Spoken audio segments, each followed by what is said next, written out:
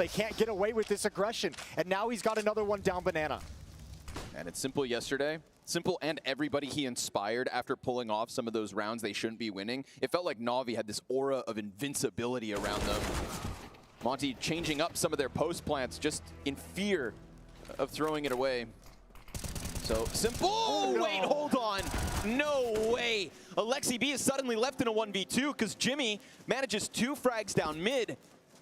Na'Vi just kind of floating, looking to get that pack together to go do something, but then they get pulled apart at the seams.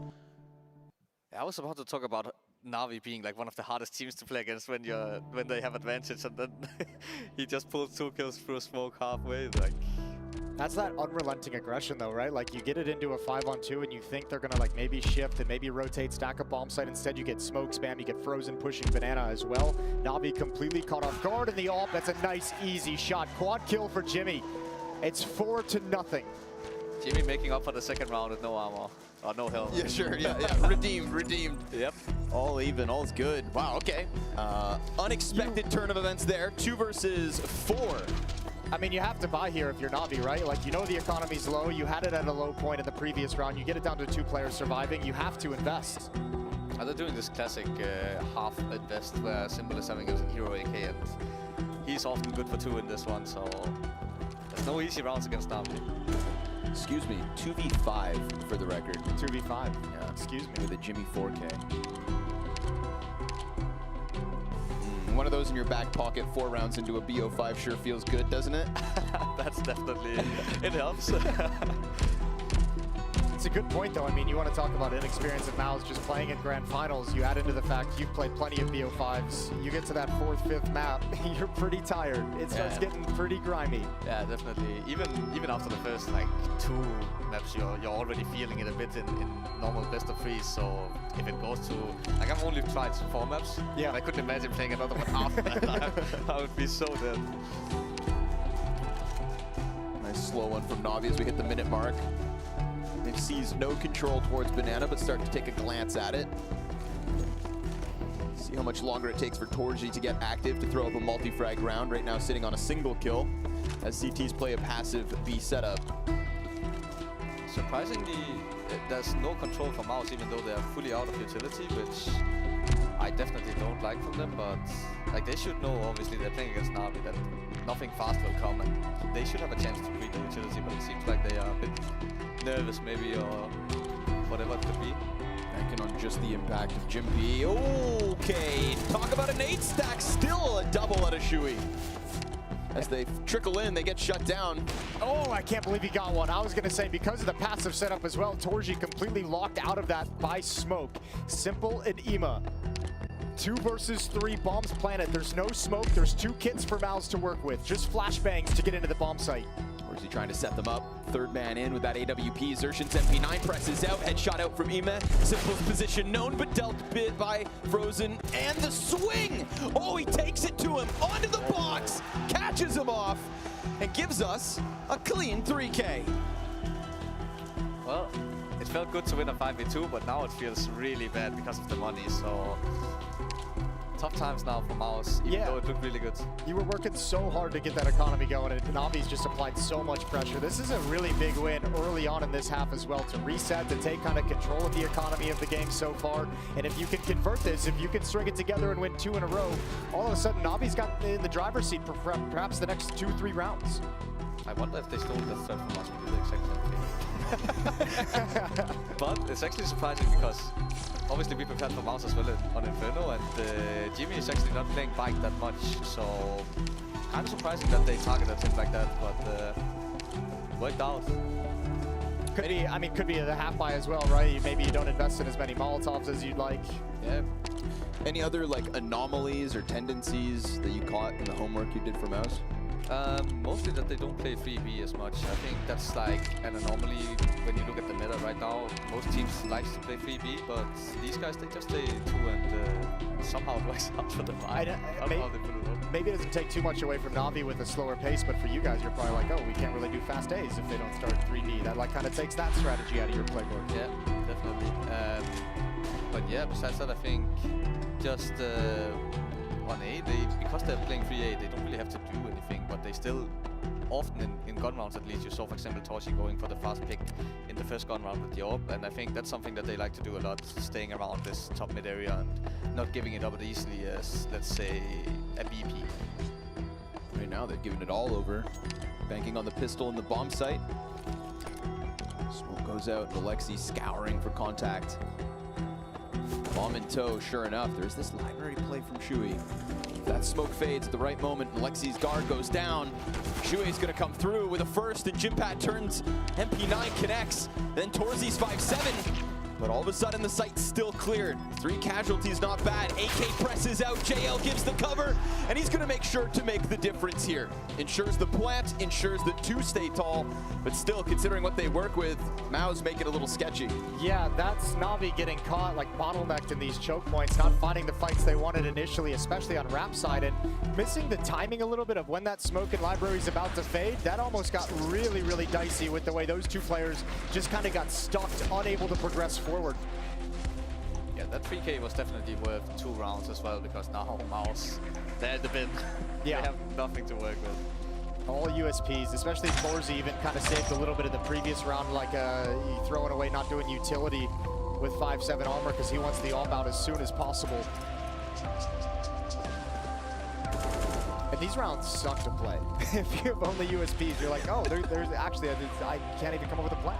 Yeah, but like once in a blue moon, you actually lose one. I think we lost one at boot camp it's against full USPs, and we were all just looking at each other like, what the? Yeah, like how did this happen? Yeah. Well, if you're ever going to lose one, perhaps it'd be a 5-stack, because there's 5 Mouse players here at B. Simple fires off. They want to play for this. But the bomb's back in spawn. Surely this doesn't get problematic. Surely there won't be anything to get nervous about. It's just an easy trade frag. And again, no bomb. You can walk away here, gentlemen. I'm new to all this cast appears fake. Man. Okay. Glad to see you have it right out of the gate, though. Okay, nicely done. Did Alexi not see that? Did Alexi not see that? Simple could be in trouble. Here's the footsteps. There's the AWP. 5-7 out now, but he's traded off. That's a big weapon to find. Simple had spent so much time trying to chuck away AKs, chuck away the AWP to make sure they couldn't recover, and just not having the information. 2 weapons now passed over, and for a team whose money is depleted, this is a victory in itself. Damn, they have managed with just those USPs. 2 kills to chip away at what Na'Vi is building. 2 rifles held onto. That frees up Jimmy to try and get an extra. Find your exit, friend. It's definitely big for Mouse to find this, especially the AWP. It couldn't be much better. Like, it couldn't ask for more. So, and with the utility being this important on a map like Inferno, it's definitely going to play a big part in the next round. Well, Torji was going to have, what, $5,500, I think, with the losing bonus after this. So that's like AWP and light armor. That's not having a whole lot of nades. It's glass cannon if you do want the nades. And now that he gets it for free, it's like, oh, great, I can afford all of that. Plus, I have money left over for an AWP in the future. That's a huge swing. Yeah, and obviously they can't see the money like we can, and you don't know now. You're not as sure if you're going to run into an AWP the next gun round if they were to win another one. Sure. So this is like, it doesn't seem like a huge mistake if you just look at, like, you see they get the round, they are free alive, it's not that bad, but like, this is essentially like almost an extra buy round in the future. Like if there's ever a round where the economy's at like a half point, like you can save a rifle or 2, you have an extra gun you can drop over. This is Mao's just kind of stealing away a free buy, you know, later on in this half if they ever need it. Yeah, definitely. And even if it's only 2 extra guns in like a force buy, that's also really, like, it's really hard to play at teams on this map. So it's going to be tough, but Na'Vi, they catch some momentum. I think that's that's super important for them. As I said, like Shui, if he first gets this feeling that he can just run you over, he will. Like, he will call for it as well. So he's gonna test it. I feel like we really saw that when they played you versus on Ancient, and like he just wouldn't stop playing aggressive. They were just running through every smoke, even when you guys are shutting them down. Yeah. It's like I always say, there's like a certain stubbornness to Shui when you call. Oof. But welcome back to the gun rounds. Frozen gonna win his duel as JL tries to climb up and over through that smoke. He's not alone though. It's Lexi and Simple up next. utility trajectory, telling him CT's occupied, and damn, Xerxin, he just throws himself out. And remember, Frozen took so much damage at the opening fight that, yeah, Simple smells blood in the water. He's got him pinned to the backside. Molotov's destined for him. Frozen's gonna get forced out of that by utility, dunked on by the nade. And Torzy, even with no smoke, 2 players cross. They don't get caught. Shui goes through. Oh, okay, Simple gives it cover in the end. But that's Xerxin maybe overstepping. That's a... With Frozen being this low, I think that was a huge risk. They also had a lot of utility left, but I think he just banged on the fact that they didn't cross the molly in the start, so... Yeah, that molly is designed to force them out of that car position, out of that anti-flash position, right? You force him into the open. I don't think he expected 2 to be there. That's really when you go down. But you got to say too, that's a really cool improvised hit from Na'Vi. Not only picking off Exertion in front of the Molotov like that, but then the knowledge that JL's called Frozen is low and choosing to pick up the pace because you had your 2 lurkers. That was Alexi and Simple for the most part. Ema and Mid were on the other side of the map. They weren't ready to take advantage of everything. And it's just those 2 making a decision that we have such a massive advantage here. And perhaps the knowledge, as you read, not starting 3B that often, you can catch a timing where there's only that 1 low defender. Yeah. Never stood a damn chance. 4 grenades chucked back there between the mollies, the frag, the smoke. So, at least it's an easy to identify problem. A little overpeak on CT cross. Yeah. Just don't do it twice.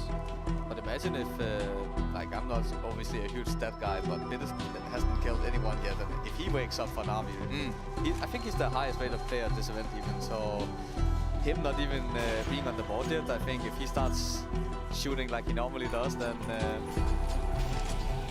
will be tough. It could be game over. Ooh. That's a good find though. Yeah, you take those, you grab them, and you hang on for dear life. A 3v5 attempt queued up for Na'Vi if they want to force the issue. This is the second time we've seen utility find a kill over at Banana. We saw it in the first gun round with JL as well. I think he ate the nade this time also, and then an extra spam through the smoke. That's brutal. Na'Vi's gonna have to work really hard, and you never expected the push. Tucked into the corner like that, and then a smoke grenade. Simple at bay. But you're not far off, Hooksy. Big currently ranked 3rd highest rated player at the event. Bested only by Spinks, and of course Blame F. Yeah, but definitely the highest for Na'Vi. For sure. So. And in the server tonight's grand finals. Let's see if he can get his entry on the pit. How do you call this situation? In a 2v5, I mean, there's not really any deep strategy that you can really go to, but obviously you just kind of hunt for kills.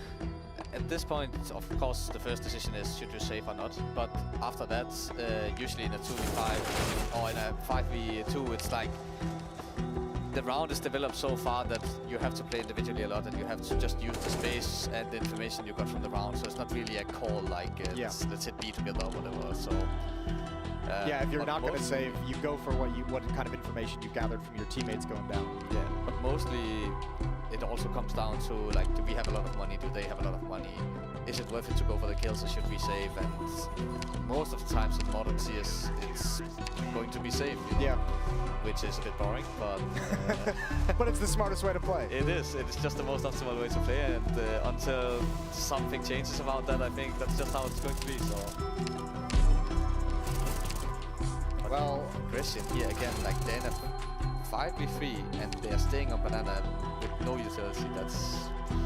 It's crazy in a way, but now it looked good because it worked. But I think they should have learned their lesson from the last round, where they also stayed 2-1-3 even though Frozen was low. And yeah. I mean, is there a world where it's like, this is so outside of like the textbook of Counter-Strike in terms of smart way to play that it's the last thing you expect? Not necessarily that crazy, but I think it's just an unnecessary risk in a way. Like, sure. You could easily just fall back and keep that smoke that they used for deep Banana to just delay them at the end of the round if they actually want to go for it. But they decided to play it aggressive instead, and you know, I respect it. It's cool. Got him a kill. That 5-4 lead. And all 5 players survive, so all of a sudden, Alexi with the opening. How much do they want to press the issue? Because there's 3 players here. Frozen mollied out, has to take the fight beforehand. A second, he picks up the slack that Frozen left. burned as he tries to escape. Minutes the cause on that one. Yes, he will catch Simple. JL unable to trade that immediately. And if you think it's the only player in there, oh, are you ever wrong?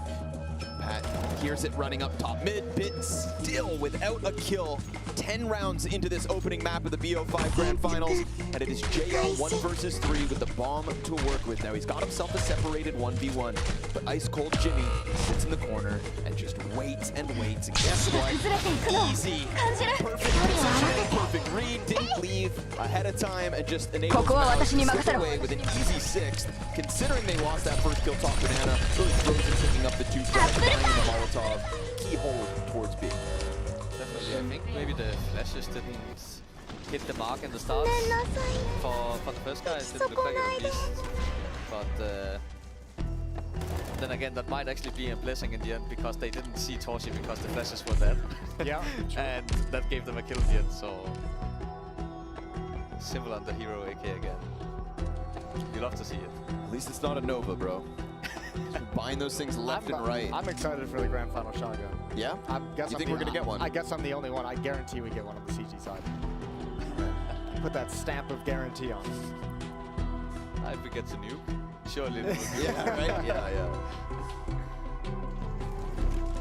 Ooh, Molotov is going to hold Simple at bay for the moment, and all these pistols picked up around it, giving him time, giving the star time to try and find an opening. If he continues up mid, it would be the op of Torji that he engages with first, but Simple backs off back to Banana. Where he will get contact. Oh, Frozen. Instant headshot, happy with the duel. Players running at him, nobody else, of course, armored. It was just Simple to try and get anything, and dies with nothing. There's no smoke either. They need the kills. Everything is hinging on this AK-47 creating something. They don't even have a deagle to be a second option. It's all about the AK-47. So behind this smoke, Navi's going to slow down, investigate what they can, go for a boost to peek where they can. But 3 defenders here at this timing. Sees it. Nicely found. E-Man working with no armor, has the op in an awkward spot, pushes out a second, and Frozen's got the cover of the backside, but now his gun's empty. USP needs to be the key. Remember, no Kevlar, but at least rifles picked up by that push. Ema has finagled away into this site. 11 kills to his name, and an angle that Shui doesn't know about. He's approaching quietly, but another picked up AK. Simple was meant to be the hero. Ema takes it up instead. Jimmy's first 1v2 of the best of 5. He's trying to piece this together, will easily cut down his fellow Finn, and for fun, forces the fight to Ema, who puts up a 4th kill. Good thing Simple buys it. It's not him that pulls it off, but in the hands of a capable rifler, he shines. Good thing they had a flashbang as well for CT. I said they didn't have a smoke, but they didn't want one. They wanted to attack and aggress towards CT, and Torji gets caught out, not expecting it whatsoever. I think he expected them to have a smoke, and then all of a sudden they're just running at him. And obviously the guy on side is thinking, that was Frozen, I think, was trying to play around, just staying alive, because he's the only guy on side and he's waiting for flashes from his teammate. So, but these like small force buys has been so scrappy so far, like always getting down to at least like, you know, a 2v2 or something like that. So yeah, they've been really good for Navi. Yep. Really good for Navi.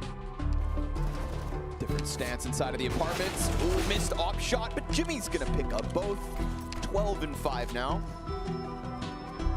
Still, I think if you're Navi, like that doesn't go for you, and you're not gonna be like super happy, but at least you're pleased you've taken the op out of the equation, right? You now know there's no op in field. You can be a little bit riskier with the kind of peaks you take up corners. Yeah, and also because they lost it in apartments, Navi could pick it up, and now Mouse has to be scared of Norb. Where before, maybe they knew that they didn't have money for the orb or something, so... Yep. Ooh, they decide not to pick it up. And the A defense is split. It's Shui playing on ramp side, Jimmy's in the site, so he's all alone. Xertium is rotating, but he's been called off, called back to B. Ooh, man, they're so not expecting this. And Jimmy's played in the tight corner. This time, a slight change in position gets him another frag. He's got support now out from short. Jimmy can just stay locked in, forced away by the Molotov, but it bought just the right amount of time for Shuhei to slip into a position that could cut down what's left of Navi. Oh, but JL gets the headshot. Exactly what they needed to get that bomb to cross over into the safety of the backside. Now, Simple's gonna serve as a turret inside of Pit.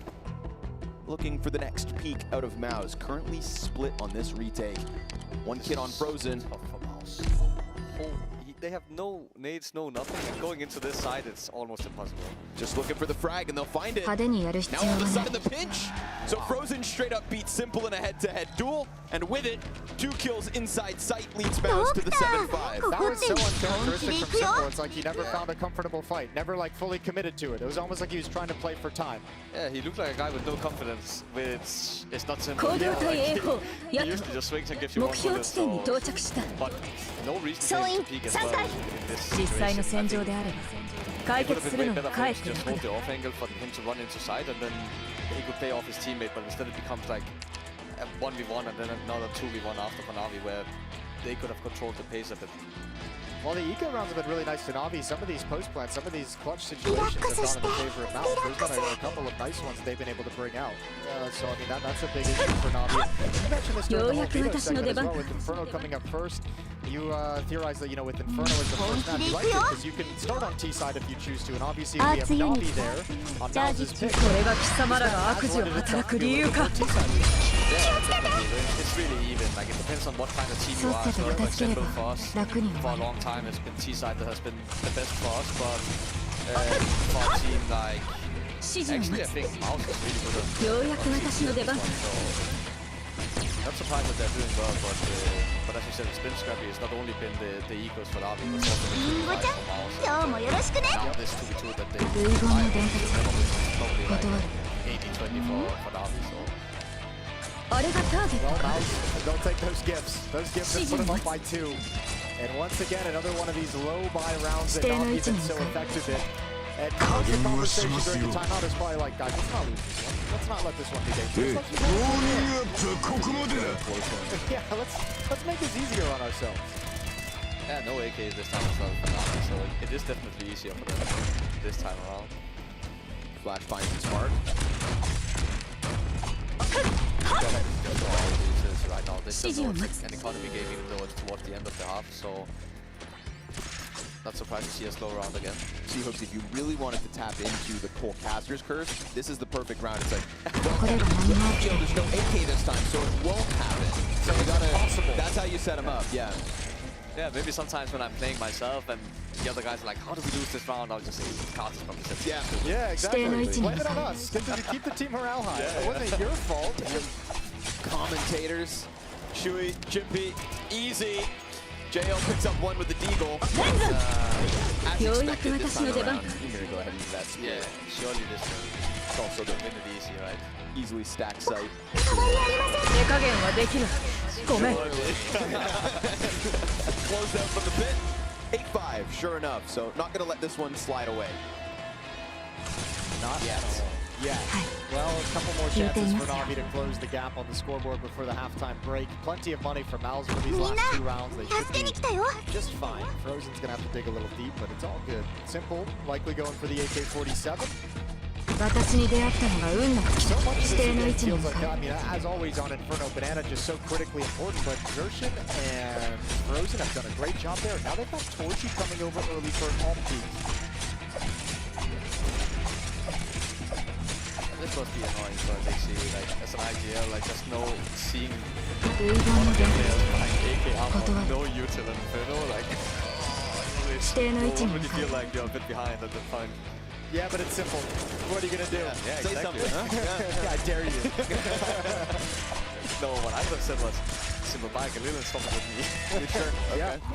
Because they could have done that, and they would have had, like, full utility on him as well, so... 勝利を I 砥 guess 石 he の has a ご plan とく in し mind て that doesn't involve 研鑽を simple 重ね util, よ so it is what it is. 5 headshots, you know, classic Yeah. plan, really. Go kill. See what Bit can get up to. Still sitting on 1 frag this half.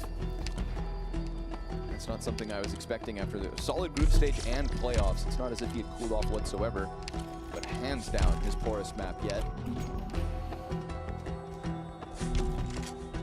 And again, with the AWP and Banana with that deep angle, Mouse is just content. And this is a switch up in the defense that we hadn't seen yet in this half.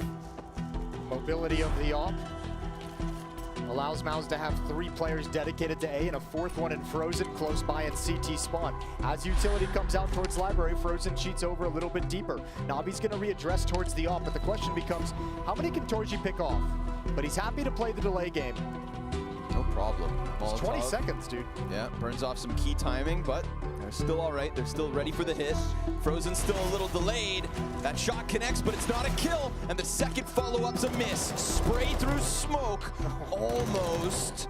But there are no frag grenades, no Molotovs, no smokes for this retake. There's an immense amount of damage. And Frozen pinned to the corner, draws Eman into it. There's Lady Luck, blessing Shui on the spray to bits. This is still losable. This is the hardest bomb site to retake, even in a 2v4. Alexi's looking to give a haircut out before the retake begins. He's got 2 of them. Oh, my lord! What? The last person you'd expect on Na'Vi to deliver that. That is disgusting. A sequence, a quadruple headshot CT peak. You're banking on simple, you know, pulling off the miracle. Nay. Alexi B from behind the fountain. Count them. I think This 3rd and 4th, so clean. I think he's happy with the first, and then he wants to get away, but he sees the next fight coming, Yeah, and they he's like, kinda all give it right, to him." might as well. This is starting to be a battle of the IGLs a little bit, with Alexi showing up like this and Shui having a banger half so far. Oh, No. That'll take the wind out of your sails. 5-7 around Banana, MP9 down mid. Bid sees one slip down ramp, but he doesn't know about Jim Pack. But then Ema gets called to go peek the ramp, not knowing the corner's occupied. So good setup, Frozen swings, making sure he's in the middle of it all.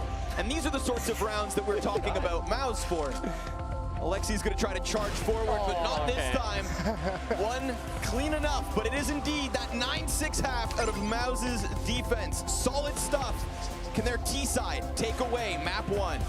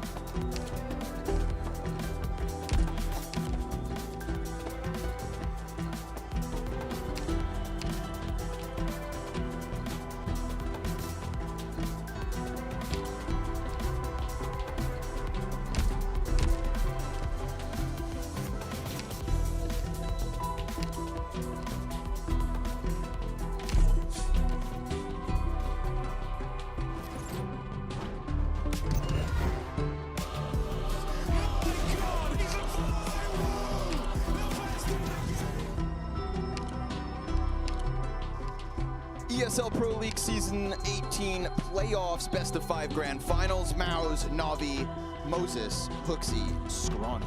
We're here to take you guys through the back half of the first map. Plenty of Counter-Strike around the corner. This is going to be a marathon, not a sprint.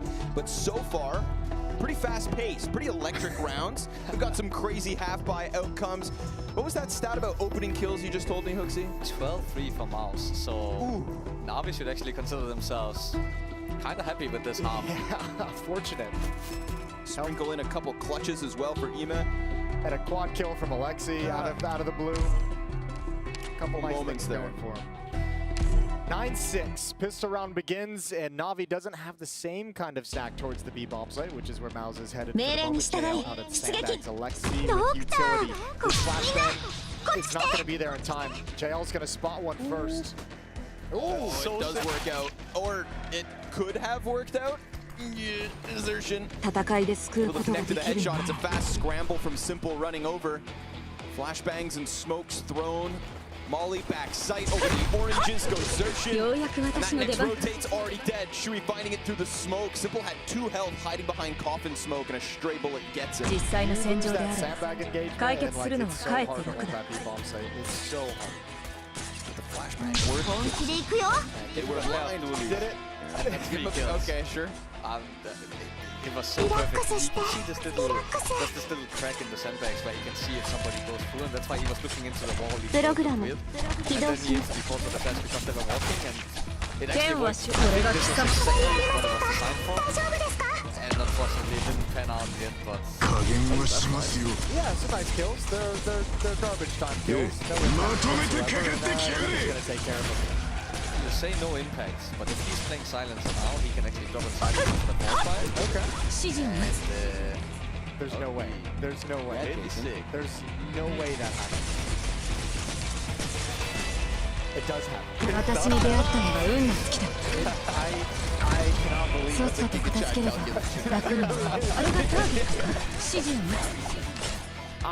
this feel, yeah, I guess you're forced by it anyway, so here's the yeah. And it's not simple. It's not simple.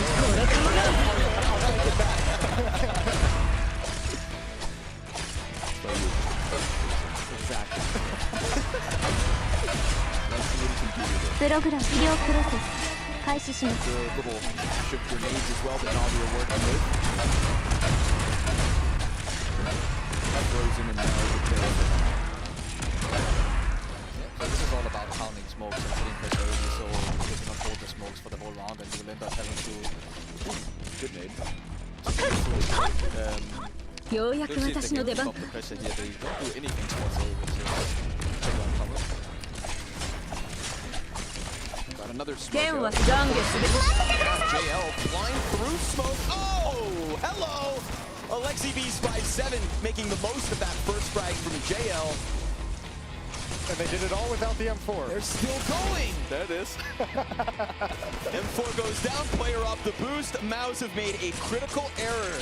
Trying to skip steps, trying to get in maybe. At any point there, should they have just walked away, cut your losses, call it quits?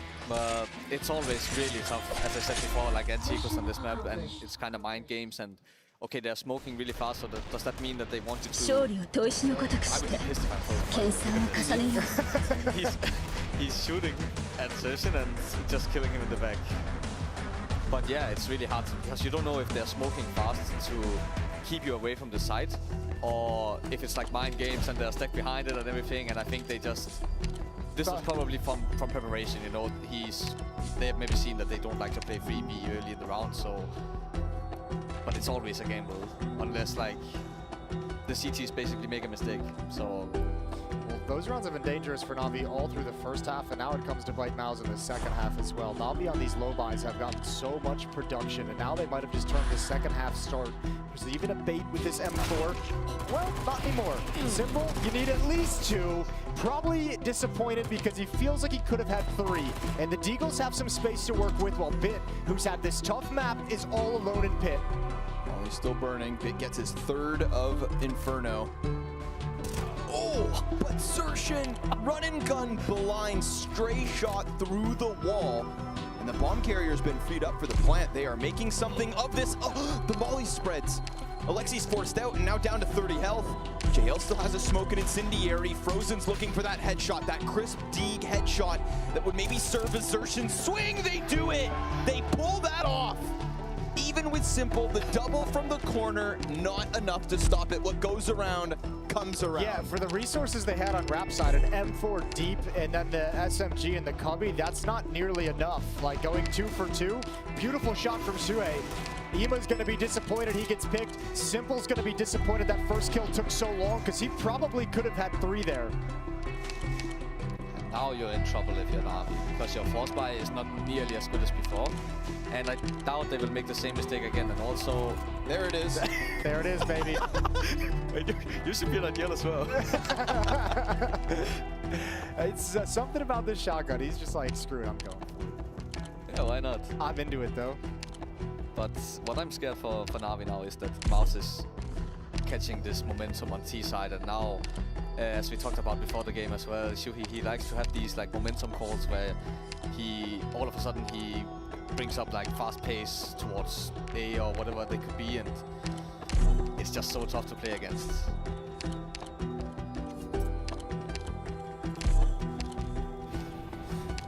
This is probably the round they wanted to target before, you know? Sure.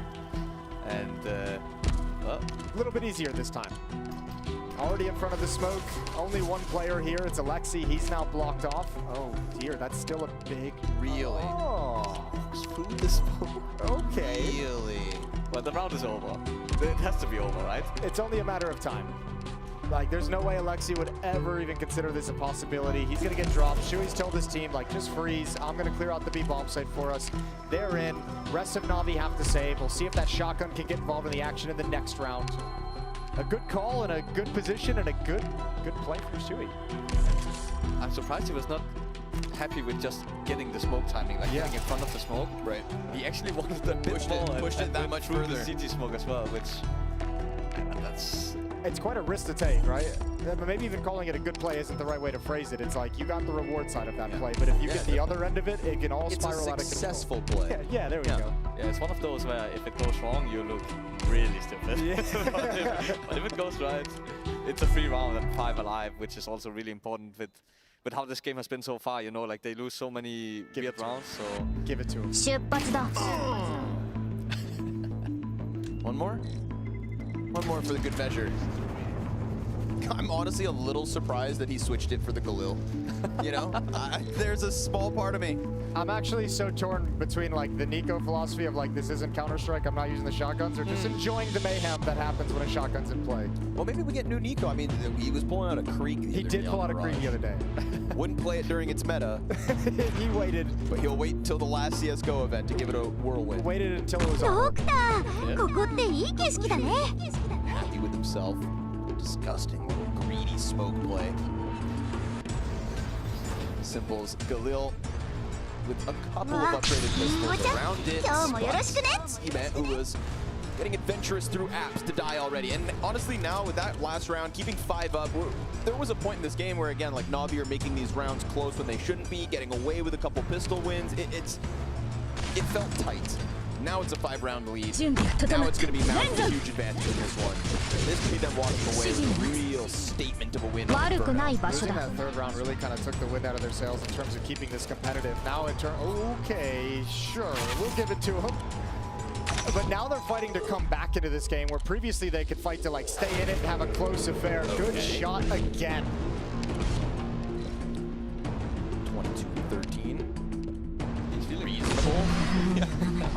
This feels like, you know, the embodiment of like when you're calling a good game, you're playing a good game, or it's easier to do the either or. What do you find as a game leader? Do you feel like you play better when you're calling good, or do you feel like you're calling good when you play better?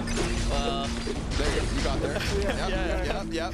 I think it's like 私に指図するな both. Like この体 for me, luckily for me, I don't have to play good to call good. But I definitely think that ようやく if 私の I 出番 feel like I have good reads all the time, and it almost feels like I have like I'm cheating, I have wallhack, you know, then it also goes into my individual play, because I'm just always ready when people come where like if I'm having a bad game calling wise, then I get caught way more like looking at my radar, for example, or stuff like this. So I think for me the most important is that I'm feeling the way I call, and then the individual will come after, and yeah, I'm happy it's not the other way around. That would be bad for me. Well, you know, you have the players who can back you up too. So. 6-round lead. Navi better get started right now. Off in the hands of Simple. A little bit bumping around that though. Yeah, that's what you get for losing the, I guess, third round. Yep. Oh, this is fast. 私に出会ったのは Follow 運が through 尽き with た this one. We've already got a T-side smoke to block off the pit vision. Down goes the library smoke. This sequence of utility is slick. And Zershin with the instant kill to Simple. Shuhei catching Bit up on top, and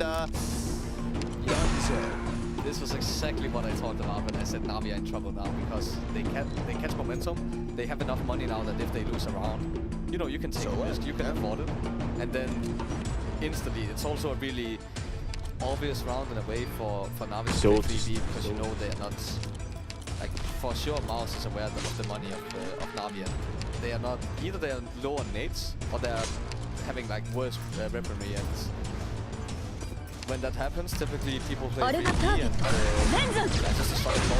And you can see it too, like Simple didn't even turn from lane until Zershin's already turning the corner on Rap side. Like they got so far advanced so fast before, like even the timing at Simple side was like, okay, you better turn around and check, and as soon as he does that, there's a flash in the face. So that's just a well-executed, fast-paced hit from Mouse.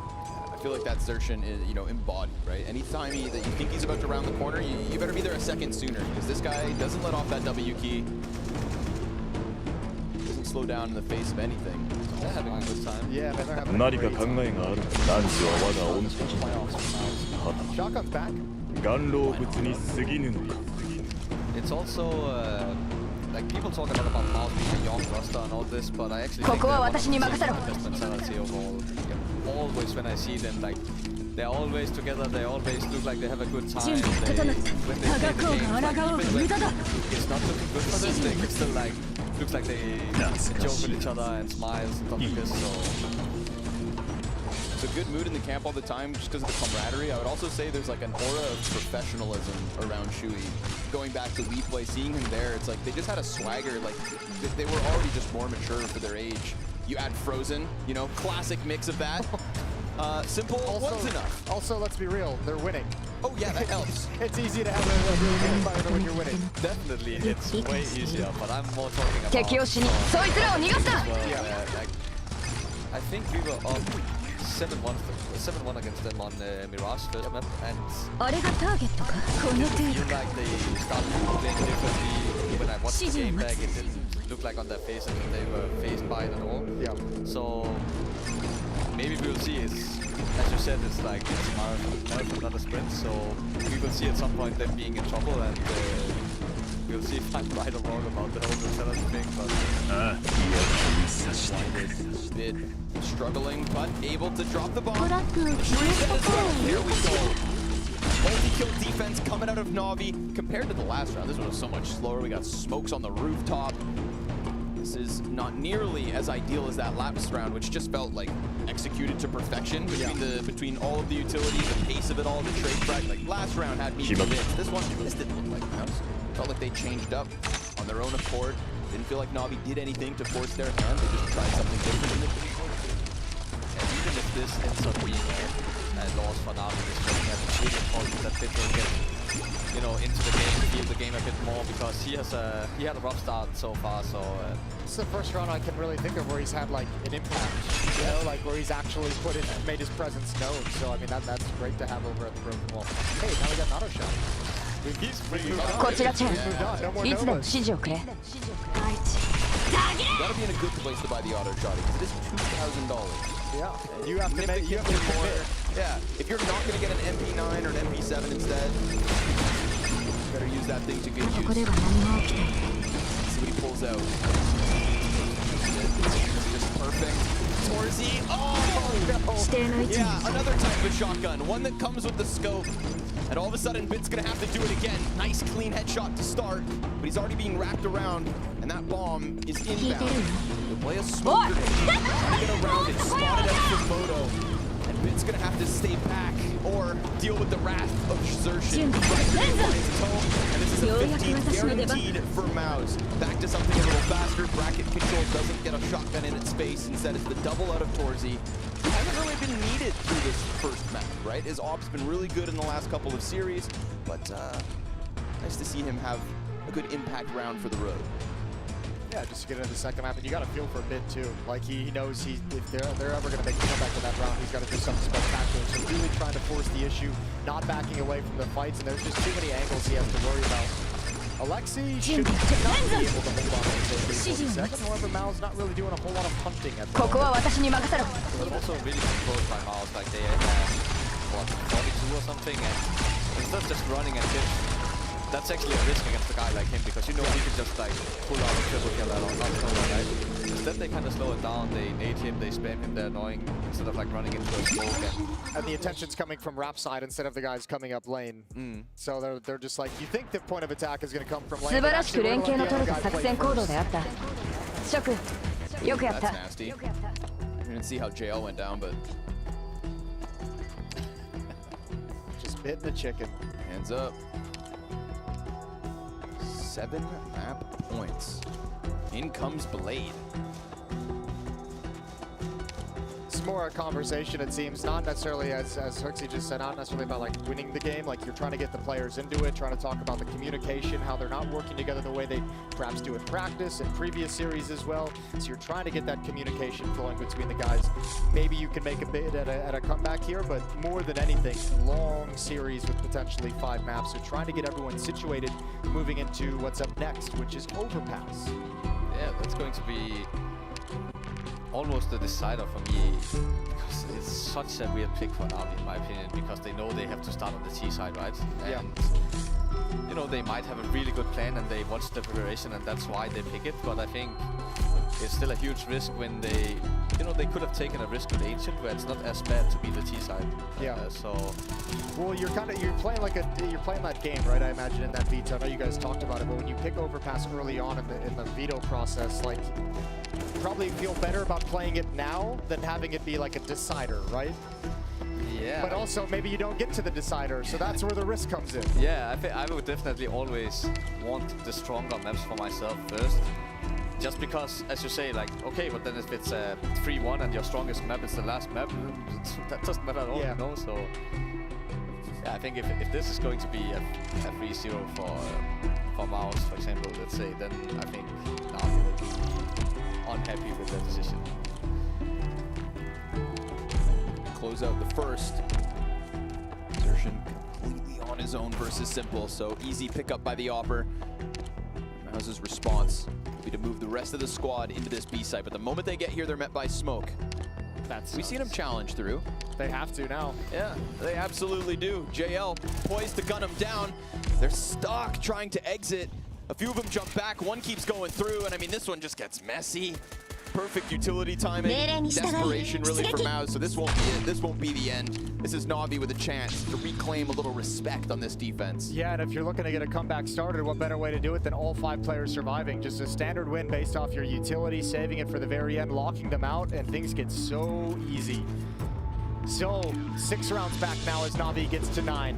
You know, funnily enough, I feel like the 2 weakest Mouse rounds so far on this T side are these like slow late burns where they're trying to get into a site in the last few dying seconds. That doesn't seem to be where they're thriving whatsoever. You know, come on, Shuei, push another CT smoke. No, it could also be the whole thing of like, they're up a lot, and Navi, they might do mistakes and get a bit ahead of themselves because they are down so much, so maybe they just try to play around where they would punish like fast plays from Navi. And when they don't come, then, you know, it's harder to call that round, and then in the end you get to jump through a smoke. Yeah. Not anything. Every Counter-Strike player's favorite gamble. Yeah, and for once Navi actually got the first kill as well, and I don't have the stats for it, but I'm pretty sure that they have won almost every round that they got the first kill. They're up to 6 now. Yeah. It's 3 in the first half, so it's 3 so far in the second, which is not ideal, as you say. little bit of an aggressive stance at Banana with JL jumping over and peering down. Oh, there we go. You take those. Yeah, well, listen, he got banged out a few times in the first half on Banana. He's happy to dish it back out. Karma. We're frozen to suck on around 26. 5? Yeah, All right, Bits up on the balcony, off angle. He's going to get some attention. He just drops down right now. Yimpat and Zershin are close. Close to popping out of this. these lane plays coming. Miss shot. Simple misses. You saw it here first, live in color. Bit into the pit for the smoke to play. That short squeeze, they're not going to get past it. It's a blowdown for Bit. It's a solid CT hold. It's 5 up. It's double digits secured. They're going to make a defensive run at this map. This is the perfect formula. Continues. The slower, more calculated rounds seem to have less impact. So as an in-game leader, Hooks, when do you decide to switch back to plan A that was working, the faster paced? Well, it's really easy to pull the fast out now. Yeah, now they don't, but you know, actually these rounds is the hardest round so far in this series, right? Like half fight with 1 AK, so I won't take any round lightly yet. And it looks like they're picking up the pace, moving up alt mid very quickly. This looks like that same exec that worked 3-4 rounds ago when they split in. This pit's already smoked, library's already been smoked. This is the exact exec. Now last time they had a kill in sight. It's still 5 up for the defenders. But Zershin pops the head a bit. Here comes the CZ. Simple into the off swap. Has 1 stun on sight. And that pit smoke soon to fade. He has no fear. But as he slides through ahead of his team, nobody else can follow suit. They know they have somebody else pinned here. And they can pick up 2 AK-47s to end the game like this. Would just be so indicative of the rounds he loves to call. This is where Mao's thrive. And Zershin takes the fight straight to Alexi. All that remains, Ima, JL, and a flash finds a mark, but no team to talk.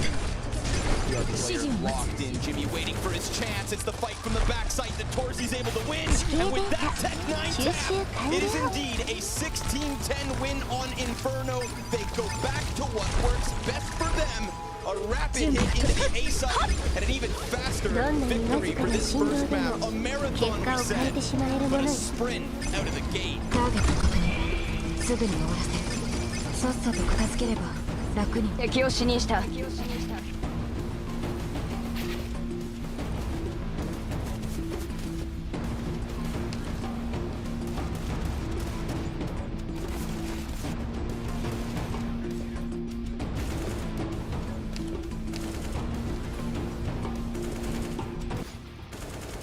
素晴らしく連携の取れた作戦行動であった。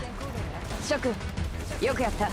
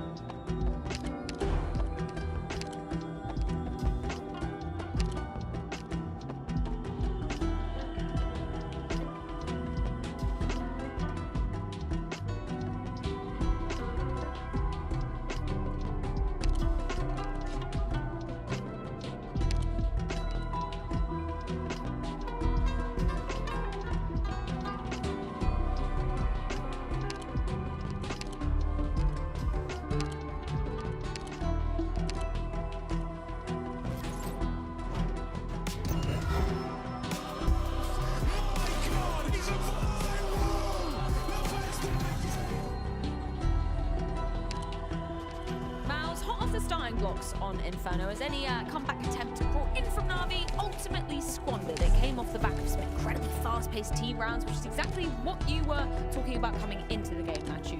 Shui not only showing up with the brain, but with the aim actually today as well. Yeah, this was a full performance coming out of Shui, I think it's fair to say, not only individually, as you mentioned, on the CT side, I think he did a great job at stabilizing a few rounds that could have gone, let's say, astray. But then on the second half, I think he had a great ID. He very quickly localized the issue. Obviously, we're going to talk about it. The A side of Na'Vi, the defense completely crumbling. He identified it. He strayed a little bit away, trying to slow down the pace. Then he realized, you know what, fuck this. We have to play fast. That's what they did, 16. Yes, F this. No, what I like the most is that early on T-side, and we see this a little bit more and more. We saw it against Eternal Fire, against Astralis, Mouse here against Na'Vi. These T-sides on Inferno starting off with some faster executes or just takes towards A, right? Because for so long the meta is open 3B, right? And start there and slowly take banana control, and all these mind games in banana, well, you can just avoid all that by doing something fast towards A. You have a 5v2, right? No matter the setup, you should be able to get the trades, and once you win a couple of rounds like that, then you really force the CTs to stay honest, right? And then you can go towards B and exploit that as well. Let's go back to talk about the first half for a little bit, because Na'Vi, 3 openers, 3 successful openers coming out of that first half. There wasn't really much room for them to be working with on that side. No, it wasn't. And listen, they win 6 rounds out of these 3 only openers, and that speaks volume as their 4v5 ability, and that's something that they've had throughout the tournament, and once again here it allowed them a lifetime. And I hate to do just first degree analysis and say, oh, this number is bad, so this player is bad, but Bit was translucent in the first half. And it's not just about the rating. Now, he came into this game as the highest rated player for Na'Vi, of course, but also the best entry fragger. Bit, moving into this grand final, had 70% success rate in opening kills. 70%. He had none in the first half. He had 0. He didn't really exist. It took a long time for him to warm up, which I also think is one of the reasons why they abused on the A side. But yeah, for Alexi, like, how are you supposed to reproduce what is working when one of your wheels is falling off the car? How are you supposed to drive? You can't. You can't. Yeah. It's pretty risky. And Na'Vi did a great job all tournament long, really, or at least in the playoffs, of still winning games when they lose pistols and have bad starts. But it feels like at this point, against a team like Mouse, we also mentioned some of their opposition prior to the grand final, it's just too much to come back from, really. And they had an opportunity in the second half. They lose the pistol, break, they yes. win the force, and then still can't really convert. Yeah, let's dive into round 18. You bring this one up, Matthew, because you know, Mouse, they win the pistol, Na'Vi, then they stop the conversion. Yes. And we think, hey, maybe Na'Vi could get a bit of momentum. And this is where you get an introduction to what is going to be the story of that A side. It's the lack of synergy between Ima and Simple. Even though Simple finds a double kill, the first kill is so fast that the space has been taken by Mouse. Bit is in the pit, but he loses 90 plus HP on that first duel, which means he catch a stray bullet here, completely blind from Zerg. He would argue that still the HP had been done. And from this point on, rather, it's a very well-handled clutch from Zersian and Frozen. They already have the M4 A1S they've recovered. Frozen plays side with the Eagle, stays alive for as long as he can, even though he's and pressured by the team. But besides the end of the clutch, this was page 1 of a very long book of issues on the A side for Na'Vi. And it's not just Bit. Like, yes, of course, Bit had a rough game. Yeah. But like I said, where there is supposed to be gel and synergy between Simple on the AWP, the third player coming out of A, and the pit player, this really wasn't the case. Like, Simple had very little moments where he was in the right position to help and provide backup. The last round is a good example. The last round is basically what we've just showed you at a faster pace. It's a quick A split, it's Tech9 aboard, it's Simple being caught off guard by the rhythm, fluffing his Molotov, not being here to help, and then crossing a smoke to die with no smoke on side. So it's not just one person, the whole A side kind of took water and sank on that one, and I think Shui abused exactly what he had. Full bias here, but that's something that I really love about this round. We saw it in the X game just yesterday, the ability to turn the pace up like 500% and basically catch anybody off guard. Yeah, absolutely, and they seem super comfortable in the style, right? Exertion in a lot of these entries, and then sometimes, you know, Yimi stays there to clutch it out, right? And they're doing a great job, and now it becomes a little bit tricky for Na'Vi with this overpass pick. You know, sure, like the fact that they're having to start on the T side, okay, and obviously they wouldn't have picked it if they didn't have a lot of confidence on the map. They haven't played it at the stage of this tournament, right? So probably have some things in store, maybe changed, or definitely changed things from the last time they played Mouse on the map, which was all the way back in Cologne. Yeah, should we dive into that? Because we've got Chad and Harry standing by to kind of dissect what happened last time around. And then, guys, what do you think is going to be changing for this Overwatch? I reckon we might be able to heal at some point, Harry. How you feeling? Mic on? Hello, there we go. I knew it wasn't me.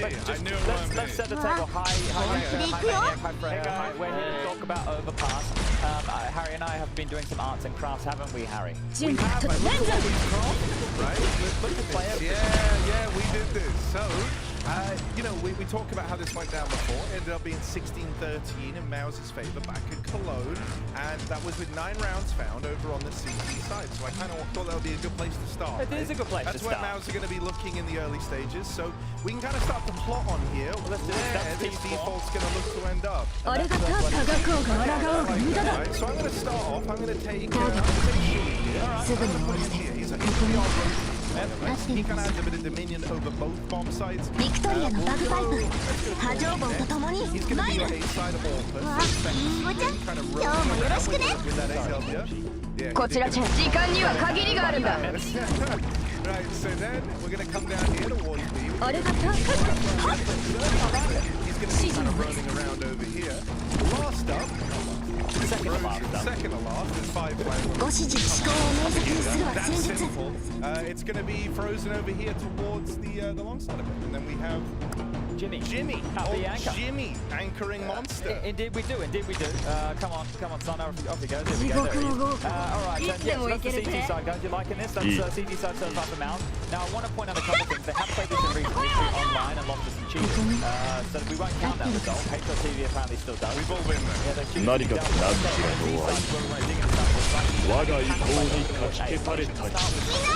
We'll start with Emma. He's going to be defaulting over towards A more often than not. You're going to have JL back down towards B, and then you're going to have C. Now, when we say this is 2 months ago. It may have changed. They have not played this map since whereas now it's definitely had. And then you're going to have Simple, who'll be part of his AMA control pack, but can be everywhere with the AWP. And Alexi will be a bit of the same. Now, if we move over to the PC, Harry, you want to do that? Okay. Alright, we can just go over to a few more details over here, so we can jump on in. We're going to use Skybox Edge for everybody playing at home. The first thing I wanted to show was exactly that. So let's start with JL over towards B. He's the color blue. Right? He's going to be over here. You're going to see how he opens up a lot of these rounds. And these are in the formats they've had played. And you can see he's almost mollying short. He's either going to take this space over towards short. That's JL's job on the C side, right? You're going to see this pretty often when you watch the game. Seems like he has a pretty defined flight path here. Yes, indeed. And the same can be said for that of Bit. You can see here the connector player we highlighted. He's going to come down connector. Different array of utilities of getting this connector space. Very important for both JL and Bit, who are going to be on their own. Alexi wants to come across. Now we said it in over towards A. You can see right here as we can play it through for everybody. He'll be defaulting towards A with the rifle, and he'll be part of that A control.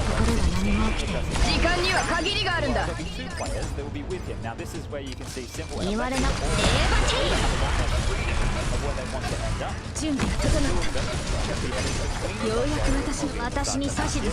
And that's why Alexi, right, either Simple's going to call how I want to go for a pick, or Alexi saying, hey, I want to do this type of strategy, and these 2 will be the things that rotating around us over the shot.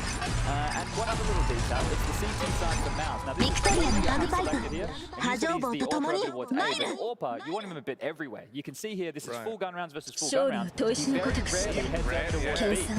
So that's something that Na'Vi can keep into mind when they're going into this matchup, because Na'Vi have picked this. They need to be a little bit more prepared this time round. And back over there on the couch, Yanko, Freya, and obviously Maniac, what are you guys thinking? How do you think this one's going to go down? I like the breakdown. I also think Torche is a great name to be put forth right here, because as much as he's impressed me throughout this playoff, Inferno wasn't necessarily a map where he needed to come crazy. He had one round where he had that double, like side-to-side entry on bracket, and I think he took the challenge astray very quickly. But now it's a map where he is going to probably the one, or he's going to be the recipient of pushes. He's going to have to be aggressive. He's going to have to be creative as well, with Frozen by his side. And this is a great opportunity for him to showcase that he can actually take over, because the lights is mostly going to be on him for the CT side. Is that where your eye is going to be leaning, Yanko, or somebody else on your mind?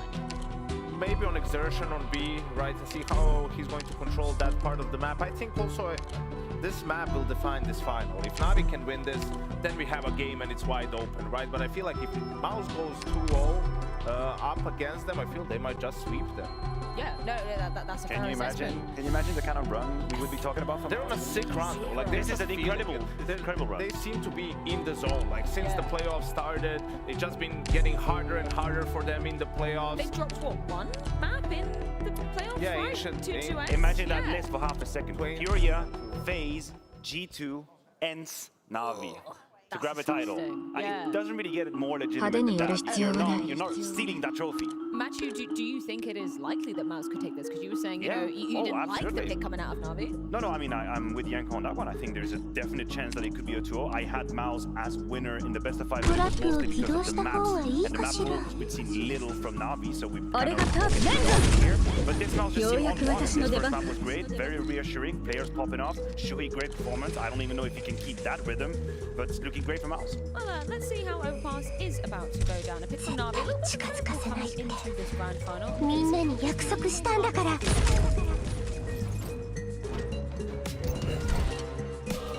これで静かになってくれる。さっさと片付ければ楽に終わる。 Hey gamers, are you going outside this summer? Me neither.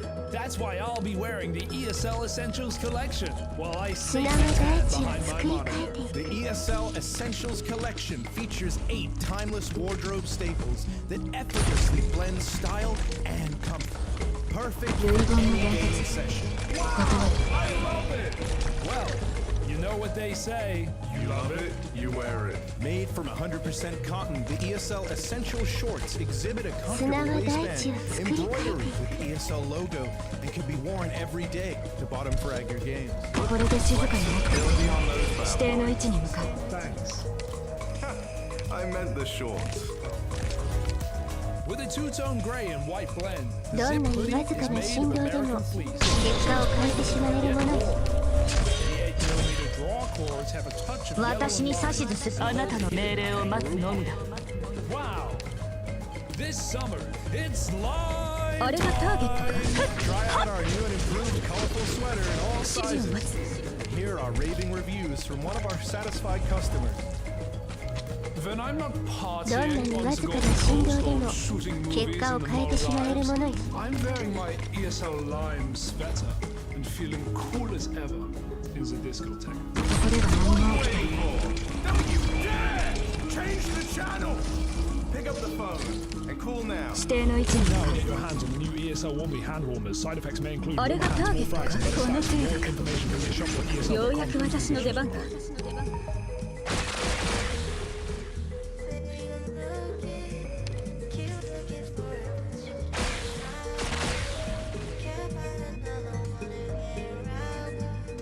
こでは何も起きてない。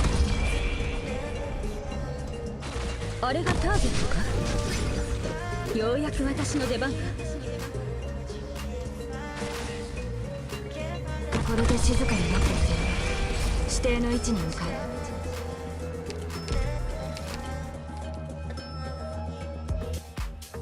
当たり前だ。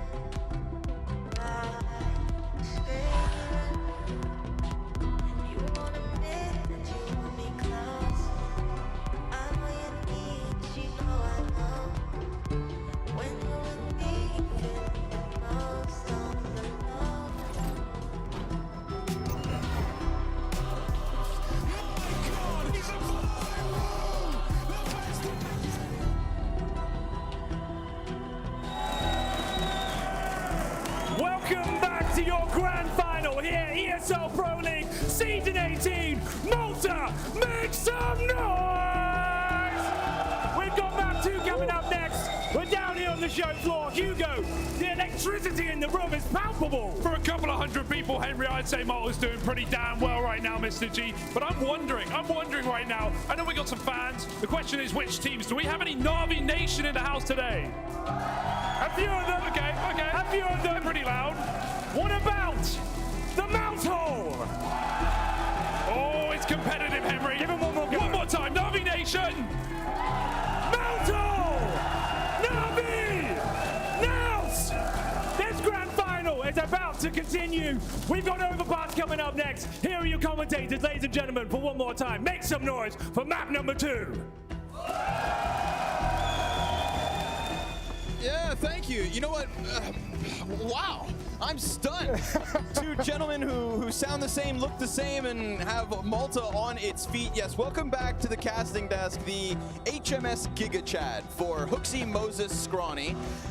We're here with map number 2 because what we have just seen is unprecedented. Na'Vi have lost a map at Pro League for the first time, and it is the first step in this best-of-5 grand finals that puts them down a peg and puts them in a kind of difficult spot. We were talking about the veto at the start of this series. We were discussing whether Overpass was the right pick, or maybe this is a dangerous game for Alexi to be playing. But alas, here we are, gentlemen. One map in the back pocket of Maus as their streak continues, and Overpass set to begin.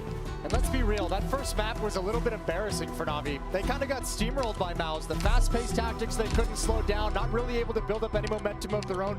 Maus kind of marched through Inferno with no real issues, a couple of hiccups, but no problems. So Na'Vi have to respond very fast. They need it right now on Overpass. I'm looking forward to see what they have prepared with this pick, because it's not the obvious pick. And I was actually looking a bit at their stats here in the break, and it doesn't look good for their CT side for Na'Vi, which is usually the stronger side. Yeah, like where you go for like 10 rounds, stuff like this. So.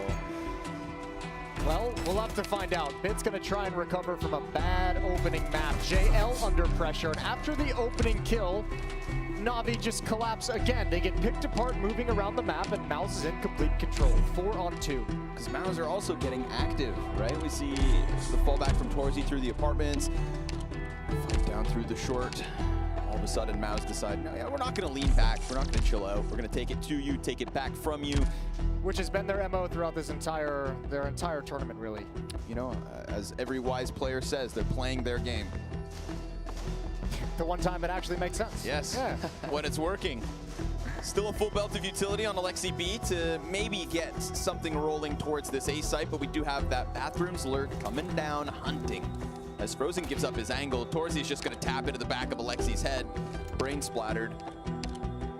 And a round that matters. Emet circles back. 36 health versus 4. Ooh, had a chance at a freebie, but now those connector men are going to come running upwards, and that should be the end of this 5 health Emet. Sure enough, it is a CT pistol collected by Maus, even despite a 4v5 against them to start. That's a feel-good round for Torshi, and Torshi is going to be instrumental as well for Maus, because the AWP on this map on CT side is just so important, and you know, no matter how good of a mentality you have when it goes bad, it's definitely always a help when you have a good pistol round. It feels so good to hit those shots. So we'll see. Maybe he can even farm up some ecos now to make it even better, and then first gun round will be tough. Even positioning himself really well. I think we'll see that throughout this half on Overpass, especially like one of those 8 players that flower pots out towards long. It's such a safe place to be in the mid round if you don't really know what's coming, and it gives you that opportunity for that quick lurk through the bathrooms as well. Just to build on this idea that this is kind of a dangerous map for Na'Vi to pick into this series, this is a different Na'Vi team than what we saw in Cologne when this roster first came together, when it was obviously very disjointed. They haven't played this map since then. They haven't played this map in an official as this kind of lineup that has a little bit more confidence, a little bit more comfort together. So this is really kind of, I mean, trial by fire, and the biggest fire possible in the grand finals. Yeah, you must assume that they had some really good results in practice and they feel comfortable on the map, but even then, it's not the same thing as practice, right? And how often does that equate for you, 1-to-1 from practice to officials, you know? It's never 1-to-1. It's really that much. But yeah, there's some maps that you just feel comfortable on as an individual, and then, of course, like, it's not as hard to get it going on that map, but Overpass, I feel like, for example, a map like Inferno is the best example. On Inferno, in practice, everyone is rushing you every round. There's not a round that takes more than 30 seconds. Yeah. In official, it's the other way around. Yeah, it's the You opposite. get so much space and you have to learn how to hit sides and stuff like this, so... Done deal, folks. Easy does it. One he single got- kill, that's it. He got 3 more Toshi, so he's... Rack it up. he's ready. He had a quiet map 1 compared to the rest of his playoffs, so he's looking to pop off early. Not going to have the AWP quite yet. I blame Inferno, you know? It limited towards it. Okay. Okay, now he's playing CT side overpass, A site. Yeah. Keep your eyes peeled, Moses. Yeah, well, they dropped him at M4 for this round. That's passed over by Xertian, so let's see how it goes. Full buy for Na'Vi, 4 Galils, an AK-47. That'll make you happy as an in-game leader. Everyone's got nades. Yeah, that's important.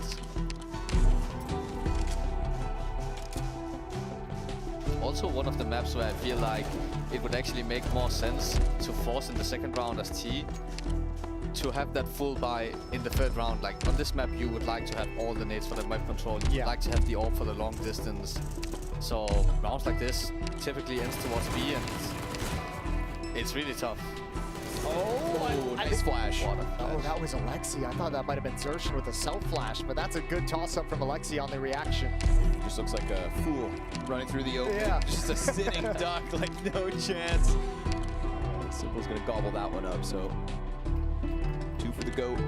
This is where it can get dicey, though. As you can see, Frozen pushing up again. A player putting themselves out towards long for the mid-round for the second timing. And Ima's got so many different places he has to worry about. It's all down to when Frozen chooses to make his move and if Ima gets that sense. Big fight for Frozen to pick up. And then there's that unknowingness as to whether he would leave or not, but he sticks around for a little longer, and Alexi's gonna get the trade frag. It's damage done versus Alexi in bit. It's not a comfortable 3v2, but it's man advantage regardless.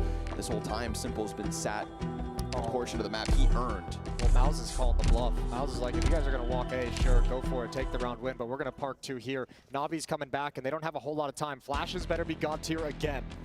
出発だ He's blind. He's blind as a bat. Jimpat just starts spraying. Still very winnable with the nade. They can find the one in the back. Simultaneous kills from Torzi. Triple on the site. Well, that definitely doesn't hurt his confidence either. That's pretty good. 3K every round so far. Yeah, we take that. That's a nice clutch, and obviously helped out. Na'Vi doesn't have the time to slow it down and deal with that. They don't have time to deal with the position, and more than anything, they don't have the 実際の戦場 HP. である名乗りは不要だ Makes a lot of sense for Mouse as well to stack 2B in this scenario, because they cleared Frozen all the way up long with 40 seconds left, and the amount of angles you have to clear to get to the air side from there ようやく私の出 it's 番 basically impossible. So 剣は小中にあ it's a り tough situation for Na'Vi, but And that's one of the reasons why some pro players say they don't like this map. yeah. Well, move your ass. Yeah. For 40 seconds. これで静かになってくれ Simple. Half his health gone just on the fadeaway. Frozen's gonna stick around. Floats on Fountain. Keeps them all back. Ooh, I take it back. JL. Clean headshot. Still, I mean, it doesn't happen enough at a point to where Mouse is going to be afraid of going back to that in the future. They're still going to harass you up at Fountain. They're still going to be pushing long on timings. Navi haven't done enough to dissuade them from those kinds of aggressive plays. So JL just looking for some kills at the end of the round, take some economy away. But there's so many players ready to deal with this, and so many off angles. You ever feel like that? Well, he's charging up for the next round. Yeah, You'll see. Okay, sure. Professor X over here. Fourth one for Mouse in a row. Torzi already flying off the rails, man. 10-2. You love that for your offer. You love that hot start for your offer. わあ Because he hasn't even had to swing with just that off yet. Right? You've already powered him up to a 10-2 start. And that sniper in hand. T-side of overpass can be soul-crushing. I don't know if Na'Vi can handle it. Let's get a gun round in early if you're them. I 悪 think く this ない is 場 going to 所だ dictate a lot 諦めるな about how we're going to see Na'Vi play this half. If this round goes well for them, we can see a 言われな contest. く If て this も round 分かっ goes て really, 敵 really も逃 well, げられると思うな get a little disorganized as it goes on, because then you add in the stress of the situation. I don't want to be a doomsdayer. 5 rounds into map 2 of the best of 5 grand final. I'll do it for you. Right, but we need a little life out of Na'Vi. I think you're dead on, Jason. This one sets a precedent. It sets a tone. You know, the atmosphere will change after this round. It goes back to what we were just talking about. No real officials on this map, so all of a sudden if things are crumbling and you're not well drilled and well practiced on it, like you're going to be like, oh, this was a horrible idea. Like that's the thought that enters your brain. Like, oh, how are we on overpass? Yeah, it was fun. Switching between言われなくても分かってhe's really good at this. He's been all the way. 5 health makes a world of difference. I feel like Torzi saw a glimpse. And Alexi. More where that one came from. Flash over the short side. Jimpat's going to try to hold it. Blind Torzi regains vision, but as the ops on cycle, Simple busts through. And a wall bang out a Bit certainly helps. At a distance, Frozen connects. Then Bit puts an end to him. And sure enough, 5 rounds into this T side, Navi post 1. They needed it. They needed it. And importantly, they took the off away from Torji, an expensive weapon no longer in position to help Mouse in this next round. That's very well executed from Navi. Good flashes to keep the off the angle, and a real nasty little jiggle peek from Simple in that monster tunnel. Nice to see Ime get a kill. You know, we go back to like the big breakout of Ime in Gamer Legion for the Paris Major. When he was on Overpass, this was like a specialist, right? Watching Ime work T-side Overpass, constantly playing up through bathrooms into that A play. He was a one-man army on a whole other level. And if this is the event where we're going to get him returning to form, slotting into this international project where he originally struggled, this could actually be a home turf advantage. He better have a good game. Look at the amount of times we've seen him pushed and pressured from long. This is the 3rd time we've seen a long setup from Mouse already in the first 6 rounds. Frozen just head top. And also Bank, of course, and Torji inside bathroom.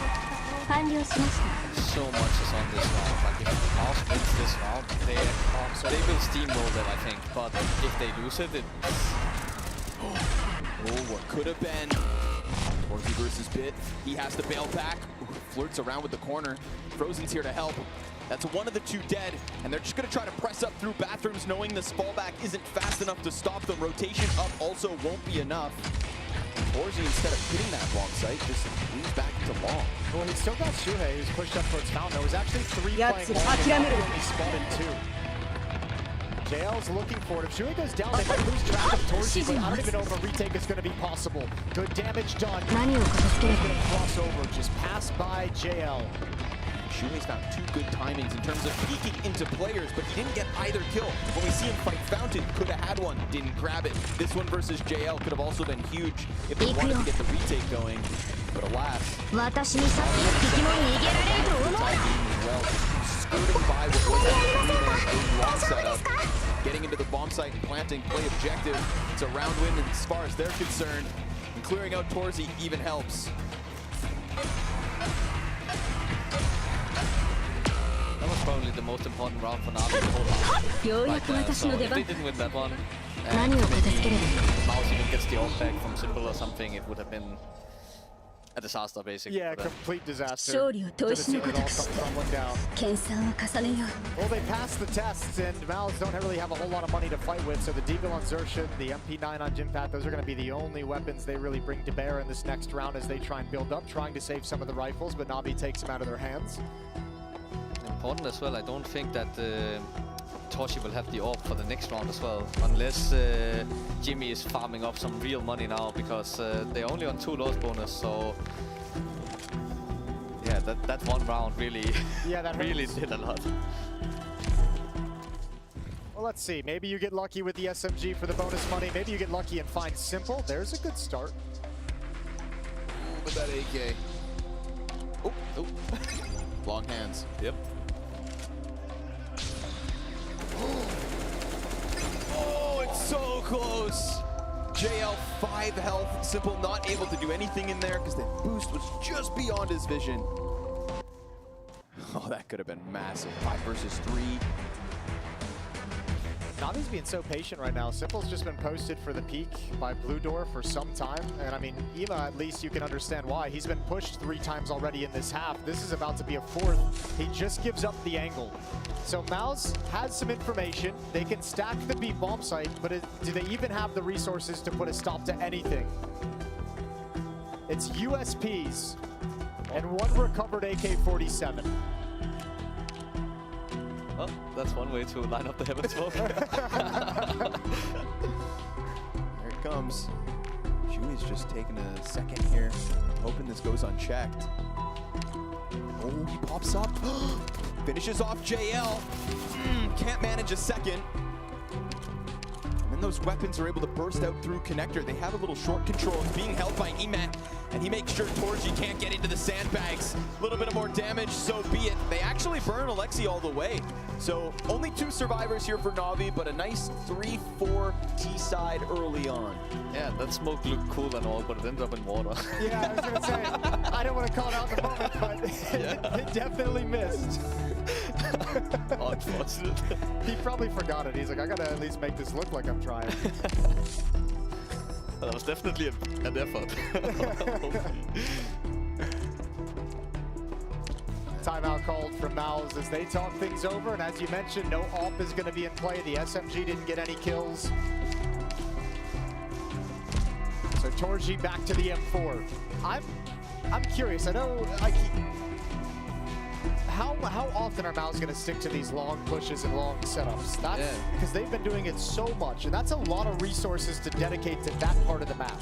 It's definitely a lot of resources, but they are also getting so much information from it. The only thing is, I think they should stop actually pushing it. They always push it with like 50-40 seconds left and they get punished.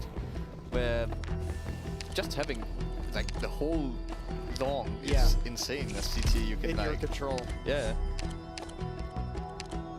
But not having the AWP, that's always a tough one on this map. And not having a lot of nades. That as well. Not having a lot of kids either. Yeah, it's a little bit of a dire situation, you could say.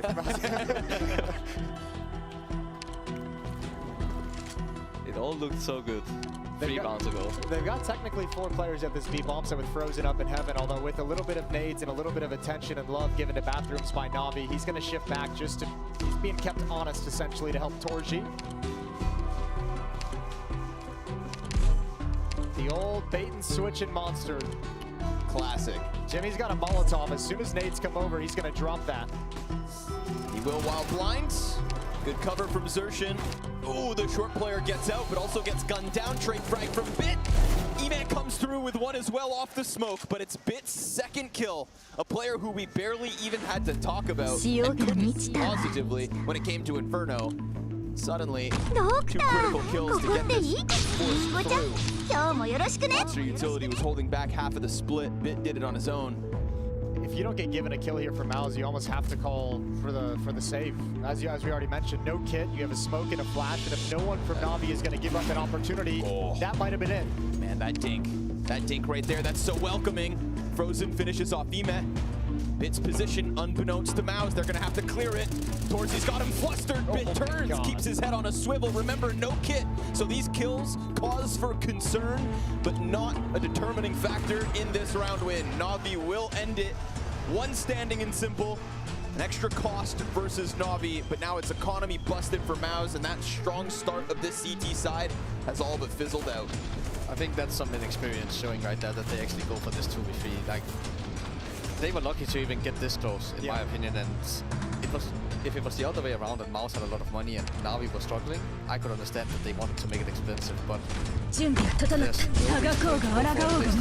another buy Na'Vi, even if they took away like all the guns or something, so not happy about that decision, but and I don't think they will be as well when they watch it back. And I mean, funny, hold the phone, hold the thought, nice shots, okay. Well, there's an AK-47 picked up. Na'Vi's gonna come right back at it, so Shuhei might be in some trouble, especially if he keeps blinding himself. Yeah, it doesn't help. I was gonna say, it's just kind of, I mean, funny's the wrong word, but ironic a little bit because their economic decisions against you guys is what helped them outlast you on Mirage, and here they've made a little bit of a blunder. Gets 2 more! This is Shuhei from a Deagle to an AK! Oh, just shy of the ace. Damn. He deserved that. Didn't he? Give it right. What a round. 481 damage on the round. Simple's not even thinking about winning at the moment. He's thinking of limiting the weapons that they can get out of this round with. So making a A team decision here to just chuck as many rifles away 先 as 輩 you 少 possibly し暑い can. かもしれません Even the よ last one, so no fun for Mouse. Spawn here. He's gonna win it. Going for the sneaky. Doesn't know. Wow, Shuhei, take a bow. Double deagle coming through the smoke, and that off りん angle. ごちゃん今日もよろしくね Without arm also. He didn't even have Kemba. That's so sick. Let's see these shots from his POV. That one's nice. That one's so sexy. And as Neva turn right, he's hanging out to the left. So Mouse, Shuhei helps them nurse this lead. これ They で take 静か one にな step ってくれ forward. It's 5-4. Love that from us. A little lifeline suddenly sprinkled in just when it looked like we were going to get tied up. Navi's T-side's coming through. An X-Factor moment from the in-game leader of Mouse. And look what it's done to the economy of Navi. Like, Simple had $10,000 before the last round began, and now they have nothing. Well, suddenly, those kills in that retake attempt do end up, you know, turning the tide of this. So, all you needed was a Shuhei 4K. Yeah. Frozen goes for the peak, kind of stuck inside a party there, had no real way to escape. And it's going to go down, man advantage, Navi. With this kind of like so slow style of Navi, like really kind of delaying that playground take for like 20 seconds, I think it's really limiting kind of the Senpai? success that Mouse can have with the aggression that we saw them busting out in the early going, the aggression we know they like to play with. It's making it very tough to find that flash time. りんごちゃん今日もよろしくね Using utility that fast again on a map like this, especially where Navi usually like Frozen must know at this point that they're playing slow because he got like people were holding him when he came long with 40 seconds left. So 行くよ they've been out of smoke for 何か 40 seconds now. エヴァティ Tough round. It's not a fun map to play without smoke. So Are this they one is phase, maybe the last one, but now deploying Corey blinded, missed the shot, got a back away to bank, and now blocked off by utility. So he's on the block. 気分がいいな Oh, and he lights him up, look at the damage! Steps the shot up, Simple's dead. And advantage suddenly to Mouse, they have to flank on the opposite side. They know, though, the bank is まだ occupied. 足りない A わ double CTP, right through can't get both. Swept away by Mouse. Sure, Navi get in their bomb site, sure they plant, but that Xertian flank screws over everything. Look what they have to do after they plant the bomb. The only place they can plant safe at that point is behind dice boxes, and then they have nowhere to go. You almost have to get aggressive into your own smokes and overextend just to find some safety. These two kills have all the impact in the round and make it so easy for Mouse. These are the rounds you want to win as well because you've got an early kill of Frozen. That's basically the worst thing that can happen to the CT side, that early kill on a map like this. And then they used their util so fast. They were out of smokes on B after I think 1:10 in the round or something like that. And then they ended up losing to that anyway. That just feels so bad. And that's a swing round. With the money that 温 Navi 度 has, 安定しています this is huge for Mouse to be able to catapult up the scoreboard now. 準 They 備 have 整 all っ the た advantages. Nice nade kill on Shuhei. Oh, he's gonna back up behind Tree. Eagle. Simple after all. Frozen's chance to shine. 悪くない場所だ遺言の伝説断つ一滴も逃げられると思うな There's an M4 solo after round. Smoke will fade. M4 now in Alexi's hands. あれがタックを抜っている Kevlar across the board though for Navi.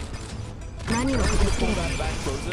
He's able to join inside of the bomb site. Felt like 進め potentially gonna タ maybe ッチ get ダー stuck ク in の a 壊滅 pocket しうる somewhere. 勇猛さ Now they're gonna force Navi to get to a bomb site eventually.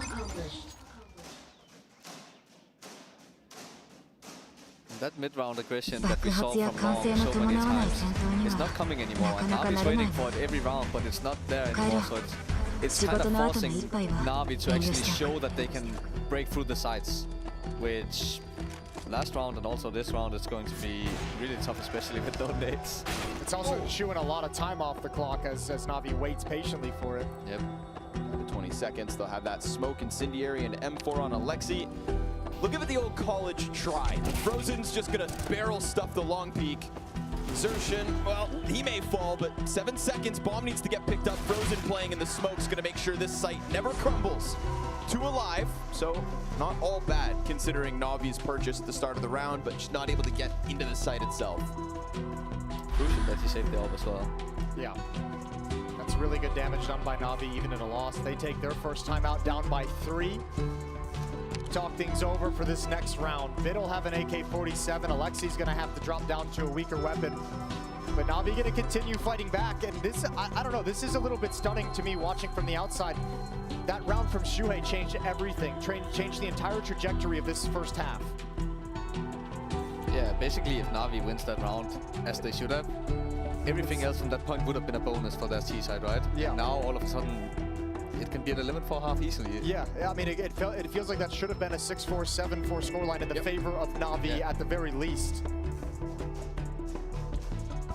And after the amount of turnarounds Navi had on Inferno when they tried to get going, winning the second half winning the second round of the second half, losing the third round, like that also prevented them from competing for the map. That win right there from Shuhei with the Deagle, it might have a similar vibe to it within the Navi camp. Now, that could be the round of the series. You know, if they end up blowing out this overpass game, we're going back into a mouse pick after this one.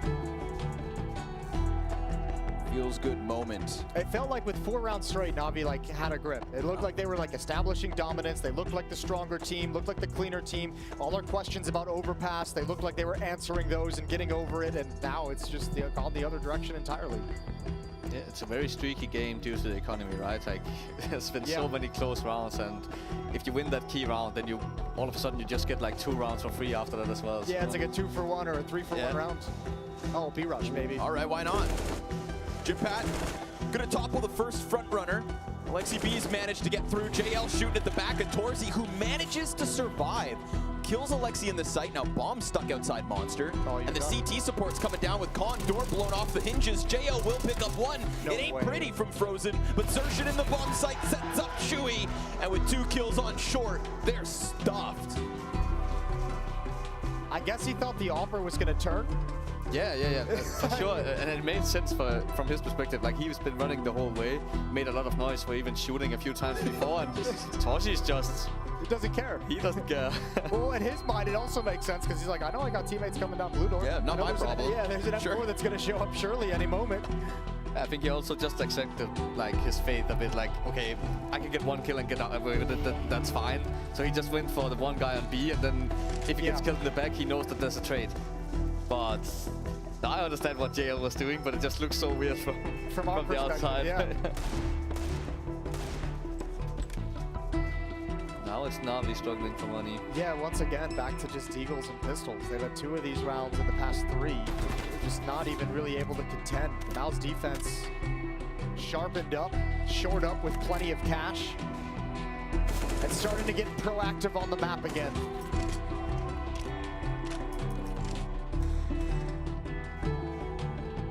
Shui has been impressive so far on CT. Both his CT side and Inferno was really good, and now he's already up to 13 kills and had the most crucial round of the whole half. So definitely, like, when your IGL is playing good and feeling the game like this, everything is easier. Yeah. So. And you're getting like production from a source you probably don't normally have it from. Like when someone all of a sudden has like an extra 10 kills, an extra 6, 7 kills. With Shuhei, it's like he's usually up there because he's playing decent spots as well. Like on these 2 maps, it's Rotate, and on Inferno it was B side.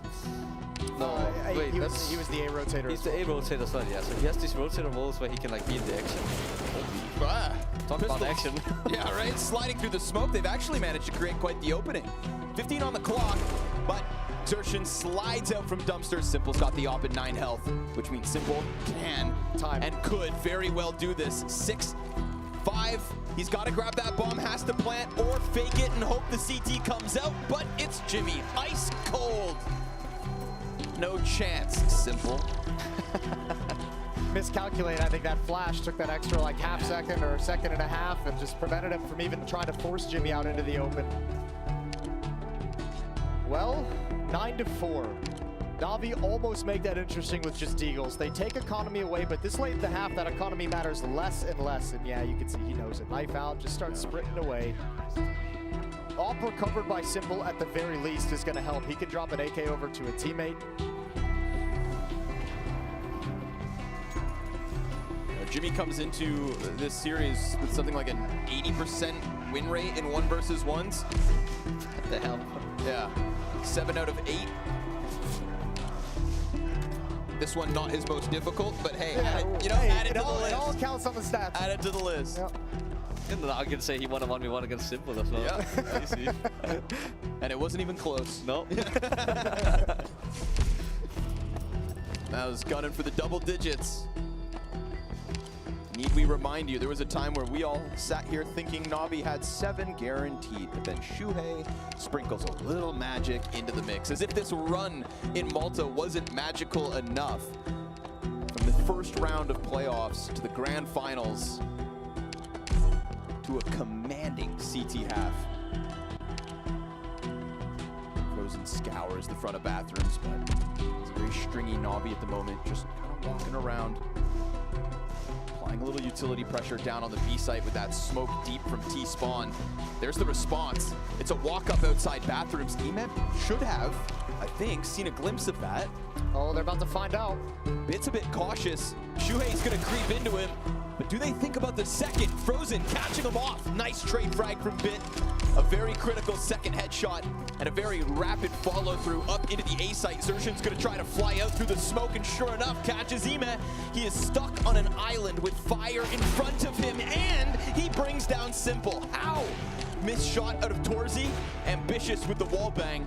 And his teammate nowhere to be found. Oh, he's going for a very, very, very long flank. This is gonna eat tons of time off of the bomb.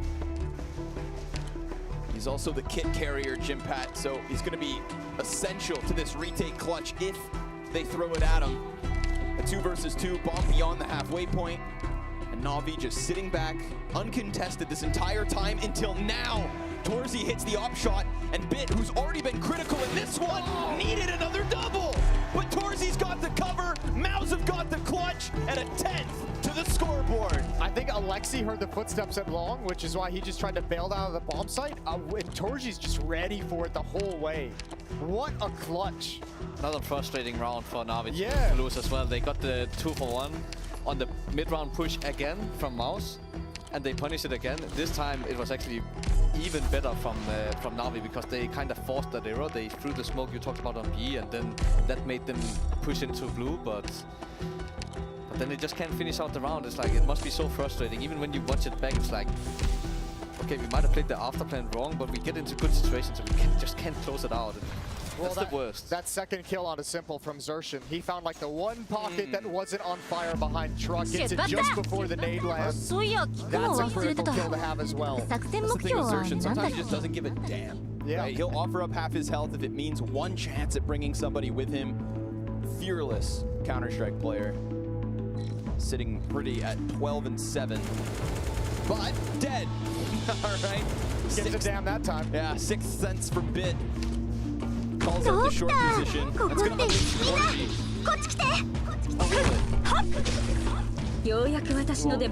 Take too much of a risk here. It's going to allow Maus to go for that majority B lead. Hard part is he only has one flashbang towards you, so I mean, you usually see offers, right? Get behind dice boxes, go for the jump spots out towards long, out towards highway, out towards bathrooms, but you don't have like a Molotov to reroute them. You don't have a smoke to make them nervous. They're just gonna have to take the gamble that Torji can handle business. And this is where you mentioned as well, Connor, earlier on, Ema, back in his Gamer Legion days, in this position, aggressive in bathrooms, is a force to be reckoned with. Yes, sir. Frozen has full util. If they don't switch back to A now, it's going to be really tough. Emet's trying to duel, but suddenly a kill on both sides of the map at a critical 20-second mark. Torzy has redirected back around on Dumpster, gonna catch the player Flowers. This op, nearly unstoppable. Critical kills at the A site. And Frozen, well, he doesn't charge down that bomb. Shot on the jump up. Regrets from Alexi. And an opportunity for JL denied. 11 rounds to this Mouse CT side. There was a 4-round streak, 8 rounds deep on this T side. We thought Na'Vi had justified the map 2 pick, but they may have just led Mouse to a quick day in the office. We'll be back after the break with a T side from the Young Guns.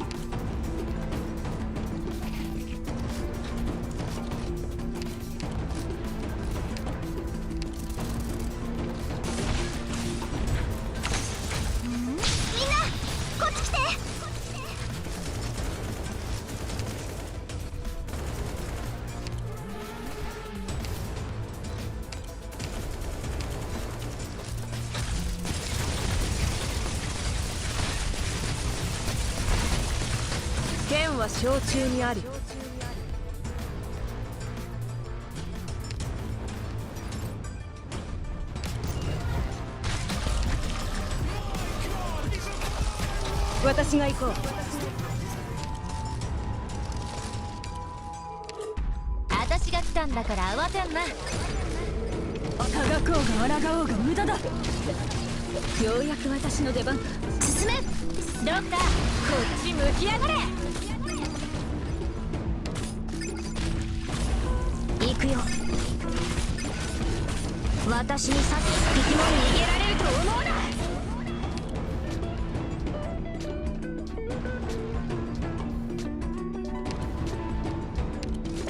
私たちならできます。はい。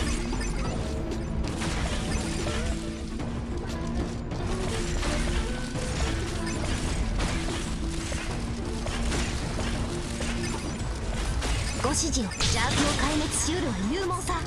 準備、目に眩しくは映るまい。この程度。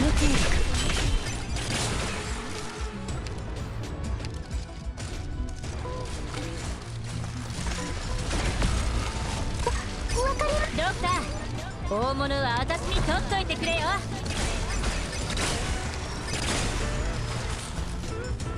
加減はしますよ。実際の戦場である。解決するのはかえって楽だ。アーツユニットチャージ中。飯を食ってねえのか。雑費が隠せていないぞ。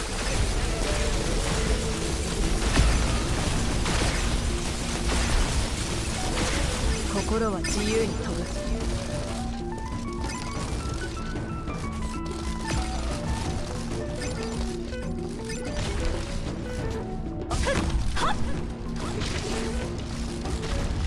悪くない場所だ。指示を待つ。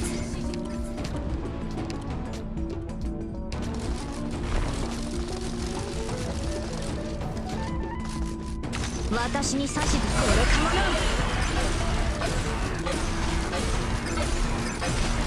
言われなくても分かってる。私に指図するな。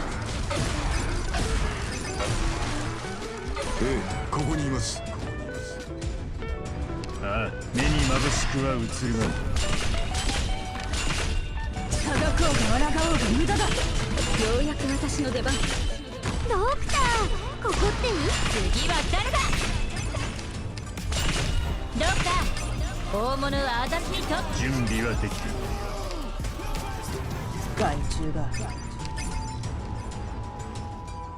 Well, the Mao's momentum shows no signs of slowing down here in Malta. The playoff run from the first round all the way to the grand finals. Mirage in their back pocket, and just when it felt like Na'Vi were going to hit that stride, they had something to say about it.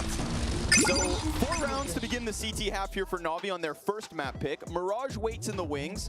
I am Scrawny, this is Jose, どれほど that's の罪を Moses. 重ねてきても Malta, その命と共に I 塵 just に wanted to 帰る say, でしょう。 are you guys enjoying yourself? That's I think I really stepped in there. I think they didn't know what was happening. That's okay. If you want to try it again. No. At some point down the road. Yeah, when my ego's no longer bruised. Oh, the crowd There they hates are. me. Cool. Henry and Hugo, they took out all the energy from them. All right, a pistol round that's very important here for Na'Vi. Dual Berettas on bit to face what's going to be the full B smash. And with that flashbang, he sees a little presence. Here comes Zershin on the entry, as he does, holding W. Dual Berettas, good for the first one. And a nice clean USP tap that goes unchecked. Good support from Ime. 1v3 demanded of Frozen. He's gonna start it off with the Gush. Oh, the second! Frozen with a big ticket clutch queued up. If he can just best, you know, maybe the best player to ever touch Go. Simple towards the short, stuck behind. Frozen knows it, gets him in the open. Hit your headshots, kids. Oh, it's ugly. First two clean, Simple given a grace. Na'Vi will take that pistol. That got spicy. Nice little clutch there from Simple. As you said, must win. They had to have it to stay alive in this. I want to go back, Hooksy, to what we were chatting about during the break as well. Na'Vi had 8 opening kills on their T side. Only convert 4 of them into round wins. And you were saying you feel bad because Alexi's calling a really good game and they're not able to convert anything. Yeah, that's just the worst feeling as an IGL when you get like... He cannot change anything. They're getting into 2v2s after plants, all this stuff, and it's just... It should be round wins, but... Yeah, I don't know, if they lost this pistol as well, 3 versus 1, that would have been a cherry on top of the frustration cake. That would be too much for me. Which is the worst cake you could ask for. Yeah.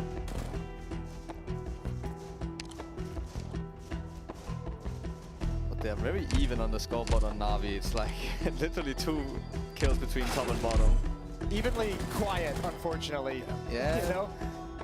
No one popping off in the first half. Let's see the second half if it can deliver something. Maybe Simple gets fired up with that 1v1 clutch. He's going to have to be really, really good with the AWP as well. That AWP presence on this map can be so dangerous. Much in a similar way that Torji was able to do it. If Simple can get going with the AWP as soon as possible, Na'Vi would love to have it. Definitely a difference of style here from the first half where Na'Vi decided to full eco. Here we see Mouse, as I would have wanted at least from Na'Vi as well, to buy into it so they have a bit of buy in the first round should they lose. And well, also you have a really good shot of winning these rounds in this series so far, so definitely worth it. You actually have 2 rifles and a scout against the right amount of utility as well to hit this commitment. Would you rather have a mask or an MP9? I think attacking into this bomb site, probably an MP9. They can't get around. Stuck on the corner. And a great amount of damage done here from JL. The support of the cross covered. Yeah, you can just tuck in behind Dice. What could go wrong? It's just Jinpat. Just Jinpat put down by Bit. It's over. 2 survive for Na'Vi. I'll be happy with that. You know, contest the bomb site, make them sweat a little. Don't let them get comfortable. Yeah, take some time. There's no way I'm fine.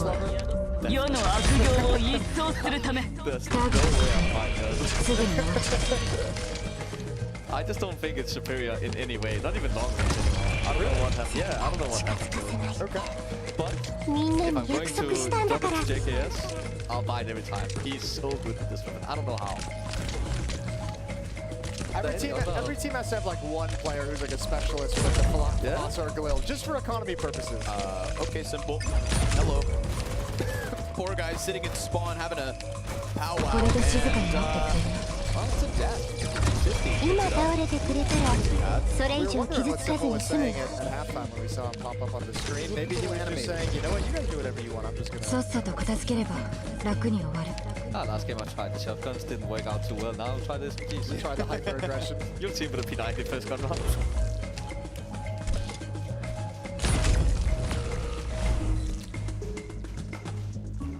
Well, let's see. Bit's being active trying to grab information. He might have spotted one there. Looks like he did. He backs all the way off the barrels. No shift yet in the defense. Ema going investigating out towards long. Sees absolutely nothing creeping up at a timing of 55 seconds. But still, Bit is very much on his own. And no real nades left on this side. Ooh, baby! Okay, so apparently the fellow can do this. I didn't know.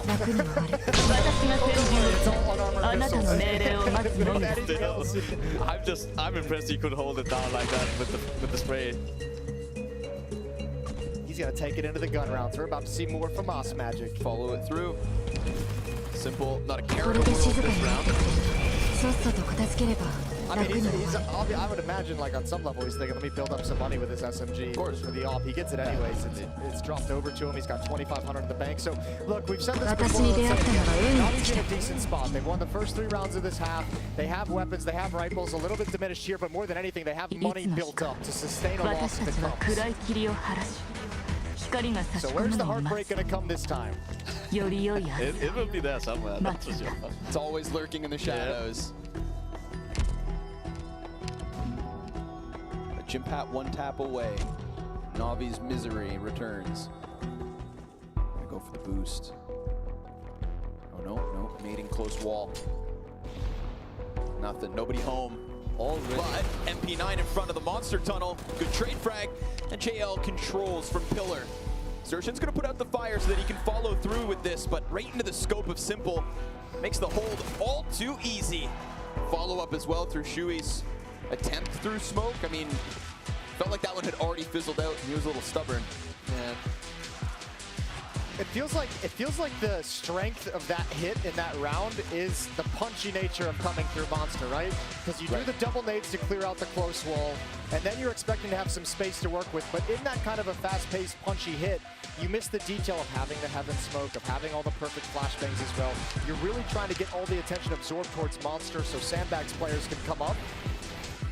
And obviously this time it doesn't work. And in my head, I'm thinking back to Inferno. I'm thinking Mao's 1, Inferno 2 on their T side with those fast-paced, aggressive hits. Overpass doesn't really lend it to that a whole lot.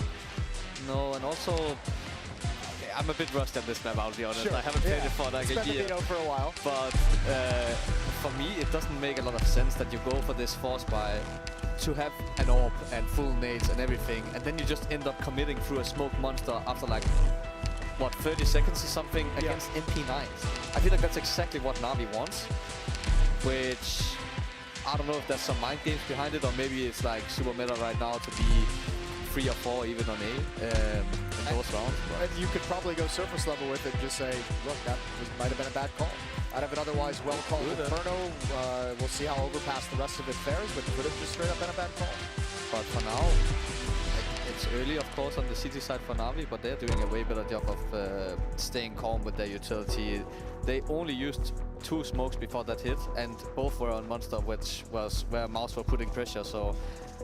Let me pick your brain about the future really quick, because the timeout's just called. You have 1 AWP and a half buy. How do you play this? Well... I know I'm putting you on the spot with that. No, but I would definitely let Torshi get all the cheesy boost peaks, you know, like go A, try to get some map control, boost him for maybe the peak towards Sandwich, then after maybe boost him on long, stuff like this. Just set him up in every way possible to try to get you a pick. I would even start the round with like a 4-man boost or something just to get the pick from Heaven, but...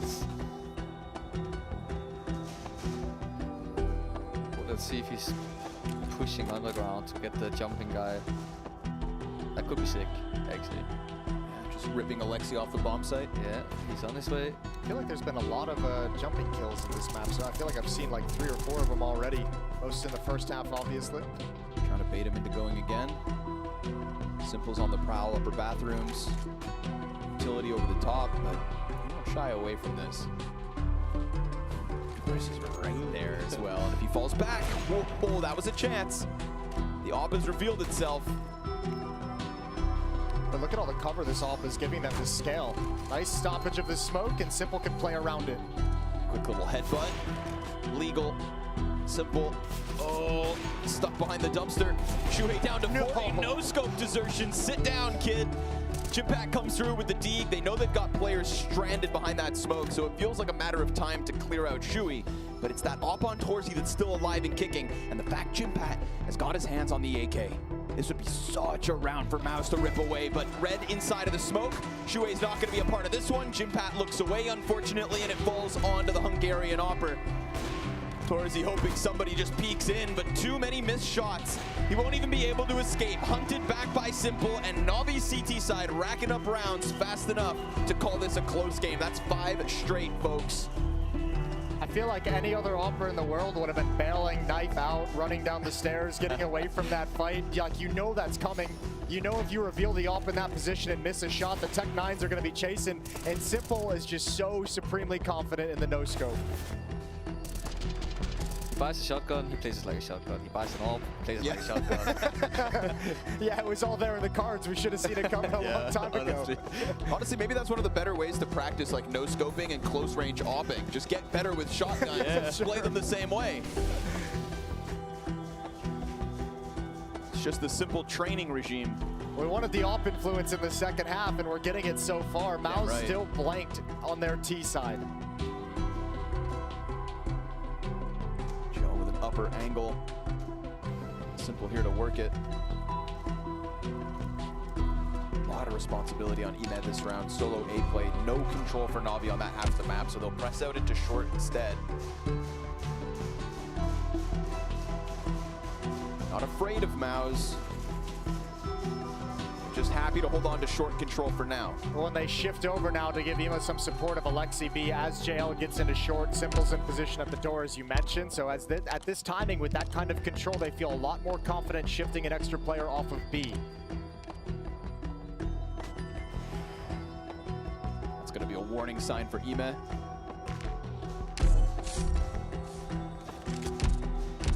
This round would have made a lot of sense in the first gun round. That's what I expected to see in the first gun round, but now I don't know, they managed to kind of get the util out in the end, but Ema in a sick position right now. Who's going to be able to unroot him, if anyone? Oh, the flash front bathrooms blinds Jimpat as he's trying to get this kill, but it's an instant headshot. Alexi stuck behind truck. He gets a little more damage in, Bit slides out, dies to the hands of Jimmy, and Simple called out inside of the smoke. Clear the board, clear Na'Vi out of this one. Zershin, instant headshot on Ema. I thought that position was going to bring the attack to a halt. I think the problem with it is that smoke is so much deeper than what's normally thrown if you're playing inside the bomb site, right? It normally plumes right in that choke point, so when you throw it off the slanted wall and it's deeper like that, that's some alarm bells going off. And really, I mean, you feel strong in that position, which is why I think Ema took contact, but someone probably had to bait a little bit better from the bomb site. There was a second CT there, but I think well done by Zershin to just make sure he stayed crouched, kept his head tucked, didn't let himself get blasted from the bomb site. There's a timing too, because Na'Vi's rotating 2 players over. JL had that short position. There's what, like 25 seconds on the clock. No one's going to be at 25 seconds without that. Like JL's going to be able to call it out. So if Mouse doesn't hit this timing and Simple makes it through the smoke, and all of a sudden you've got 4 players there, they're in a lot of trouble. There was a close call as well. Zershin actually got dinked through the wall, right? Yeah, as he was crouching. Yeah. That's a bit of a breather for Mouse because they survived it 4 as well. So now they actually have some money to work with as well, which is really important. But not exactly as good as when Na'Vi won a round and Mouse were fully broken in the other half. Yeah. Yeah, Mouse didn't have the same success in those scrappy buys. Still, they're so close to the finish of this map, and all of these losses hurt for Na'Vi. Even though it's the first round loss in this second half, it's like, 12 does not look very pleasing.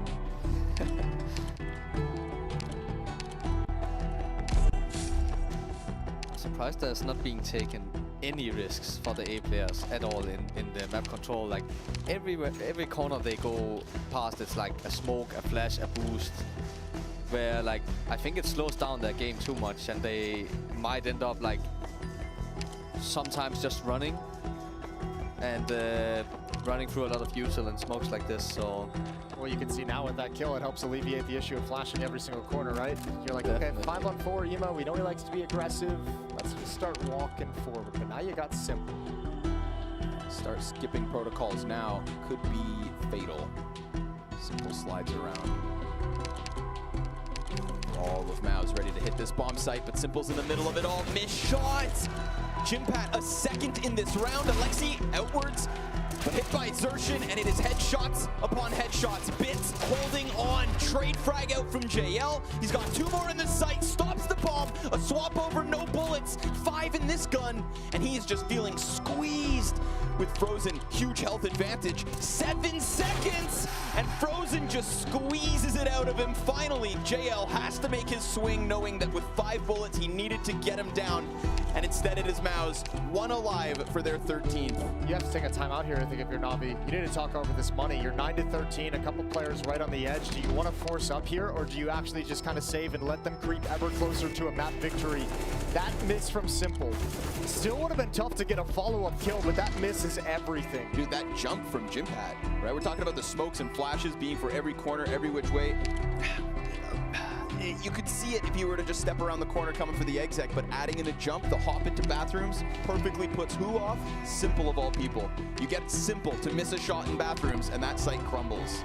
Yeah, it's a tiny decision, but crucial, right? If you didn't do that, then I think Simple would kill 2 or even 3 in that round, so...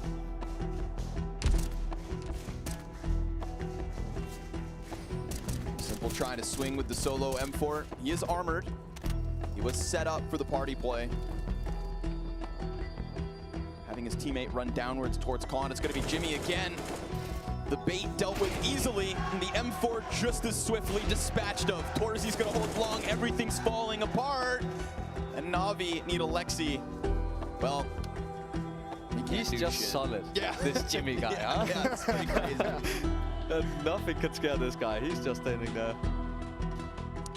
And I find like when a player this young really bursts into the scene, bursts at second LAN after Cologne and then now Pro League in the grand finals, performing with no pressure. Bro, when I was 17, I wasn't doing my homework. What were you up I could to? barely tie my shoes. You know, like just the pressure to be on the world stage, to have cameras in your face, to have all of your teammates, professionals relying on you to perform. Yes, you have promise as a young gentleman. But my God, I mean, above and beyond in the playoffs, right? And the deeper he's gone on, it hasn't shown any signs of cracking. So with a buyback from Na'Vi in round 24, they hope Jimmy doesn't hit him upside the head again. Oh, look at Torji. This is great. Confidence, back in your face, Counter-Strike that we know Mouse love to play. Oh, and he had it. He had the fight, he won it, but the Bombus isn't gonna scare him. He'll stick around a little bit longer. He wants another crack at it. Finally, the utility takes away the angle. But that's a lot of pressure. Look at the utility now. They have 2 smokes and 1 molly, and it's 1:15 left. They just used the last 2, at least one of them. It's not fun to be Na'Vi at the moment. Well, now it's better. A little bit better, yeah. And you can see Mouse know it. All that information of all the utility pulled out of this B defense. Shui's calling everyone back to the B bomb site, going and attacking at the weaker choke points. Although Alexi's just shifted in, and he's got that last smoke and last Molotov for the team. Frozen eats it, but he doesn't shoot. Nobody reveals the play. There goes that incendiary on short, and Frozen's gonna slide through within it. He's amidst them all. What? He ends up finding Bit on the pillar. JL turns from short side. He's the only one to post kills, but eventually that short player comes through with the difference. Torzi's got 2 health. Jimpad's got headshots. Dude. 15 off of the back of the 17-year-old again. This kid, man, he just one-taps him in heaven, basically. What are you supposed to do? Look, I'll tell you, I think that utility is dumped a little bit late from Alexi. That's the big thing, that wrap around the pillar in the middle of the bomb site. It confuses everything, and it has to turn this defense, these crossfires. JL can't find anything clean. Couple of kills for him in the chaos, but not actually able to stop any of the hit coming through from Mouse. And man, when they regain control of the map, they take advantage of it. All streaks, none of these streaks by either squad broken up in any way. That is good old Shotty. Took 24 rounds, but we got there. He's just posted on long. Overpass long of all places. Connector? No. Be short? Nah. Yeah, but we all know it's gonna work. Bathrooms? Never. Somehow. Yeah, I'll take it to long A. This is wild. Oh, he does it again. He's so disgusting. He's closing this map out for Mouse. You know, there's the bewildering oh, hold on. Okay, Xertion's cooled off. There's a parallel to draw between Frozen and the Mouse Sports win of ESL Pro League Season 10. At that last victory for Mouse at Pro League, he had just joined the team, he was the rookie, and he took everybody by surprise. Now here we are, years later, 2023, Season 18, And we've got Jimpat, second LAN with this lineup, even younger than Frozen was. And he's having a hell of a performance right next to Frozen, starting this series as the highest rated player in playoffs for this MOUZ team. Frozen's gonna take the helm, the tip of the spear towards B. Efficient trade frags back, but it's Xerxin again who's able to slide all the way forward, and it's Simple's auto shoddy. It's all been a setup for this. This moment, right here, right now. Will he switch? No, don't switch. The noob tube in hand. MOUZ about to strip away. Oh, he swaps out and it is over, folks. Dare I say it, not even close. It's pistol in the second half, a 5-round streak off of that. There was hope once upon a time for Navi's T side, but Shui stripped it from their cold, clammy hands. And on their deathbed, Navi in this grand finals, it is reverse sweep or bust.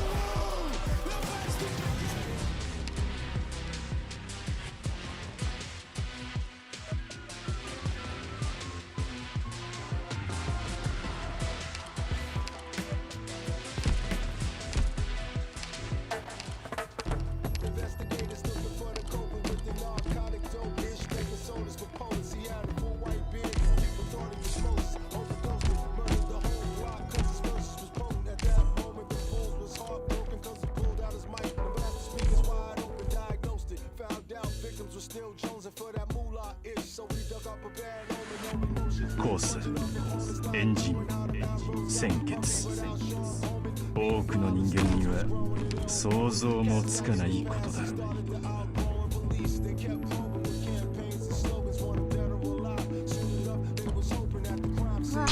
ごちゃん、今日もよろしくね。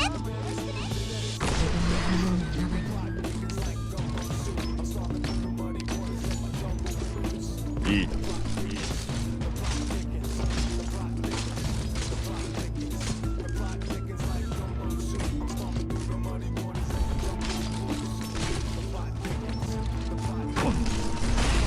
剣を抜くまでもない。決まった何キラの愛我が意向にかき消されたり。どうしたの？どうしたの？準備まであの嘆きが聞こえてくる。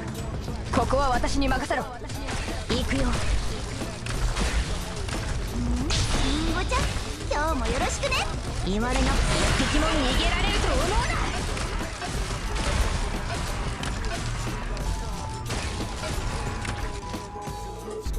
自分が何を求めているのかよく理解しているわ。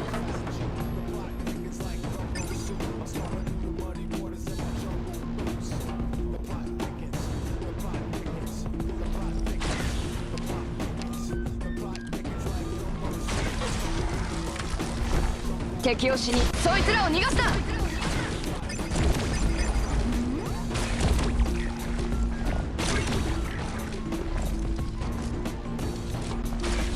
承知した。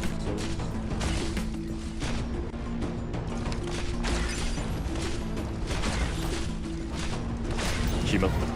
決まった。汝は我が恩家じゃ。ただ、顔老物に過ぎぬのか。Ladies and gentlemen, it's time for your favorite part of the show. Were you paying attention? Makes a glorious return to ESL Pro League. My name is Henry G, and joining me this time, two very special guests. We've got the Goonies edition. How are you doing, boys? I'm doing great, Henry, and I certainly was paying attention today. You were paying attention today. You watched the map, you saw what happened, and you're willing to answer questions about it. That is the essence of the game, yes. Thank you very much for the same questions to you. watching the game,私に指図するな。 Yeah, I was watching. I'm willing. I'm ready. Are you able? Did you enjoy the second map?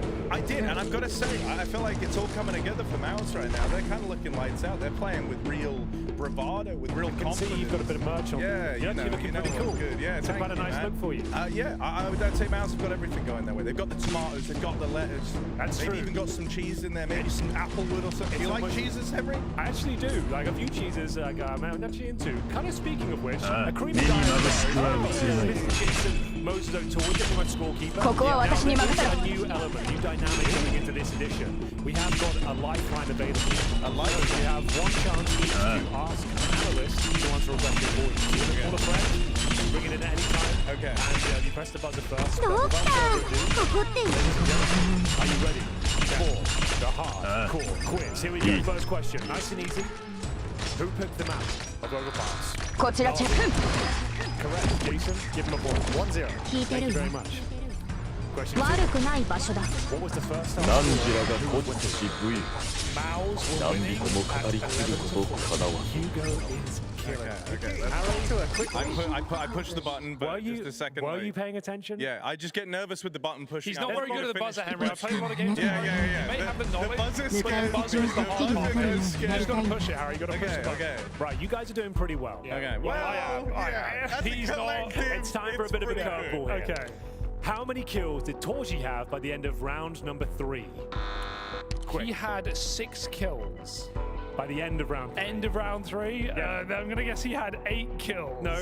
I'm going to pass it over to Harry. I'm gonna say 9. He had 9 kills by the end of round number 3. I felt really good about 9. There we go. Amazing little stat. That's probably my best question. That's probably the best one I've Wow, got. we peaked early. Yeah, we've done well. We've actually done pretty well. What's the score, Jason? It's 2-1 in the favor of Hugo. Oh, thank you so much. No, you've got the lifeline, bear in mind. You find yourself stuck. How many questions are there, or is it a time-based? 100. It's kind of just where, however it goes, We'll see how we when feel. I'm told it's done. All right, then.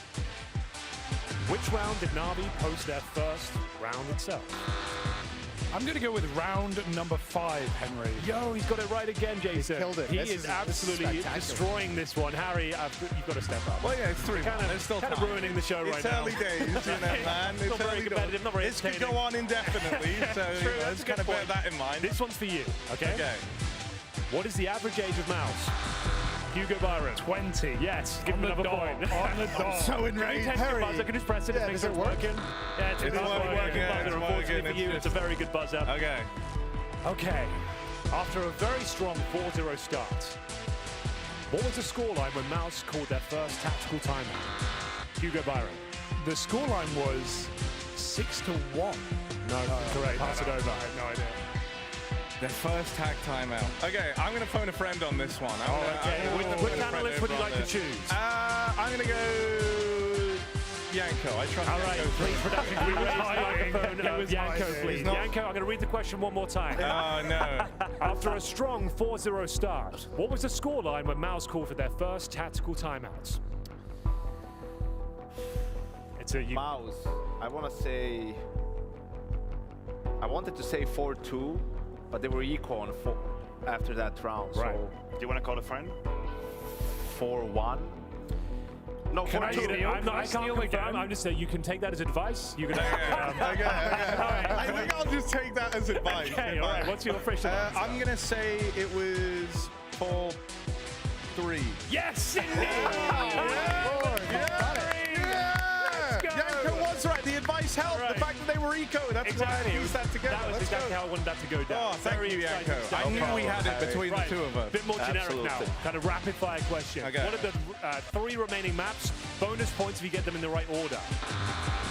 Map 3 is Mirage. Correct. Then map 4 is Nuke. Correct. Map 5 is Ancient. Correct. Jason, give me double points. All right. Double points. Yep. 6-2. That's 2 points, right? That's 2 points. That's 1 point and then 1 extra Sounds better. point. Yeah. All right, we've got a couple more questions to go here, ladies and gentlemen. Here we go. Simple managed to win a 1v1 versus who in the second half pistol round? Hugo Byron. Oh, pistol round. Oh, I remember this. It was Frozen on the B-bomb site. Yes, indeed. Another point here. Different question of what he was even ready for. All right, and before we throw it to the Okay. lovely couch to Okay. wheel analysis stuff here. Winner take all, Henry? Who's commentating the next map? Myself, Mr. Russell, And Hoopsy. And Hoopsy Mama. That's indeed correct. Unbelievable. Winner Hugo Byron. Throw back to the couch. That's been the hardcore quiz. I hope you enjoyed. Thank you. Wow, so much enjoyment. Where is Harry? Sorry, Harry. Yo, how's it going, Harry? At least you got the hat. The buzzer just hates me, man. I'm convinced. I tried. So I knew who was casting. You have to take my word for it. I'm one of them. So, yeah, I had a bit of an edge in that question, you could say. I'm glad you tried, though. I did try. And you know, regardless of what anyone will say about me, let the record show. I tried. How are you so bad at buzzing when your hand-eye coordination is actually good? You're good. That was a compliment, by the way. Hell yeah, let's go! You hit some 1-digs, you know, when we play. Yeah, I like that. It's just the top-down pressing that's No, it is. It's a different POV to what I'm used to. We're going to work on that for next season. Yeah, I know. I'm a bit of a letdown. I've kind of disappointed everyone, especially myself, so take care. You got that mouse in you, Harry. Gentlemen, you know what the end of map 2 does mean? It's time to check in with our DHL MVP. Ah!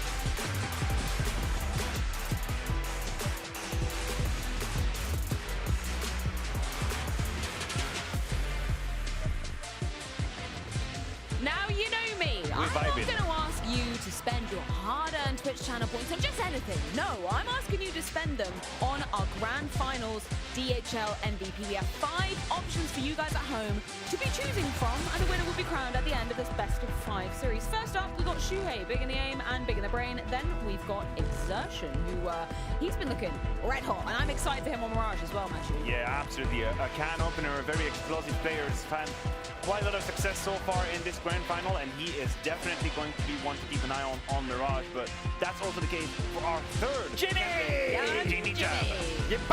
I'm voting for Jimmy. I don't have any Twitch points, but I'm voting for Jimmy. You have all the Twitch points. Yeah. You have all of them. I'm going to vote. Spend them all. Look, Jimmy, 17 years young. Look at this. Look at this. It's exactly what we want. And as I mentioned the other day, Jimmy came in highest rated player tied with Frozen in the playoffs. I'm not including the group stage. The group stage can stay in the group stages. Exactly. Ime is your candidate coming out from the Na'Vi side. Na'Vi haven't been having much luck in this grand final, so your 5th candidate, just as Chad said, we've got Frozen for your choosing as well. Okay. Still a strong candidate. Still definitely in the race. I feel like they're doing, you know, Torji dirty here. He's the you know, highest rating and so on, but that's okay. Maybe they're leaving it to him for the 3rd map. Out of all these players, I don't know, it's hard. Everyone on Mouse is playing so well. I feel like Chad's on one, like, you know, has to be Yimi with the give it to Jimmy. With the young age and leaving a great first impression.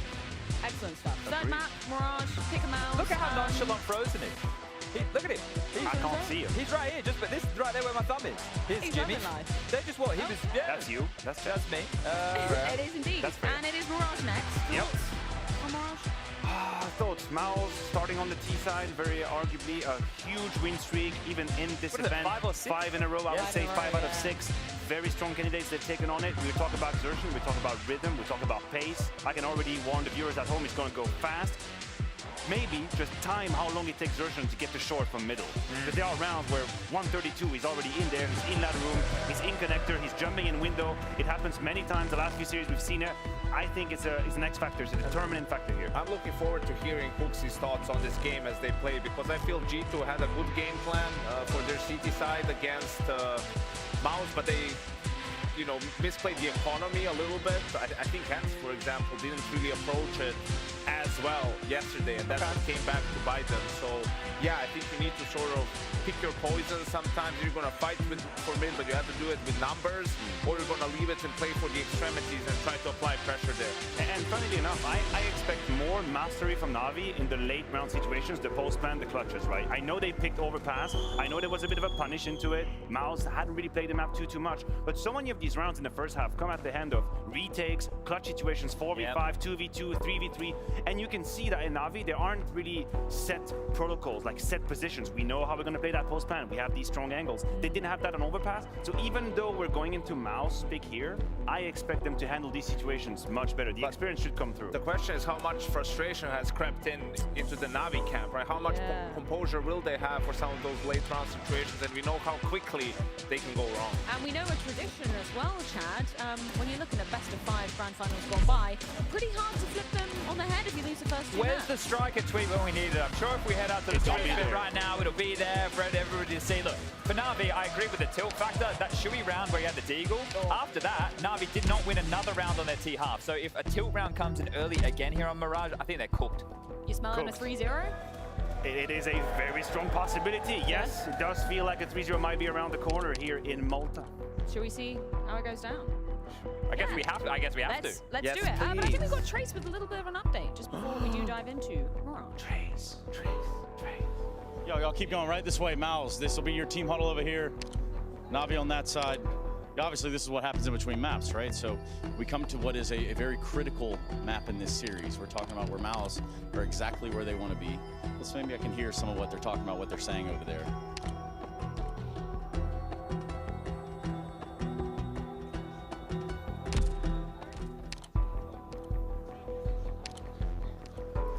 Very serene atmosphere. By that, I'm talking about, you know, you've got to get your lickies and chewies in. You got to get your candy bars. Hey, man, how's it going? Cool. No one even asked you in the first place. But anyways, I'm not in space. I am Trace. This is the last day of ESL Pro League Season 18. Sabrina, how are you doing, Sabrina? Doing great. How's the team feeling? Pretty good or what? Yeah, I think everyone's having fun. Everyone's playing together, so. Tell me, how do you keep them in line here during these breaks? I think they're pretty good at keeping themselves in line as well. They're very good guys. True. And that's Nandali, everybody. Thank you very much, Sabrina. Let's go ahead and head back in. Let's get this other map started. We got a grand final, don't we? Let's go.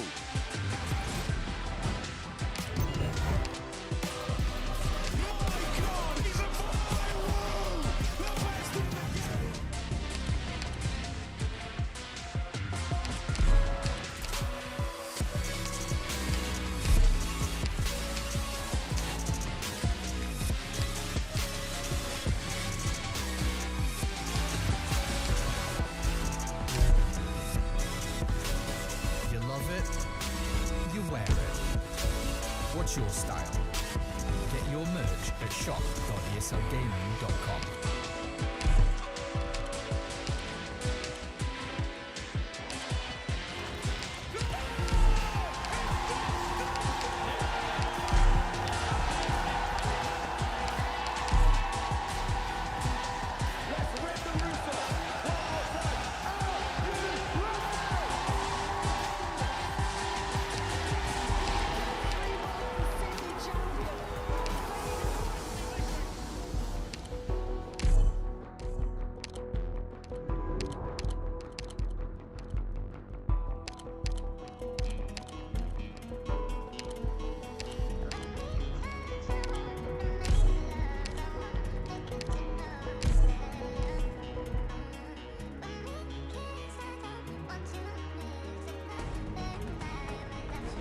私に続け。奴らが今回の殲滅対象か。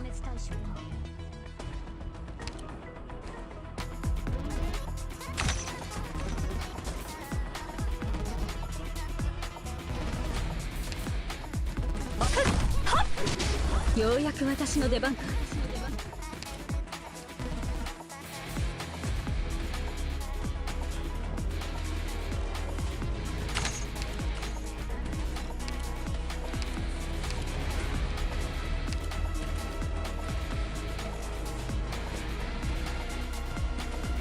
一歩も引かない。害虫が命令の信号を実現させた者が北総 M なのに君は気づいていない。ようやく私の出番か。ええ、こっち向け。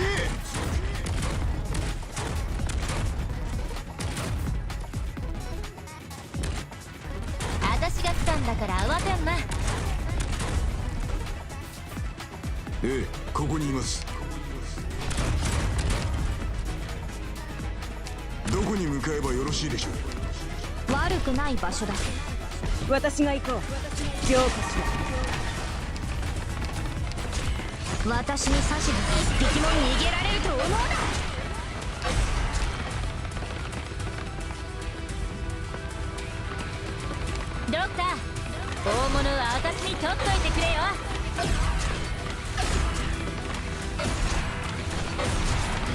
像したことある？友も故郷も二度と戻らなくなることを。気をつけて行動しますね。次は誰だ？指示を待つ。実際の戦場である。温度安定しています。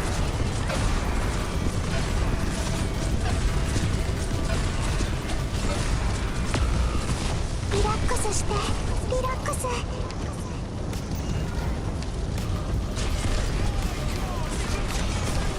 心はこれが貴様らが悪事を働く理由か。It is my pleasure to welcome the world's best esports teams and see that all fans around the world are watching the ESL Pro League from home and here in Malta. My name is Silvio Scambri and I am the Minister for the Economy of Malta. But besides that, I'm a big fan of gaming and esports. Since my first introduction to esports and ESL, I was confident that Malta is the right destination to write new esports history, together with fans around the world who will continue to grow and invest in our digital economy. We already saw some exciting matches, and the ground finals between Navi and Mouse today will definitely write history, as this is the last CSGO tournament on the island because of the release of Counter-Strike 2. As a government, we are looking forward to welcome you again next season in Malta, the home of gaming excellence. Let's continue writing history together and with good luck. Welcome back to the grand final here at ESL Pro League, and we continue on Mirage. I'm joined by Harry, and I'm also joined by Hooksy. The one consistency across this grand final. You think, Hooksy, this is going to more? Yes, I think that Navi will take this one. I said from the start it's going to be 3-1, and I hope my prediction just sticks. Let's see the guards against Mirage of Mao's here at match 3. And thank you for staying with us, Malta, for what could be the final CSGO map on land. Malta, let me hear you!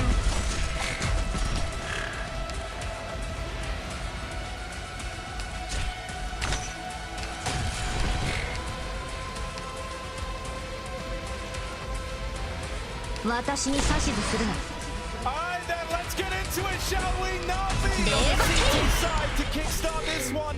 And they've got to come back, they've got to be ready for a long old BO5. They would have to turn this one around and take in the distance. Navi wanted to stand a chance of being the ones to lift that trophy. Convincing start out of the Mouse squad as they rip raw off the connector. Frozen dead over by Palace, but mid fully under Mao's control. Right now, options are open to Mao's. Those same options not accessible for Na'Vi. They're going to try and route in through the window. They want the info in mid, and Bit is clinical with that clear. This is the bomb. He almost loses it coming up. Can't wait for your captain. Shui is all the way through the other side, and Na'Vi are trying to retake it. This could still end A. He doesn't need to take that shot. He lets him go and tries for the second. Missed chance here for Torch as he takes the bomb back into the site. Simple can't stop him. He can only see him, and Shui has rotations cut off. Now down. First man spotted over in jungle is Shui, and they want to try and deal with him. They want to try and deal with this guy, but instead, no, they're going to focus their attention back at the site. A clean tap from Torchi leaves it all on Simple. And now realizing they've got him divided, they've got him split between these two fights, and they won't give it to him. So he's even knifing the wall. He's BMing Simple. Simple dead down in the spawn. Oh, they're in his head. They are in his head. Cocky way to start in the pistol. Shui really trying to bait him in there with the knife. Yep, that's a good start for what is probably the best T-sided Mirage team in the world. Wow, that's quite a statement. Like, it's really uncommon for teams to have a better win percentage on the T side on this map. But Mouse is one of the teams, and it definitely that's not the story for Na'Vi. So this first half is going to be super important. It's one where Na'Vi kind of have to deliver, right? And they're going to come through with the force buy here with the goal of doing exactly that. Simple with his scout, knows that someone's a ramp, but isn't given a line, isn't given the angle. Instead, it's Bit to open again. It starts the force buy here for Na'Vi. Torch is kind of stuck up over towards Shaw, and JL waits for him. Does have some support from Exertion in the window, and so there's JL dead. 4v4 found, and Exertion keeps pressing the issue through this window. 4 on 3. Mao's back in the advantage.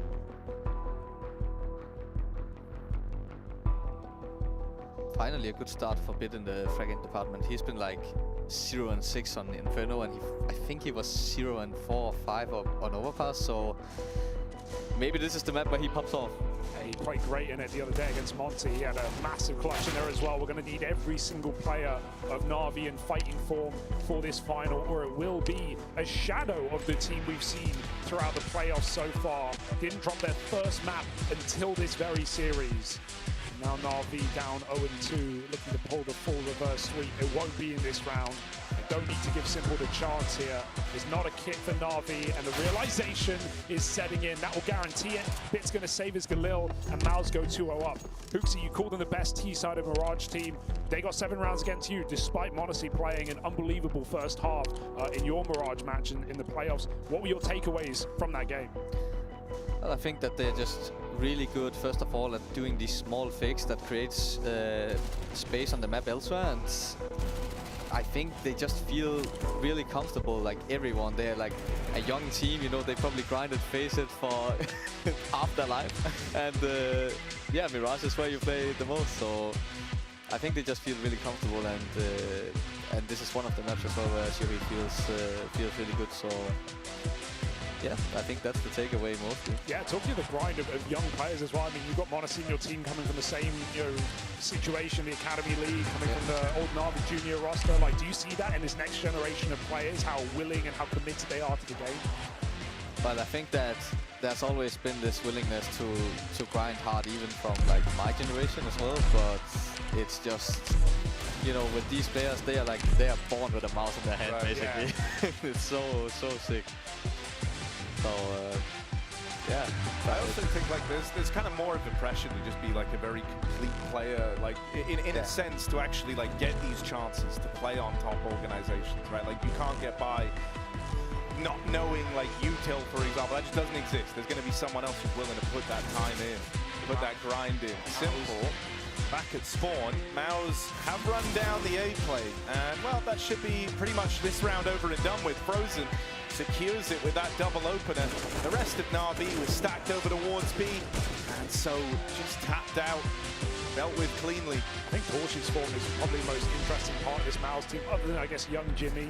But, you know, an AWPer that was close to being cut, it felt like, had a lot to say with an in-game leader change, made big promises, and actually delivered here as well. He's had such a glow-up here in the playoffs here in Malta. So, Na'Vi going to have to try and shut him down on this T side. Yeah, actually, before the final, it was only Frozen and Torshi, though, who was like under their average level when it comes to stats, at least. It was mostly Jimmy and Sershin going up a lot, especially Sershin. He's this kind of guy who's like a playmaker, you know. If he's having a good tournament, that's really, really important for Maus, and just makes the life easier for Shui as well when it comes to calling. So perfect time for everyone to peak. Yeah, I always get the feel with Zershin as well. He has to be like a very self-sufficient player. This round is going to be an example of him kind of leading the charge, trying to be the guy cracking open the B plane. Zershin will fall, nothing accomplished here. The impact, can he do it? Also run through by JL. Back at the site, the bomb drop beside him, and JL will eventually get dealt with. That second player even located, so a 5v2 for Na'Vi. Turned into a 2-on-3. It slows down a little bit now with that flank getting spotted. Torshi, let's try to deal with it. It's crazy down there, that flank so early in the round. Before anyone has been spotted, they try and cross out of positions as the molly lands and Simple stops them. Frozen has a gap. He's worked it out. He's pieced it together. He doesn't know about that third player, but he's figured out he can go back to the catwalk. Simple has the same realization. It won't come easy. It won't come at all. Na'Vi on the board. It's a very good round from Simple, very good read to go back and check out the short position. Clears out Frozen as he tries to find that routing to get out silently with the bomb and begin the 1v3. Felt like the explosiveness of that B-pop kind of fizzled out a bit. Like, they didn't just run at them like with Mag 10s or anything. They kind of stopped to take good duels, and I think that's actually what lost them the round a bit. Yeah, it felt like they didn't really have like the waves necessary to actually get past that, right? You kind of had the first two players fighting, like I think it was Jimmy and Zershin going deep in the site, but everyone else fights from the platform. Well, we try again, maybe it's better this time. Mag 10 this time.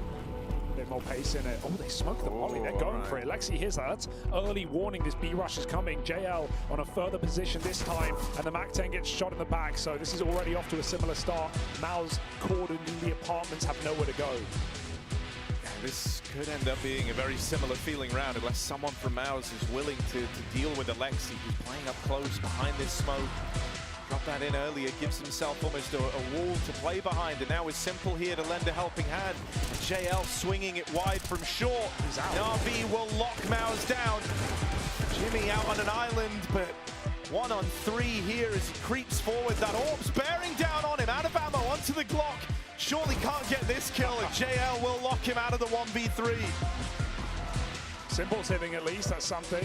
One missed shot, but no chance for Mouse to get any control as they lose their first player. RV control the B-rush both times here. I love that bench smoke as well that Alexi throws just in front of the truck. Lets him play behind bench, lets him climb back over. But they were definitely not, that didn't look planned the way they extinguished the molly and gave him like this early warning, as you said. That looked pretty sketchy. So much warning for Na'Vi, they know what's coming. Alexi's even playing the MAC-10 in this round, so a suboptimal save. Let's see what he can do with it.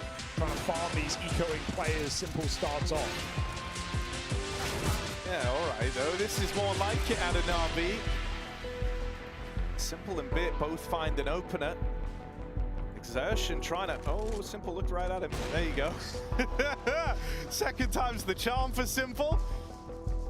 And with Exertion dead, this round shouldn't get too much more exciting for Mao's. It's just Yimpat and Frozen left up in it, and Simple is still fighting, this time out of the sandwich. Now, he was spotted there right at the end. Yimpat now knows. Frozen has a molly.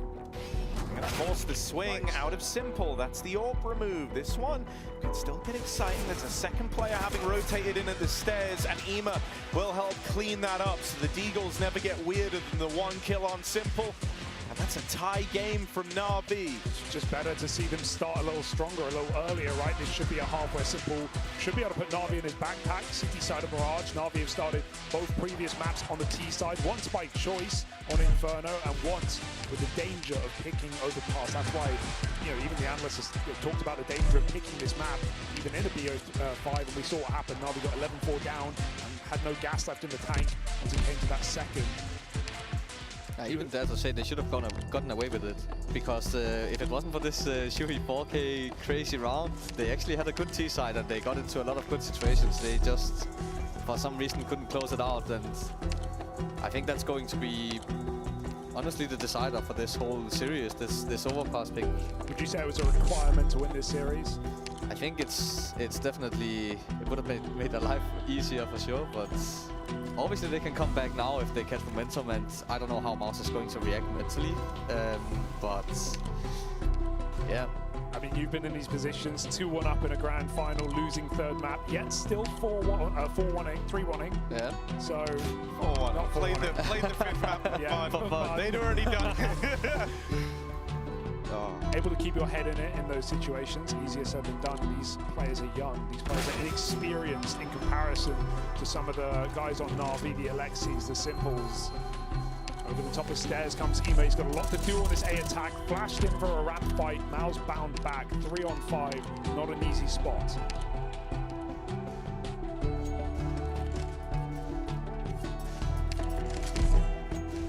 Looking forward to see, like, we're already in the 7th round, and if Mouse will lose this, then it will be another eco, and then it will be the 9th round before we see Torchi with an AWP doing a default or something. And I don't know if that's the right way to do things. Like, I understand where he wants to go with this B-pop twice in a row, but you know, now it looks kind of stupid because it didn't go well. I mean, going back to it, right? Like, going back to the B play that kind of started this whole tide for Na'Vi, this time in the 3-on-5. It feels desperate, but they get past that AWP at least, so maybe. Oh, awkward out of Alexi, but he's able to recover it, and Simple moves in. Oh, that could have gone very wrong, right? If Alexi goes down there, Simple suddenly in a compromised position. More eyes on him, Mouse drag back and forth between the B players, and Na'Vi hold on yet again. I think one of the things that is interesting is, you know, obviously whenever you get these BO5s, if it starts off like 2-0 to one of the squads, it suddenly becomes like an unrealistic idea of the comeback, right? I don't think we've had that yet in LAN play. So, you know, it hasn't been done before. But I think in this matchup, right at the end of Go, if there ever was a time for it, it could be a team like Na'Vi with a Simple getting warmed up versus a Mouse that, sure, while they've been fantastic and they're here 2-0 right now, they've also been riding the higher momentum. If that gets shaken a little, you know, what happens then? Simple, all from the spawn. Nice pull as they try to fight. Down under. But it's quickly mocked up. Another knife out of Torshi. He really wants that all. He's got that all. Now he's got some legs on him in the round. Torshi, any more from the AWP? A second kill. This guy started the round bringing a knife to a gunfight. And now he's found his way onto the big green. Torshi and Frozen. This was not meant to be a round that Mouse had much to say. Mouse it down with 2v2. Will it stop there? That's the bug stop with Torshi retrieving this all back at the spawn. 50 seconds. Mouse have slowed it right down. It's so uncomfortable. They think there's a flank just because Na'Vi is so plant is to play retake, try and isolate Mouse in their post-bomb positions. Great timing of the re-aggress. The bomb cannot cross. Na'Vi know that. Frozen must reset. Even if he goes Palace, it gives him another route into this A-bomb site. She gets smoked out. Timing shot does not take it. And Na'Vi gets safely back up the connector. Nate is primed. They know they've done damage to Frozen. If he plants default, man, Alexi, he's known for his nades. His util is at top of the game, and imagine if he gets both kills here. With 2 players in the site, the bomb comes in, the nade lands, and there's no time for this clutch up. Torshi comes in with a blade, leaves with the orb, but he will not take the round. Oh God, even crossing. That's so nerve-wracking. What a nade for Alexi, though. He played that perfectly, just getting enough room with the smoke that he knew he could nade the planter. The realization that and Na'Vi don't panic, they don't rotate out. Yeah, I really like that Na'Vi never over kind of reacted in the 2v2, right? You could tell that Mouse were really hoping that at some point someone would just look into the site and give that fight to the Torshi orb. Yeah, I actually thought he was about to leave the whole A-bomb side and run back to B with the bomb as well, but then he went there instead, which he's probably regretting right now. Stick by your orb, hope he can cover you, but can't stop the nades. Torshi will in this round. Out behind the boxes. Simple trying to be threatening from the connector. On top of the boost as well. Na'Vi really fighting the Mouse have closed out under on even escape before that bench player trade. So Na'Vi is 5-on-4.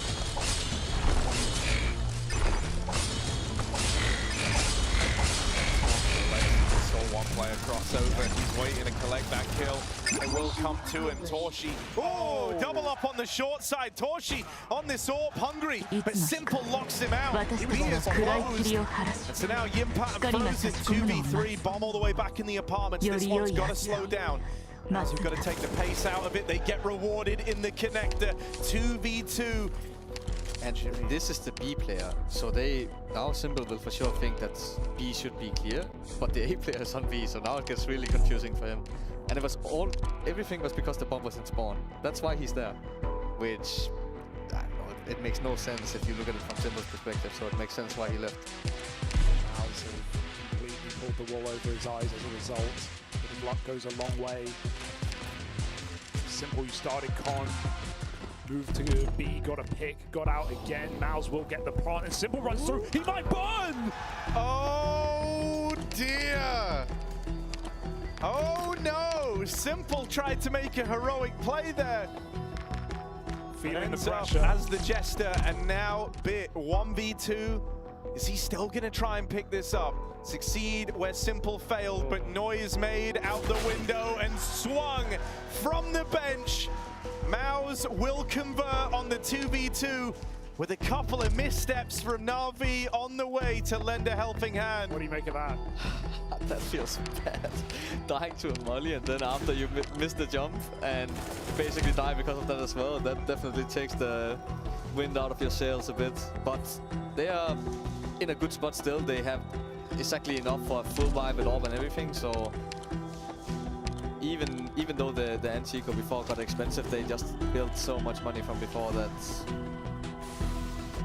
Ooh, good flash. Everyone's blind, even JL, but he converts both kills, and Torchy's not ready for a man down middle. Ima gets the third, and Na'Vi can forget about the mistakes of the past. This is actually quite nice, right? Like, you kind of, I imagine you breathe a bit of a sigh of relief here with how clean this one started, and after how hairy and ugly that last one got. It's very reassuring to know that you can screw your heads back on and pick up a round this cleanly. Wow. 5 alive at the end of it for Na'Vi after that weird 2v2 in the last. The fast pace for Mouse not working out so far. Both weapon rounds where they actually played around mid, it was really fast and underground first, now really fast catwalk, and both times they got punished, so maybe it's time to take the tempo out or even double down and do it even faster, who knows? Well, unfortunately, they haven't got the money this time, so we might just see the eco for Mouse. That could lean them into a quicker one. They've got max loss, so that's something here for Mouse. Keep 2K, go quick, go next. Maybe we see them work Torchy's orb. So one of the things we've kind of seen is I feel like Shuey is someone, and one of the words that I think Connor used to describe it was almost like stubborn at times. He will just like keep trying to force a call through if he believes in it till it works. And so I am curious to see if we see, you know, kind of slower rounds out of Mouse, or if we, like Huxley suggested, maybe they double down. We even saw that on Ancient against you, right? They just kept going for those B rushes, really quick rounds on T side. Is it easy to call, or do you overthink? Sorry, easy to read, or do you overthink it, thinking they can't surely do this again and again? I think both me and Shuhei, we have the same way of thinking about this, and it's just like it works so much easier when you have the momentum, and it's really hard when you don't. So I think Mouse is in like huge trouble right now. Usually they get 8-9 rounds on their T side on Mirage, so their CT side will be put to the test now. Pressure's on. Maybe Torcy can come back for a knife kill. He's got a Glock again. Go back for an AXN possession, left to his lone. It is a wild feeling having your Glock player be the one I'm most excited about to see how he tries to get into the A site, isn't it? Well, good luck. Right, yeah. Rifles here, they're ready to swing. Does have his work cut out for him. Bit and Ema and even Simple starting to move over, so they're going into this 3-pronged hold. Ooh. Simple a little late, so for now they've got this fight on the stairs player, and Impact will run him down. AK Spam knocks out another, and so suddenly this low buy round from Mouse with just a few pistols looks to find a way in. 4v2. JL from the spawn brings it back for Na'Vi. Is this going to entice them to try the round? 2 players in the connector, 2 players to play around this bomb, and a third up in Palace swings and finds success. It's just JL now. Down to the USP, and the tap on the bomb does not bait these peaks out of Mouse. JL is not given the fights he needed. Couple of missed shots from Exertion, but he will pick it up. Awfully close there at the end, but great round for Mouse. I love the execute. They have that deep con smoke, not one that lands from the A side that gives room for a CT to come out and get onto the stairwell. It forces Na'Vi behind the jungle smoke and stuck on stairs. They get isolated, and Jibhab puts that gun to use. What a lifeline. I just talked about how much trouble they had, and then they win a round like this. It's like, I think almost probably every team in top 10 has this call. I think Heroic brought it into the meta at first, and I'm actually surprised that it worked, because nowadays when people see this exact smoke you're talking about, the way it bounces is very unique, and you know there will be 2 flashes following up, and somehow Ema got caught after the first one, which I was surprised about. So, but yeah, it worked out in the end. I think Simple got shot there by JL, by the way. He got shot in middle, Simple turned around and he got peeked, and then Xertion goes on for more. The gap in the box gives him all the info he needs to find a double kill in middle, and you bet Na'Vi are pissed right now. An eco win from Mouse into a dominant round like this, and the money will be gone. little pixel hole in the top mid boxes, man. It serves exertion so well. It's so grimy. There was nothing that Na'Vi felt like they could have done about that. And so now, you know, just down to these two players surviving, I mean, Alexi can try hold on to his MP9, sure, but it might be worth him hanging around to see if he can get something better out of this. Instead, he falls immediately to Yimpat. And so it's just the one M4 saved in a flawless round for Mouse that ties this game up, this third map at 6-all. I am still super worried about just what happened in middle there with JL and Simple, because Simple like jumped in and I guess made noise, made JL jump. Look what he does. Or, yeah, Ema shot him, and then Simple turns around and that's when he gets shot just a second or two later. Not to mention the blood hitting the wall is like the most obvious cue that they're pushing top mid. Yeah, that's Mouse kind of looking at that blood like, damn, we didn't do that. What's happened there? Yeah, that's a frustrating round. It's a tilter.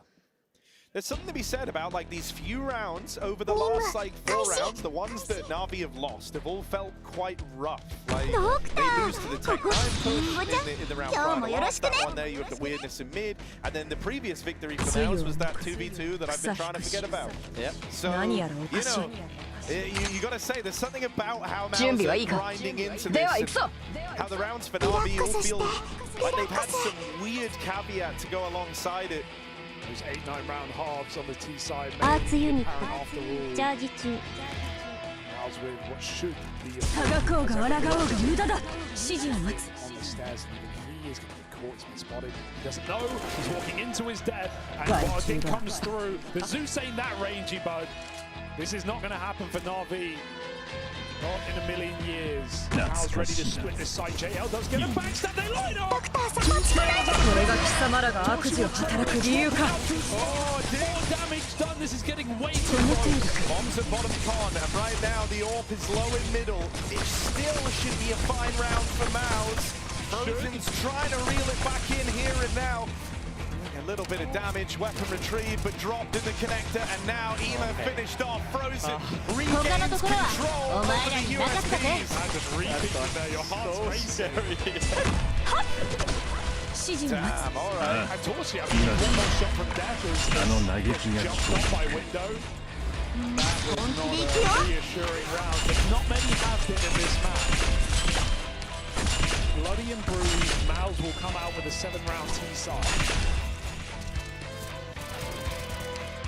ここは私に任せろ。 This one gets to decide whether or not this プログラム利用クロ first half for 開始し Mouse ます or just a good first half for Mouse, right? Like you kind of put a bit of emphasis in this over how the T side felt like an important place for Mouse to find their success, and they've kind of gone on to do that in this half. Where it gets really frustrated is winning this one. They break Na'Vi's money, and suddenly they're looking at 9-6. Husi, is that that's kind of crazy, considering at one point you were paranoid that Na'Vi had all the momentum. Like this one round with the pistol armor decided a lot for them, and like for now, like if it was us playing and we got 7 rounds on C, the rest will be bonus. Like I'm happy with 7 rounds on this map, so.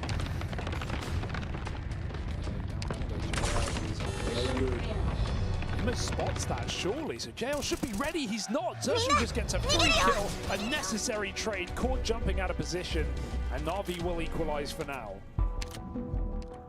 This is still a double-layered mid-lug though. Impact will come in later through connector as Mal's poised for this A hit. Bit jumping, the AWP won't go first though. So he's going to get spotted and get a second chance. Dangerous jumps yet again, out of danger, out of dodge, as the molly pushes it back. Na'Vi should be playing retake here. Retake, but with an auto shotgun. Oh, not ideal. They kind of got to fight for some control. A bit tries. Simple's having a tap at range with the USP because his other weapon is the auto shotgun. So getting that out of his hands as fast as he can and onto the M4. Plant is in for the Mouse squad. Flash into Con. No one fires on the back of it, so no info there for Mouse. He's picked up more nades, and there's a kit in the site. He can burn out Impact, certainly here. Throw it in. HE to follow. Nice. Impact burning and forced out into the Molotov. Na'Vi, this is the moment. This is the chance to try and salvage this CT side. They've crossed in. Torshi with some misses. Can't afford the next one to miss. It's got to hit because the bomb is planted for CT. Torshi moving in. Got it. Alexi's retrieved that kit but goes for the fight. And that is a fight that will haunt Alexi. Mao's onto 8 as Torshi pulls up with the 1v2. He could have stuck it. He could have just got right on that bomb. Torshi would have had the pressure. He would have had to move, but Alexi had no chances, no time to dilly-dally. He had to make a call, and he makes the wrong one. Torshi does not miss a beat. We can only guess, but from my point of view, it looks like there's a lot of miscommunication on Navi's side right now, and it makes sense since they're still new to all this international lineup, English-speaking team, but damn, that's the most frustrating way to lose as well, when you feel like you're doing the right things, but you can't really like communicate them in the right way. Yeah, like you can't get on the same page. It's like individually you're all doing all right, but in terms of coming together as a team, that's where it's missing for Na'Vi. JL dead. Over in mid, it's the AWP to open. Torshi flying high after a 1v2 in the last round, has found the 5v4 in round 15. Mao's are hungry for a night on their T side. Yeah, you want to talk team play, this is a roster, at least a core of the NXT project that farmed hundreds of thousands in Weekly Academy money, and now they're coming back into the big leagues and trying to take down the big dogs. Na'Vi on a leash right now on the CT side. You've got a B split coming through, 2 players to the site, make that 1. Simple over a bench. He's got to be light on his feet here. There's Simple, a second kill from the Famous. There's more around in the corner. Simple is running out of ammo. His teammates helped out massively, but Simple can't stay alive much longer. Frozen and Torshi, 2v2. One more man to deal with inside of the site. It's a bit up close. Ema challenging from short has been spotted, and they know about him now. For Frozen and Torshi, this is all teed up. They've just got to finish the job. And as Ema goes around the corner, he catches that flash fully. Mao's even crossed out of there, and now it's plotted for Market. Ema really has his work cut out for him in this 1v2. He's going to get crouch peek, isn't he? Jiggle, flash is good. Ema puts back again. The lack of he just has to go get it, run wild into the site. We have Frozen off a 1v1. Ema, can he take it? No. It's Torshi to shut it out, and Mao to try and finish this final in 3. The last CSGO land, and it could be the young plucky Maos that can.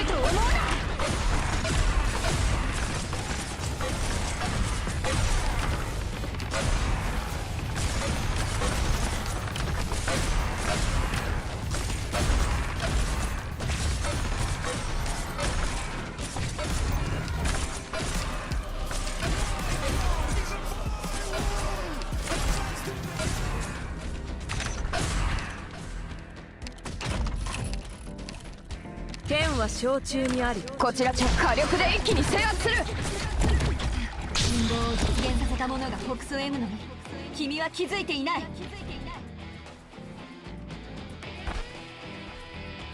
私が行こう。自分のための戦いが。レンズ指示を待つ。これが貴様らが悪事を働く理由か。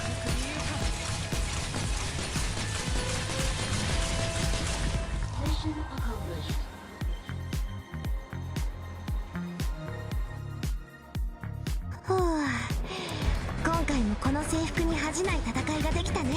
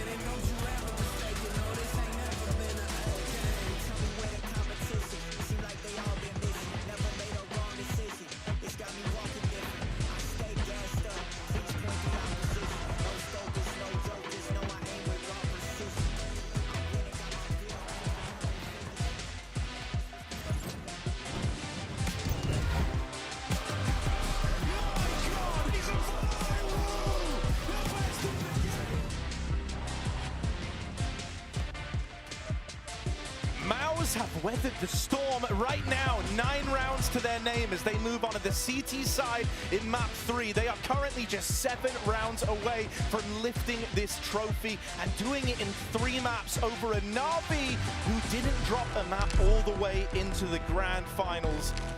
Quite the run from Mouse that they could be about to finish here and now. Every step of the way, we doubted this team. We thought, no, this one's too big. This is a bridge too far. This is a stone too heavy to lift. But they break through Furia, FaZe, G2, ENCE, and now the final task ahead of them. A similarly unestablished team at the top of Counter-Strike Global Offensive. And I think Mouse are ready for it right now. They feel unstoppable, Uxie. They do. It looked really good for Na'Vi halfway through that first half, but then that one pistol armor round, that damn pistol armor round.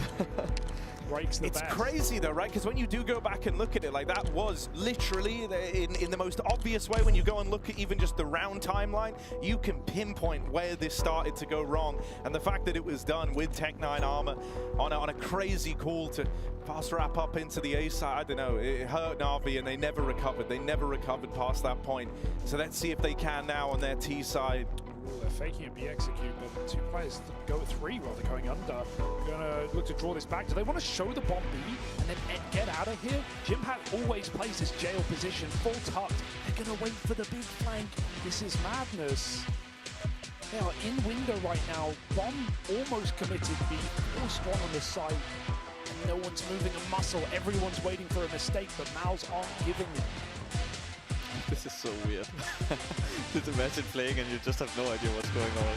You almost have to pull back. You can't walk into B with the window not broken. It would give it all away right now. And even though Mouse are aware of this possibility, they're just spotting it, playing the info, and Frozen finds out the hard way. That should open up the path to A, unless the bomb gets cut off by Xertion. He's missed it entirely. Na'Vi now favored in the pistol. Oh, he has missed that timing. Alexi makes it up through the connector with the bomb on his back. Xertion dead, Simple taking matters into his own hands in the pistol. Now Jimmy moving up through CT, at least gets that trade. Backstab is in, Ema wins his fight and Simple closes in on the backstab. It's 3 in the pistol, rip roaring from Simple. I think Frozen gets destroyed there. That peak looked pretty good. Players were turned away, but they flicked back. They double headshot him. Without that, could have been a very easy round for Mouse with the bomb down, stuck under. Yeah, that's a flip. Wow. That's a Simple pistol. Trying to activate late in this game. He started strong, but wow, those damn pistol armors. Yep. Force up for Mouse now. Scout, Deagles, and Na'Vi looking for their second win.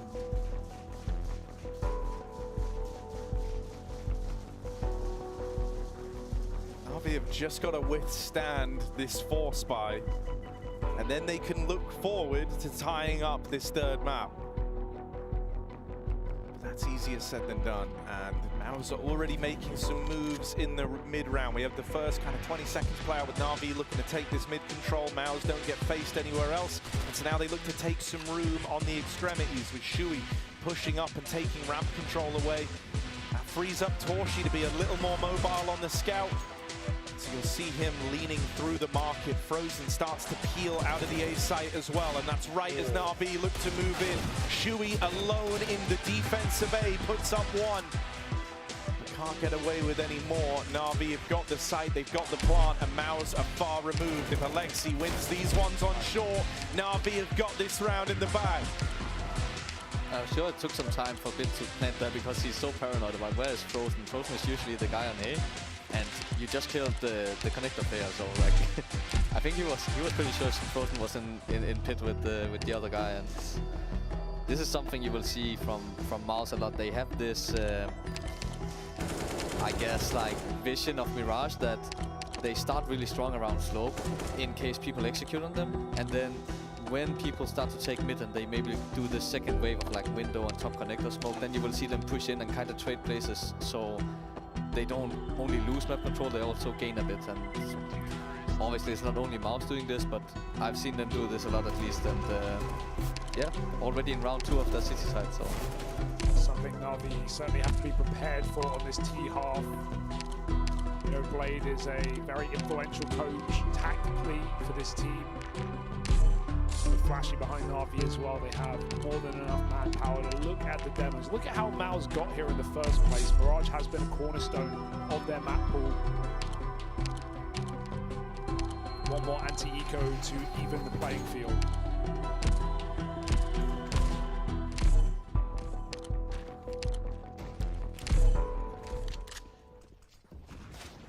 There is still a bit of intrigue on this round, thanks to those pistols being brought forward. Scout still in play for Torshi. Na'Vi aren't allowed to get super comfortable here. Exertion in the window, mollied out of position. Actually, that goes into the ladder room. Never mind, it's to clear that out, and Exertion's already dropped on down. Tries his hand at the jump shot through the smoke. Hell, why not? That's an Apex classic. Got 2 kills I remember, like this. yeah, I remember that clip. Yeah, still feels bad till this day. Unfortunately, no crazy Apex-like move at Exertion. Instead, he'll just go and rejoin his buddies over on B. This is very measured from Na'Vi, playing this so it is, you know, the kind of pacing of like a full gun round. They really don't want to lose anyone. No one wants to be that first man to fall here for Na'Vi. So they're hoping they can kind of figure out where this stack is if it's employed. In the final 30 seconds, you might assume that MOUZ are grouped up on one of these sites. So as Na'Vi go into A, they've got to be methodical here. They clear it out with the util, and they get deep enough in now to realize that there's nobody home. Torshi's scout fires off a shot from spawn. When they see that, they know they've got the safety for this plant. Hunting here with the util on bits. The only flash. You won't be able to get that out from jungle right now, so Na'Vi just go for a setup, play together. MOUZ will pop around this corner, hoping for the best. Shooting grabs info. Rifles move closer, there's even a hunting Mag-10 in B. There's no way MOUZ are getting out of here with anyone alive. Na'Vi will make sure of it. Ima is about to be mad.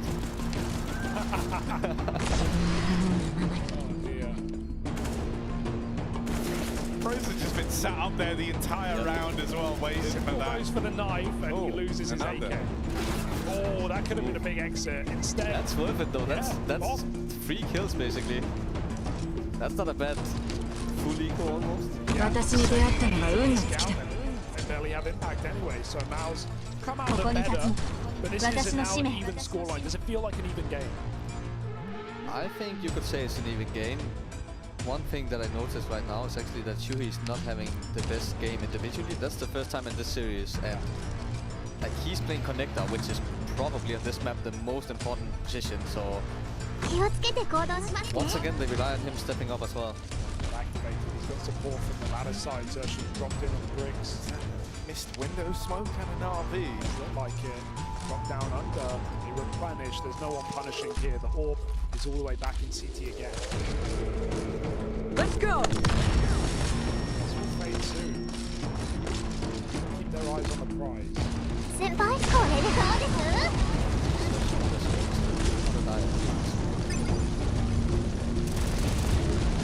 die. Simple as that. Drop it back down and evade capture. Alexi rifles the nade in a little far.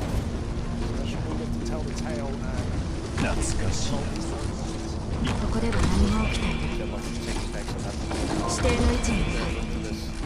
Slow push again. Oh, this is spicy.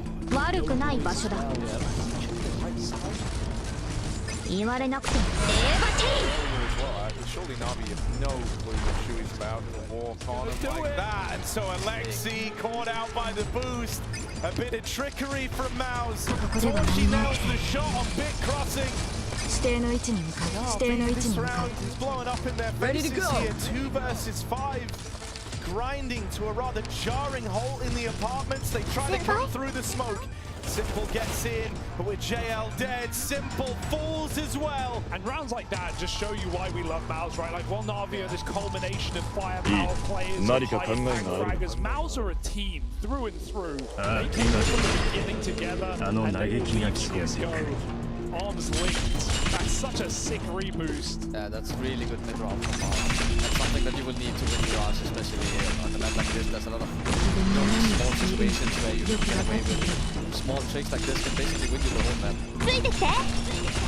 First gun round. step in the right direction for Mouse. Double digits first, and it's 6 rounds from the trophy. Apple pie! I think we will get another buy round here. But one interesting thing about Na'Vi so far for me is that you don't have like a new lineup and then first time international lineup. You could try to get the easy way out and like play fast, play with set calls and they play really slow and they're playing the long game with this team. That's like for me, but they're not taking the easy route. So final really at this point I don't think they expected that themselves, so... I mean, yeah, Simple said in that interview, right? He kind of had to like come to terms with the fact that they weren't just going to be the best team ever straight away, and it would actually take a while to kind of work back up to that. I remember Kerrigan saying when he was in Mouse that he expected like a team to at least take 6 months to fall into place and like to get on the same page and build a strat book and all this stuff. So to already be here is more than impressive, honestly. Na'Vi aren't just here to be here, they're here for the whole thing. You don't get to a grand final without that championship mentality, without that want to win. That was a little miscommunication. That's actually huge. Only the B player had left with a smoke. They should honestly leave him on B with that smoke and then... His smoke's already gone out now at the 50-second mark, so no smokes for Mouse. No way to slow this down. They're now at the full mercy of Na'Vi's exec. It's only 1 smoke, 3 flashes, and a molly from Na'Vi. That's more than Mouse have got to work with here. This net is closing. They're moving 2 up corners, 1 on ramp. They're splitting Mouse. They're crunching them together, and that pick will open up the play. Simple with the opener. JL trying to move in is shut out. Simple brings in another. Surely no more. Simple's doing it all. 1-man army out through Palace. Young Jim. And it's all left on a Yimpat. Alone in the window and far removed from the round. He kind of hangs around here with the kit dropped in front of him. He could retrieve that, but decides against it.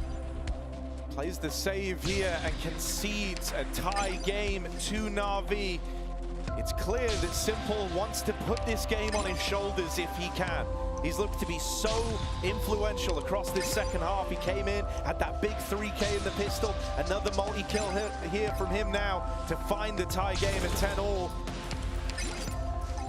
You can see that Simple feels the pressure to make plays, but he's at least delivering right now. I wouldn't trust anyone else quite as much inside of this team right now, and sure, there's been some frustration in this map, but Na'Vi's still fighting for it. 10-10, refusing to go quiet. Such an important timing on Torsi's reposition. He was watching Palace the entire time, but Mouse had no information towards middle. Their smokes expired. They wanted something. They get hunted down by Simple. 10 apiece. A weird economical situation. They'll probably drop a gun. They can get 5 rifles, but Orb might be a distant memory. Oh, they drop it. It's even less nades. Yeah, but it's a smoke for Yimpat anyway, so it's not the biggest deal in the world. And also, have you ever seen this guy get caught off guard? No, true. Actually, never. Like, it's insane. I've been watching him the whole final, and he didn't get caught off guard a single time. No, he checks everything, I feel. Like. Even like corners where they physically can't be, and I'm like, man, like, he is thorough. Oh, Jimmy, man, he's keen for it. Yeah, we've seen him in these playoff games anchor B alone very well on this map. Always just tucked in jail. He wasn't getting cleared. I think it was even in your game as well. It's got to be something Na'Vi know about. We've seen him back in that position today. He's doing a jump spot, baiting for Zertium right now on the balcony. Na'Vi are in no hurry, especially not towards B there. Eyes out middle, Orb looking for a pick, and Mal's refusing to offer one up. Zertium is playing way more towards BF than he usually is, which suggests that I think they expected Na'Vi to have some game plan to maybe hit the BFs a bit more, but so far it's just been slow rounds, taking mid control, getting it down to this split towards A most of the time. Once again. And once again they're taking slope, so... But they're leaning towards B. Which I understand, like a lot of teams has this mentality of like, okay, you just smashed, they just won on A, so now they will switch it up. And yeah, they just keep going with what works. Splash, Frozen turns back into it. He has to jump through a bit, escape through the smoke, and he finds that entry kill. Torchi's got to do it all right now. A 1v1 against number one. It's simple down on ramp. Torchi falls off the box. He waits for the Palace play instead. 25 seconds, the bomb's out ramp. Makes it over the stairs as well, continuing to apply pressure to this orb back at the spawn. A big kill from the impact comes out from jungle. 3-on-3 ensues with Ema trying to reclaim this space in jungle. Can he go toe-to-toe with Jimmy in this fight? Ema waits. First kill is his, but can't secure that second. Good protocol from Mouse. Nicer shot from Simple. Gets rid of Torchi out on the spawn side. And for Exertion, this bomb, open plant. Na'Vi, that second player could be anywhere. They could just look to play around this bomb. There is nothing that Exertion can do here, and he knows it. They'll even look to hunt him down right at the close. He knocks the orb out from Simple's hands. JL will try and retrieve it, but will he get away? JL will. Huge kill. An important kill to maintain that AWP for Na'Vi. But more importantly, deny Torchi a solo orb in this round, right? If that gets out, that's the if you're going to have one gun on an eco, that's the perfect gun on CT Mirage. Just play very mobile, go for picks. Torchi's been sat back in CT spawn in almost all of these rounds, whereas AWP and Simple's had his number. So that's a massive exit for JL. It keeps the money in good standing. It puts Na'Vi up by a round. And Mouse are now the ones. Castwood coming back in. If that was anyone else but Simple going for that last frag, I would have called him insane. Yeah. But Simple, so it's fine. The fact Exertion even reads it as well. He knows he's getting hunted. Yeah. Got to know what you're up against. RV, this looks like a different team all of a sudden. This T-side coming together, slow and steady being the key, but steady nonetheless. And Mouse every round as well, giving them mid control. They don't like run out catwalk like we saw JL, for example, was doing on his city side, or Ema as well. Like fighting for mid ramp.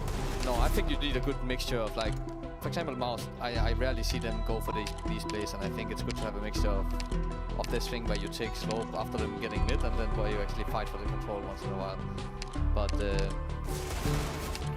yeah, maybe they also didn't feel like doing it because they never really had like a stable economy, and I get that. You don't want to take as many risks when your money is low, so. Gotta keep them on their toes right now, Na'Vi know what to expect. No worse feeling than like trying to swing mid with your first orb in 3 rounds and you just lose it immediately, and it's like, well, guess I asked for it. Here we are, Na'Vi, they've got the mid control, they fight the pistols here. Mouse actually did offer up some resistance in middle. The Deegs were no match for the fancy rifle work, and Na'Vi, Exertion, maybe his is. The Eagle back at jungle. Exertion seems to want to give this a try. Swinging it wide, Ema will deal with him. And so that Deagle locked out, and with it, the round. It's close, man. Na'Vi don't give him the fights he wants. He wants that close peek. He gets the Palace jiggle. Then the stairs player goes over, making his crosshair placement a nightmare. Great, well dealt with by Na'Vi with 10 seconds left on that plant. The orb's thrown out. Na'Vi composure as well. Yeah. With like, what, 15 seconds left, most teams would just swing on this guy when he gets the first 1 dig, you know? But they're chilling. They don't go for anything crazy. Part of the culture. New team, new in-game leader, same old Na'Vi. No exits for Mouse. We'll keep 3 guns alive going into Mouse's 4-buy. Important again, Na'Vi lost 4 in the previous. They re-established their money. Oh, Impact got 1 after the clock. So JL's lost his gun. 2 guns survived. Not the end of the world. He didn't grab it either. So Torchi come up with the orb. I feel like Torchi's been getting kind of wrecked in terms of the spawns. It's like another rough one for him. He's not going to get to have some like crazy chance to be hyper involved. Not in the early stages at least. And this is something that he likes to do. I've never seen an AWPer like him who like every round he's going for something. It feels like. And again here, this is the best you can do with a bad spawn, I guess. It gets Ladder out. boost. Ooh. Meanwhile, this A play is coming in for Na'Vi. This is a real pace change here. The rounds up until this point have been these slow burning, ending in the final, 15, 20 seconds. Now it's a plant very, very quickly. And Mao's kind of caught off by the pace here. They're out of position to even launch this retake. They're left hinging on these kills coming in from CT. And if on this first swing you don't find Simple, you might never get the second chance. He manages to get in behind the firebox. Now is Util to lay out into CT spawn. Shui trying to play through it. Goes up, goes over, and Simple shuts him down. This should be it for Maus. They're continuing with the retake, but it's a ghost, a shell of its former self here on the Maus retake attempt. And Simple even looking to remove the orb. Won't manage that. Torshi gets out with it at least. Na'Vi don't care. They've been throwing orbs out, man. They're rich right now. They're winning rounds. They've got a huge streak. That's 7 out of 8 on this T side. What a fantastic pace change. And the one round Torshi doesn't start CT spawn. The one round is the round that Na'Vi run through the Molotov on ramp. Simple's hitting some ridiculous shots right now. Remember that quad kill out of Palace? Dude, and it's not just like he didn't start CT, it's like they boosted him ladder. He ended up as far away from helping out at the A site as possible. And it was left to the one-man hole. And that round is so early as well that Maus have no info, they have no control. They're so scared of underpass, they're so scared of top mid lurk because they're taking so much time to come through connector. When was the last time you saw Simple on the camps like this? Like so fired up, he's like hyping up his teammates. Yeah. Where like, I feel like for the last 2-3 tournaments, every time I see him, it's like hands to his face, all like frustrated, but now he just seems like a motivator more than anything. Maus, where have they gone? Right on the precipice of taking the final CSGO land.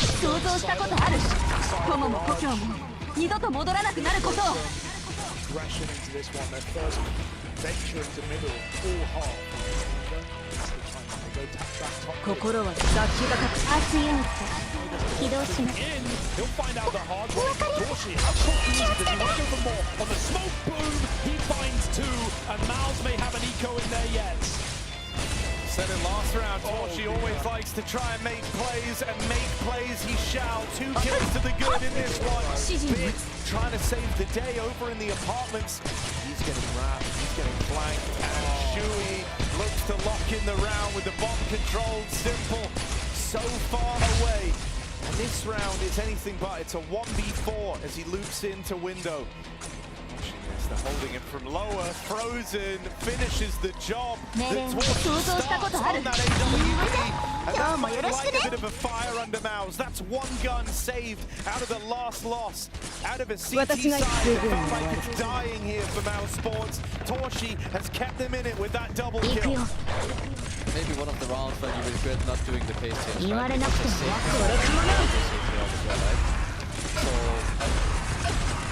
Part of not wanting to just run into it, you don't want to just go for a steep B and there's 3 there. No, it feels stupid if you run into it. Oh, here we go. No, it feels bad if you run into the orb, of course. But at the same time, it also feels bad if you give him the whole round to work picks like we did, right? And then you cannot really blame you. Like, it's not like anyone did something really wrong right now. Like, he was holding top mid for the push. He got punished because it's an orb. Then the guy in underground, same thing. And all of a sudden it's a 5 versus 3, and then the mistakes comes because you have to take risks, you know? So, yeah, it would look stupid to rush into an orb and everything, but... Have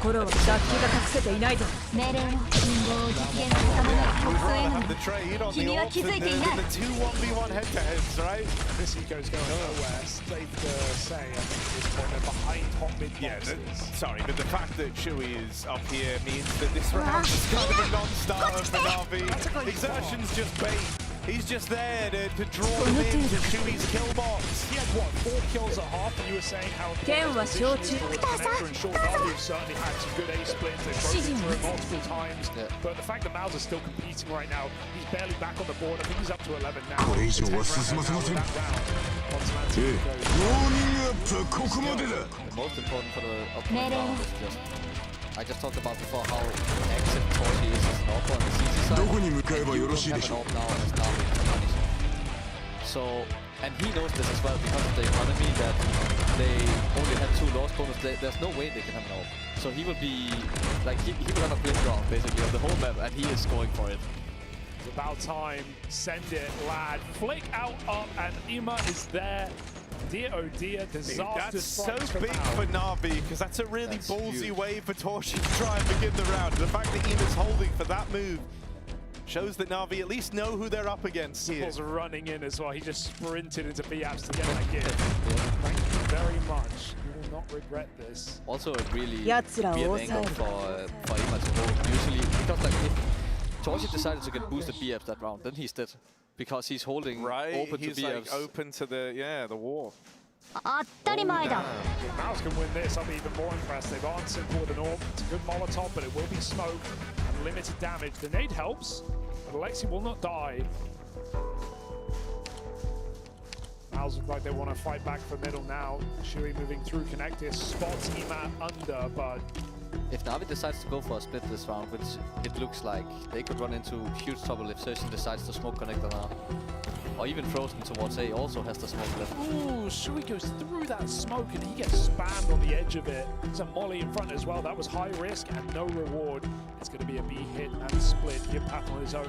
Out on catwalk right now. His teammate helps out, frees up some room to play retake. He swings the orb and he drops Simple and more. The bomb comes crumbling down and 20 seconds for JL to save the day. Out of nowhere, Na'Vi thought they had this in the bag. JL's not being respected. They're rushing him down from short. They're already so much deeper than he's ready for. JL screwed, surely backed in at the back of the site and locked out.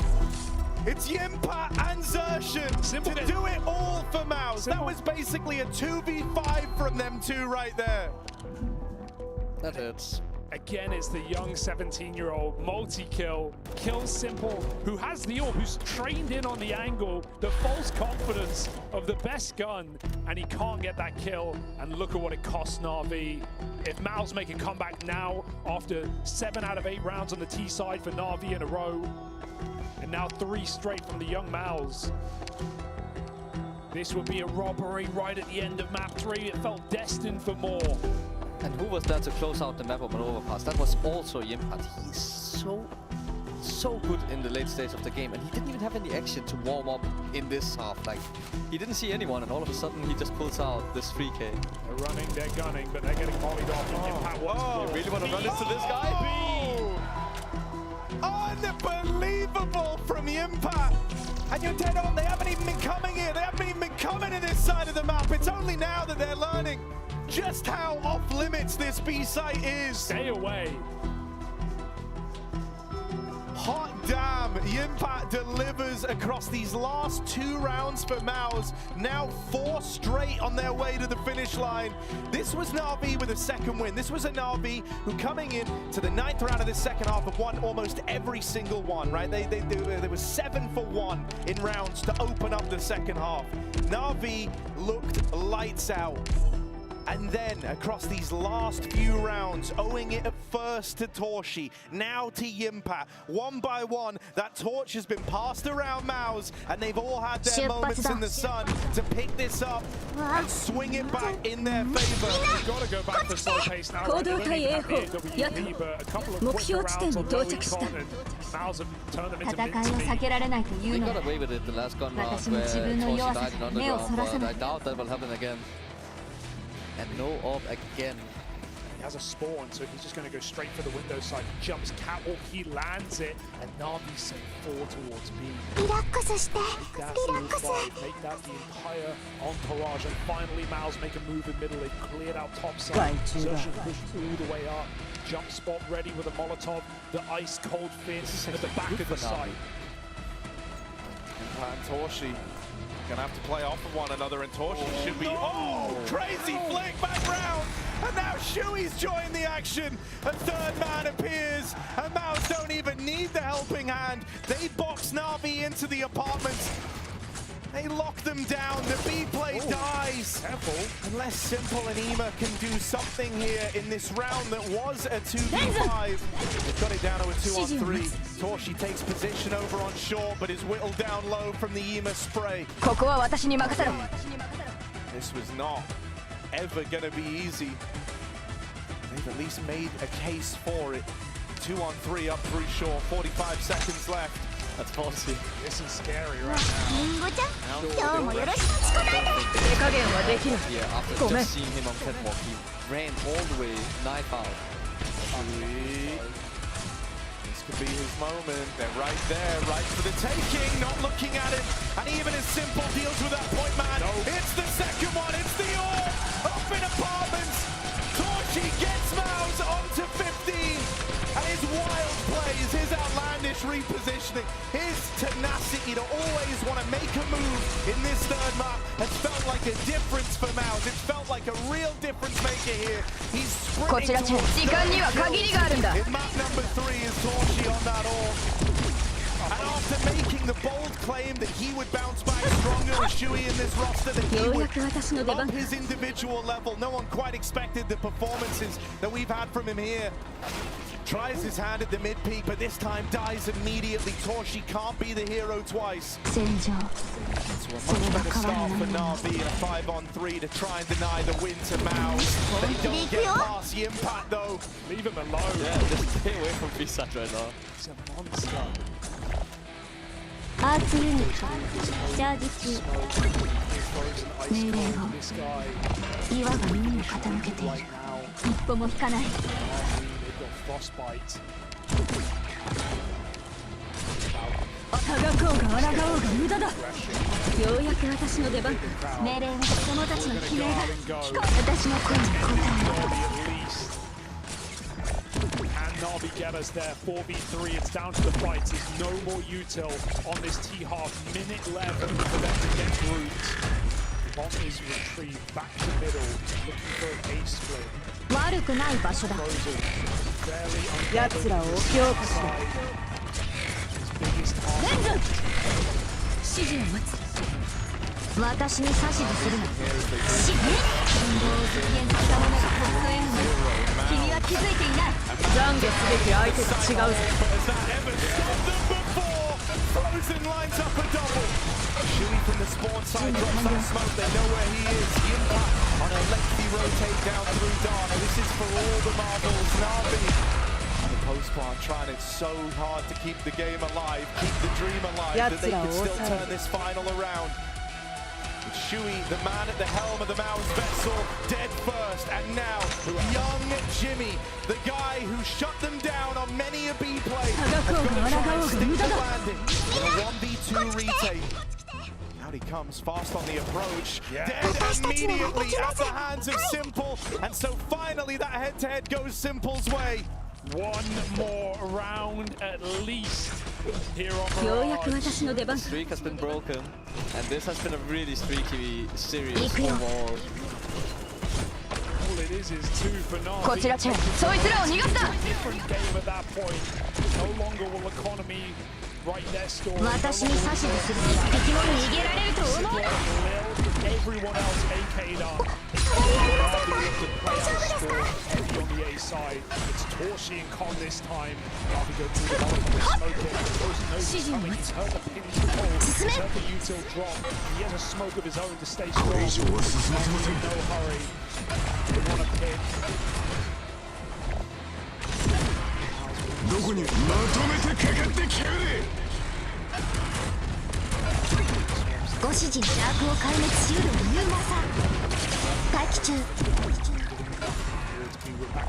Switch, jump spot on balcony.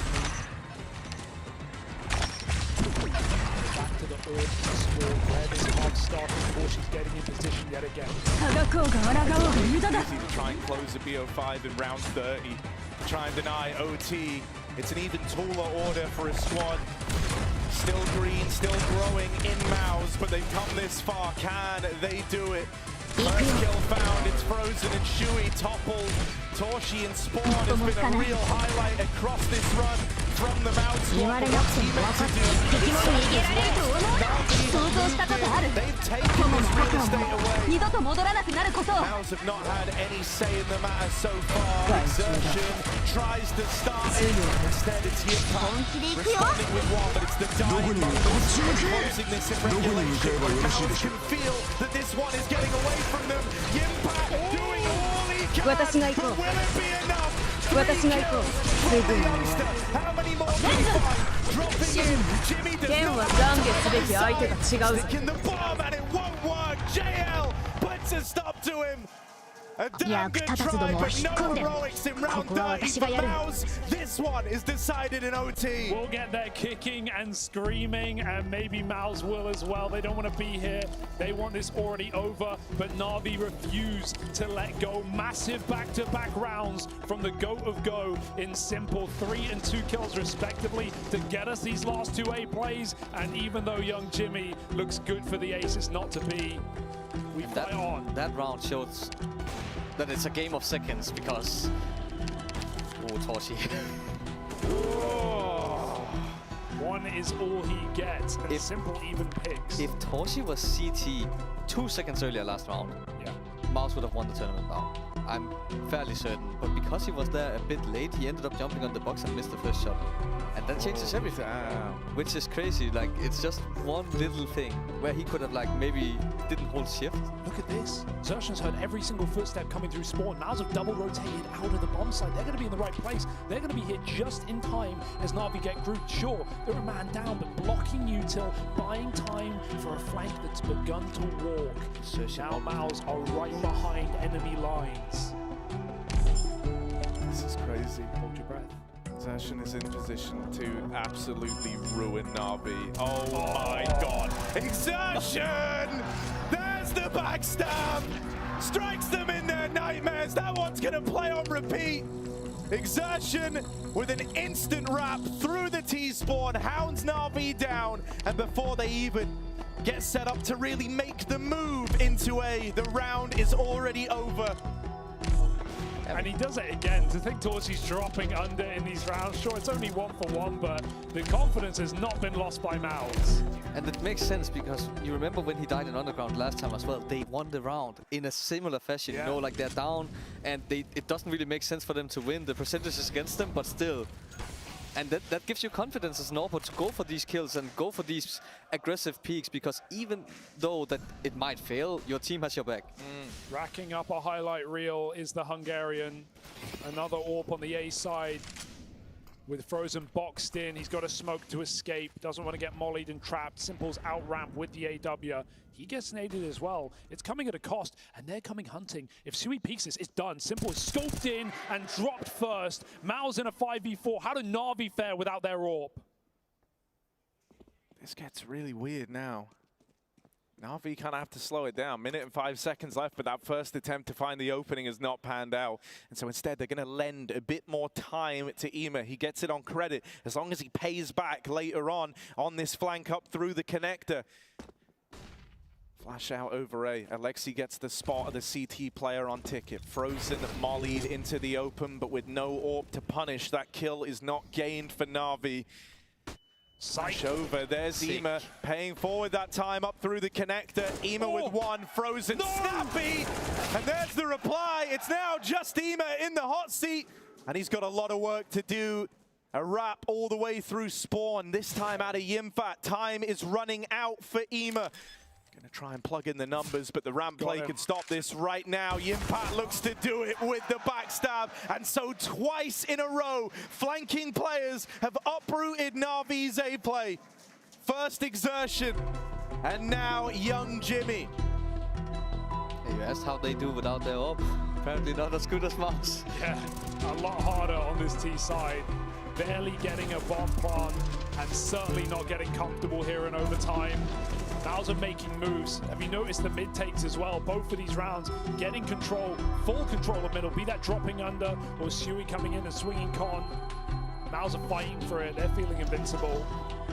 Na'Vi, not many rounds left to fight. One more pop through a Molotov. JL tries to run Frozen down. He's caught out in the open, but he just keeps sending.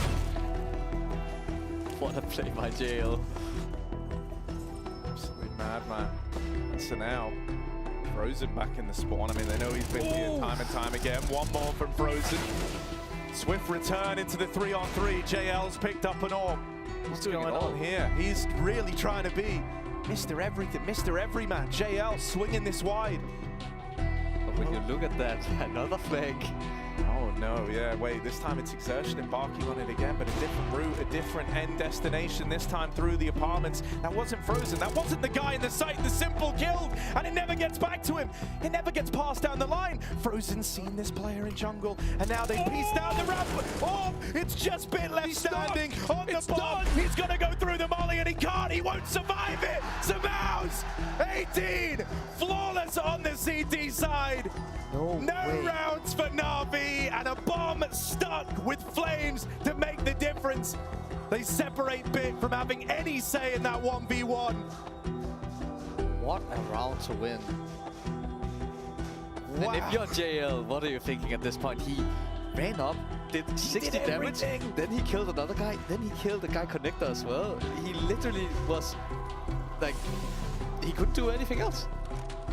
And the one more round now, not fighting for 30, not wanting more bonus play, but wanting Na'Vi out of here in 3. Mouse looking to make it so, and Simple's timing could not be worse. Torshi owns the angle as he searches on this A site. Mouse, the precipice of a trophy, the final trophy. Xertion, they've got full big control now. JL might have heard these steps though. Xertion gets into ladder, he can hang out. Bomb's going to rotate around the world. Simple behind the smoke, so close. But yet so far, he will make the right move. Dodges death, but back to A. They're even leaving JL as well. It's just Alexi, the captain, the sole defender of this site, as Mouse are ready to end it tonight. Exertion strikes first with JL gone. Alexi, last line of defense, last line to stop Mouse from running away with this. He gets out with 1. Is that going to be enough for the Alexi B hold? 3 on 3. Simple scoped up, holding this line while Bit moves in. Trying to close the distance on the M4, but nothing being offered. Mouse, they can feel it. It's coursing through their veins. Just Simple left to stop. 1 guy left to beat, and then Mouse have done it. Out on an island, Simple falls, and the record will show that when we hit OT, Mouse powered up. They fought harder. They hit harder. Phenomenal from Mouse. They terrorize the top 10. This young gun squad, number 7 in the world, number 6, number 3, number 2. They take them all. They take the trophy and they finish global offensive at the top of their game. 20 years average A's, and the Mouse NXT squad end with glory.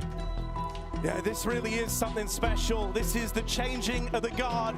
The victors here, not the big household names. It's not Simple, it's not Alexi, it's not Bit. It's the next generation, the next big thing, the next step. Whether that's Jimpa in a breakout year, looking phenomenal on this path to progress, surefire as he does it. Whether that's Shui linking back up with the boys after doing the impossible with Gamer Legion back in Paris. Whether that's Torshi reinventing his orb antics and being lights out across this playoff run for Mouse. From the Academy League to the big leagues, and now the ESL Pro League title, it's Mouse!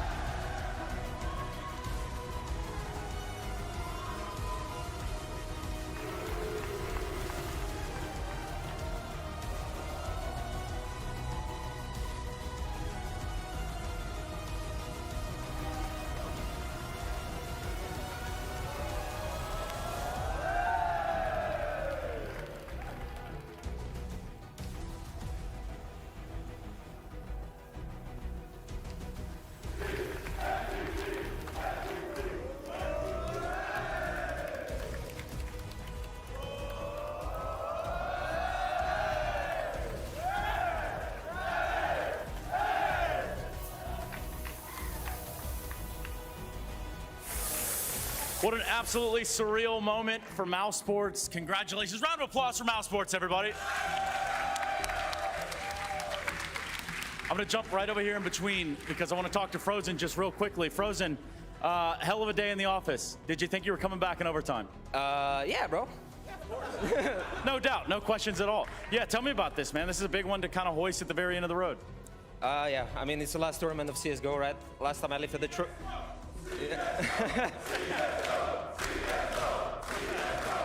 I think that's good, actually. That's a good thing, yeah. So, man of the hour, though, what do you think about your teammate, Jimmy? I mean, my man is stepping up, you know. There is... VP, that's weird. Yeah, that makes sense. Tell me about Jimmy. What do you think, bud? How you feel in this moment? It's amazing. No words, out of words. It's amazing feeling. Yeah, because you've never been here before, but you damn sure did it today. So congratulations, man. Anything you want to say? Thank you for the support, guys. It's much love, much love. Yeah, all right, all right. So let's do this properly. I'm going to hand this to you. We could go ahead and get these signed down there in the front. Everybody, let's just start filing them through. Again, yeah, leave some space. Round of applause for Mouse Sport. Well, there you see it. Signing the signatures, ending a long road to get here, a journey they embarked upon so long ago. And I guess, Scrawny, we can't call them the Academy team anymore, can we? No, I mean, again, right, the Mao's NXT team that once was is now just the next generation of Counter-Strike. I think it's super poetic that they get to lift the last CSGO trophy, because we're talking about somebody like Frozen with years of experience in Tier 1 who gets to lift it at a Pro League for a second time. To me, Jason, it's like I was there in WePlay, I was there at Kyiv, I saw what this team had in potential, but much like watching Zywoo back at the Premier, like ESEA Premier, you think, you know, oh great, this looks really good, but it's like all about the context, right? Yeah. He dominated players at that level, and you're just watching this team and thinking, dude, the trade frags, the calls, it looks like it was good enough. And it took a little bit of time, but they got there. It's almost like it's hard to predict. Like you can see the potential, but hard to see it's coming because of the competition. And then they step up, and it's been a grinding battle. And it hasn't been without the issues, without the problems. They had to make some tough decisions to get here. This is wonderful. You said it's poetic that they're the ones lifting the last trophy. I think it's poetic that they had to take down the greatest player of all time to get that trophy. Dude, not just the greatest player, but some of the greatest teams on this run, right? Yeah. Like, I mean, this is a run that regardless of who ends. FaZe, G2, Furia, Na'Vi. Legends on all those teams. It is an no matter if this wasn't the last CSGO event, this is the kind of run just at that level with all of those scalps on the way. This is legitimate. It's uncontestable. This is not some Mickey Mouse result. This is an uncontestable, undeniable Tier 1 run from the Mouse boys. And some would say, we saw it coming. Yeah, some would say that for sure. I mean, I'm astounded. I'm at a loss for words, kind of like Jimmy over there, just because who would have, like, coming into this event, you knew the potential was there, but did you think that Shui would power this team up this quickly? Had them playing top tier Counter-Strike as soon as he entered the team. And before we talk to a few more of the players, we've got Freya ready with the DHL MVP. Oh yes, hotly requested by the audience here and you guys at home. Jimmy, your first ever Tier 1 LAN Grand Final. You not only take home the trophy,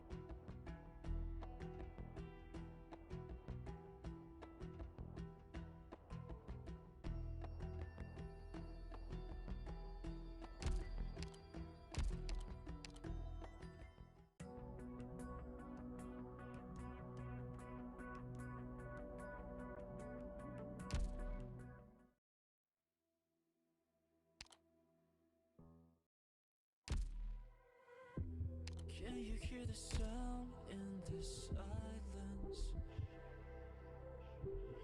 Relentlessly striking through the walls. What's it gonna take to erase my sins? When I've done nothing wrong, I've done nothing wrong at all. I've said it all before. Don't be surprised when you see me come alive. When there's nothing in between us. I wanna tell for myself. I wanna die for a night.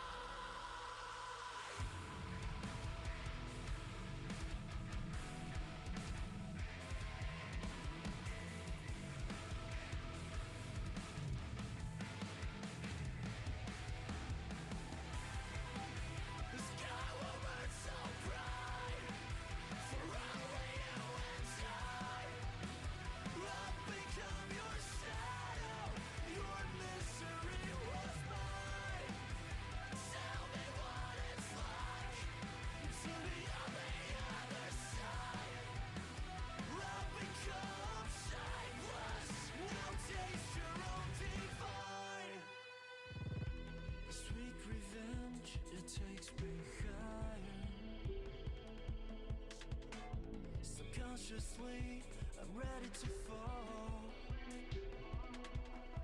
So I was playing with like a bunch of other 16-year-olds. Like, actually, one person, Casey Foster. I don't know if you remember. Yeah, dude. And Isn't Daze like was on our stuff team. now? Casey Foster like codes stuff for CS now, right?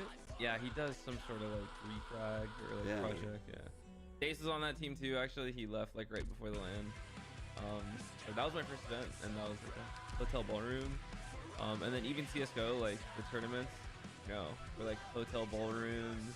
It was very casual. Like you walk up to you, like literally. I remember one tournament I had someone just vaping behind me, blowing the vape smoke while I'm playing, and I was just like, too like young or nervous to say anything. I was just, so HLTV has stats for me from like 2013 on Frost Gaming. I actually didn't know you played with Dates. in Counter-Strike Source, yeah, so he like left his main team. He was a top player and decided to join us, like a bunch of kids that just qualified for like invite at the time in Source. And then he like decided to step down, like leave and like wait for like friend's team or something. Yeah, because he was like an ass to you in like the CSGO days where I knew both of you guys. So I had no idea that he actually played with you in Source. Remember like when you played that tournament with us for Cloud9 and he like broke down the demo just for you specifically?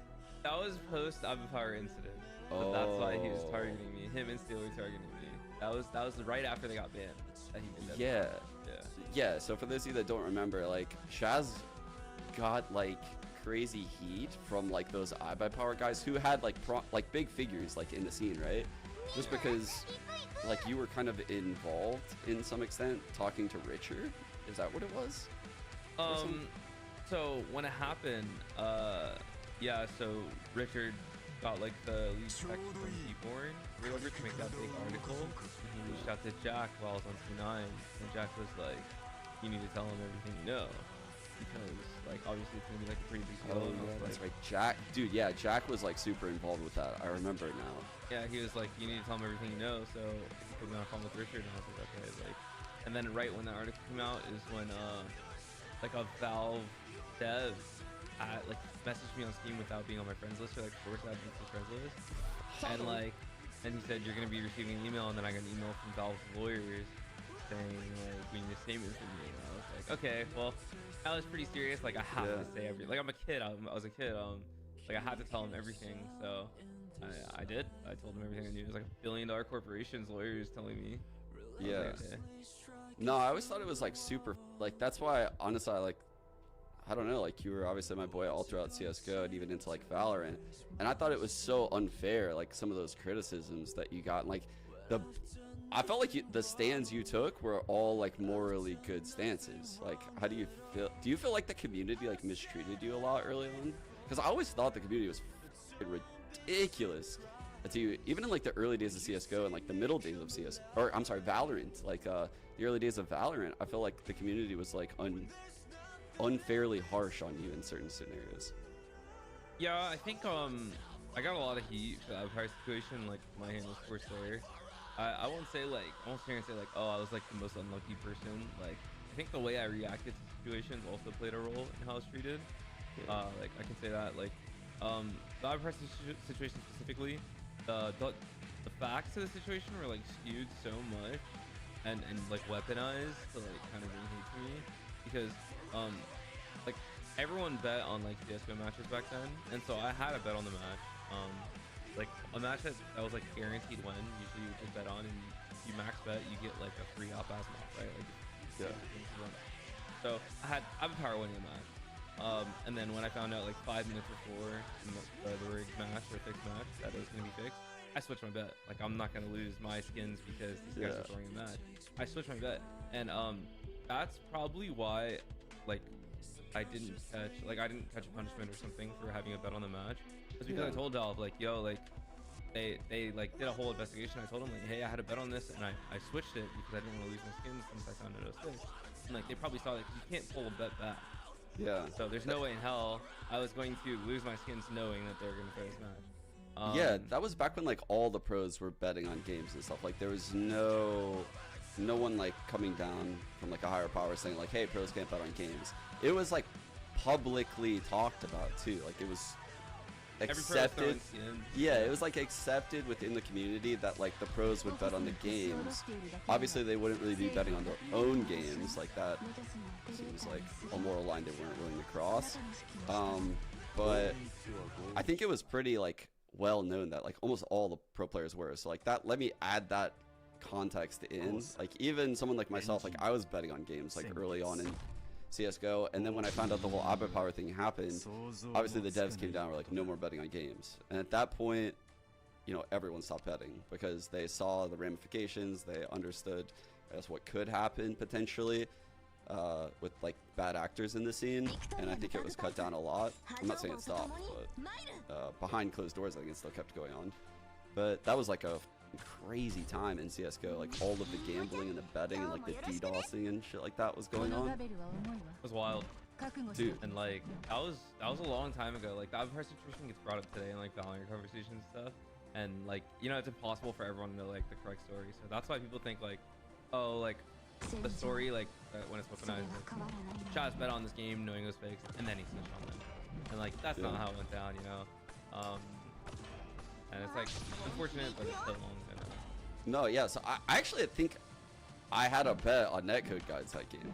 I'm not gonna lie, like, because it was Netcode Guides versus iBuyPower, and Netcode Guides was a company that DAZED owned, which is like, which is crazy. It was like a kind of video, like a teaching site or whatever for CS.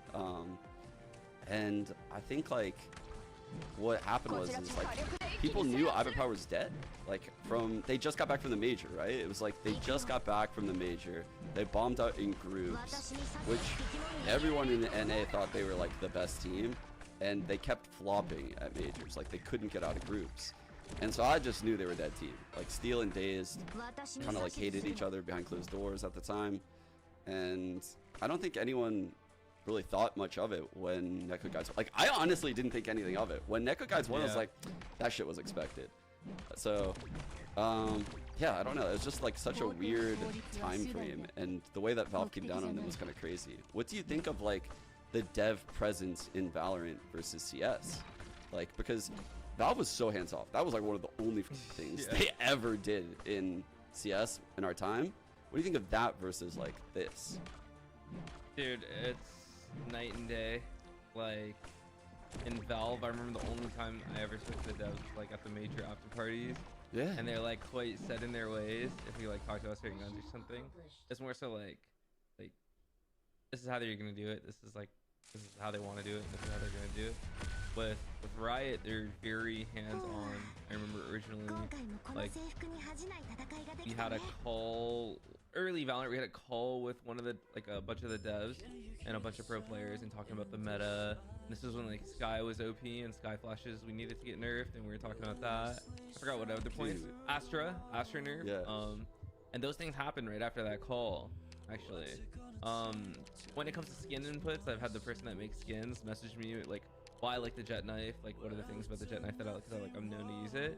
And then I noticed that the champion's knife was the same thing as like a kunai. So like it's kind of cool how no matter what, they'll reach out to like pros or influencers and stuff and like really gather opinions. Yeah, dude, like it's wild. I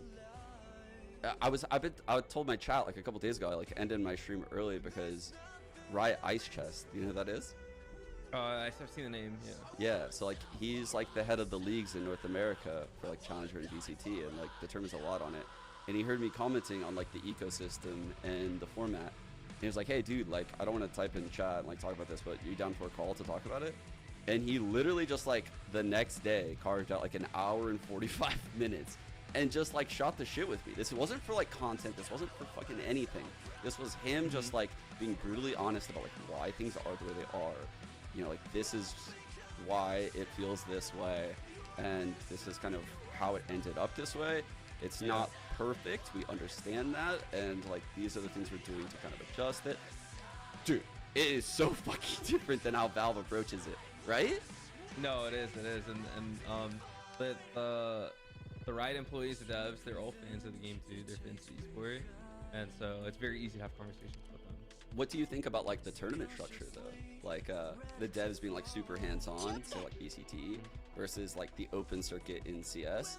like as a competitor in both, I have like kind of mixed thoughts here. So I'm curious what yours are, because you were also a pro in, well, I wasn't really a pro in Valorant, but you were a pro in both of them. So like, what do you feel like is, I guess, like the better system? As a player, it's definitely an open circuit. I feel like you have more control of your fate, and also more negotiating power as a player.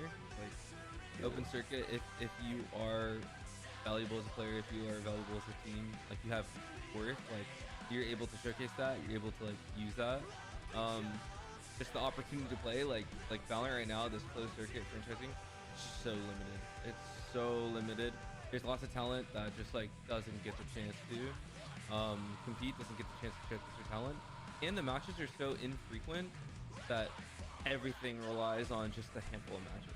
Like one match could really like define your career, and it might not paint the whole picture. I think franchising ultimately is probably better for like sustainability and like these companies to actually bring in revenue and stuff. But I think they messed up by making it too few spots. It's too. Sorry, what's that? Too few spots. Like, too few spots. Like only 5 for NA to start is what you're saying? Yeah, I think they messed up. I think that's caused a lot of problems. It's like, you know, all the drama right now with the salaries and stuff. I think that it's not like these companies handed out these contracts and these massive salaries and said, whoops, we can't afford this. Like we didn't forecast that this was gonna happen. We can afford this. Like, no, they kind of realized that right now in the scene, in the market, and behind the scenes, it's like orgs own all the power.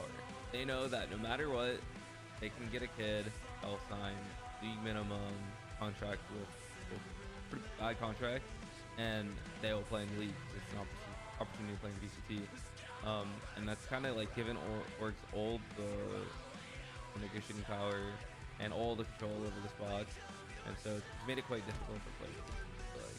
Yeah. No, I feel you, like, because I mentioned this a lot, like, initially there was only like 5 duelist slots, 5 sentinel slots, 5 controller slots. Like, you go down the list, like, that is very few professional players in all of North America. And the way it typically pans out is that North American teams are more willing, it seems like, to import players. So like those slots don't even go to like true North American players a lot of the times. Like Saucy and Pincado, for example, coming in from Brazil as like imports. You know, like that happens quite frequently with these big NA orgs that are willing to like splash and like make those purchases. And obviously like that's probably kind of how they got to where they are. It's fucking crazy, dude. Like when I saw that like EG news, like how did you feel about that? Like that was fucking crazy, dude. Like the fact that they wouldn't even keep their salaries the same. They can't even give the same money. They have to take like a 50% decrease. Yeah, so what I was saying is like I don't think the salaries are all justifiable. I do think there's a correction needed, but it's quite extreme right now. Like what's happening? Like the EG situation is an example of like an extreme like correction. Also, there's like a stigma in the separation of tier 1 and tier 2. I've noticed they've done a really good job of separating the two. They really focus on franchising, and as they call tier 1, and they want to make that their prime product, and these are the best players in the world. And they've made sure that there's no crossover. So people really think that tier 2 is like a step down from the VCT teams, and that's not the case. Like people think EA was gonna come in at like PSG and just absolutely farm tier 2 because they're considered tier 2, and now they're saying he's washed. But EA is still the same incredible player. It's just the talent in challengers is actually stacked. Like, people don't realize that, and this is like gonna be hard to believe. Like I think people now are gonna have a hard time accepting this. But EG got 2nd place at Masters Tokyo, won champs. These players, almost none of them would have been considered for a franchising team other than Ethan. If EG wasn't a franchise slot. None of the players on the team would have been considered. I can guarantee say that, like I know the conversation with teams. If EG wasn't a spot in franchising, I think Ethan might have been the only player in question for franchising spot. That's actually facts, by the way. That's hard facts.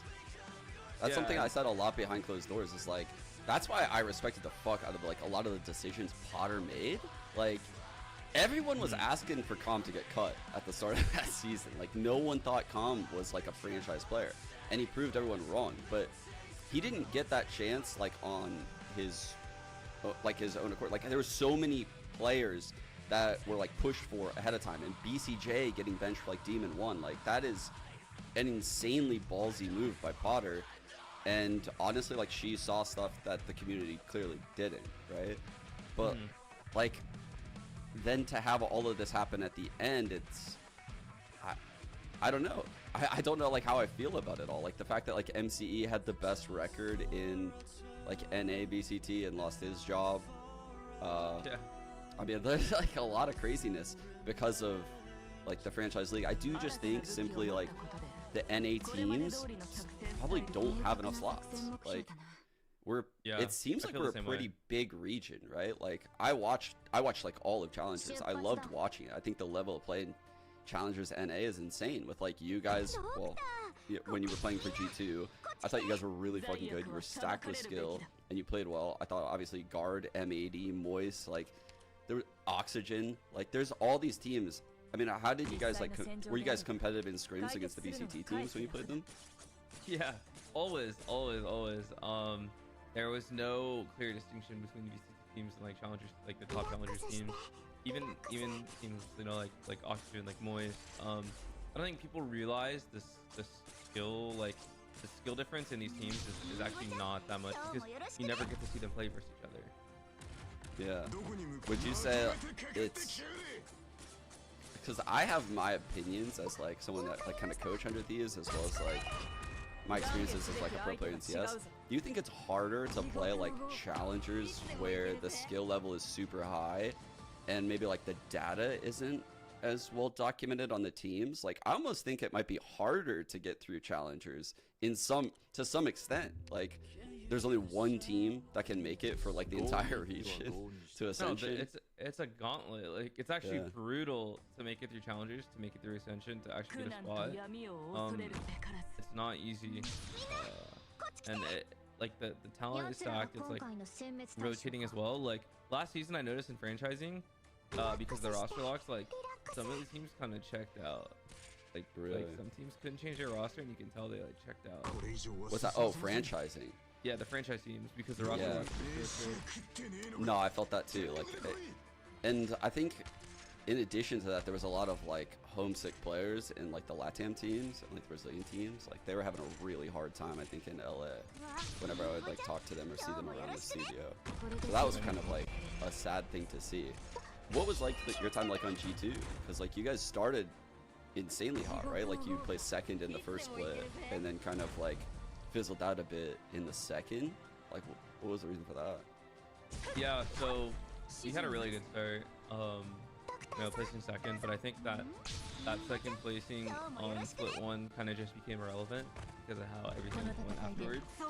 I think that so going into split 2, we knew we were already qualified, and so we wanted to start like experimenting with our comps on maps and using the matches, and so we ran some troll comps. I wish I like kind of put my foot down a bit more on it, but like with the vision that like, okay, we're gonna run this Viper comp on Haven without a Sentinel, but then when we play it, this one was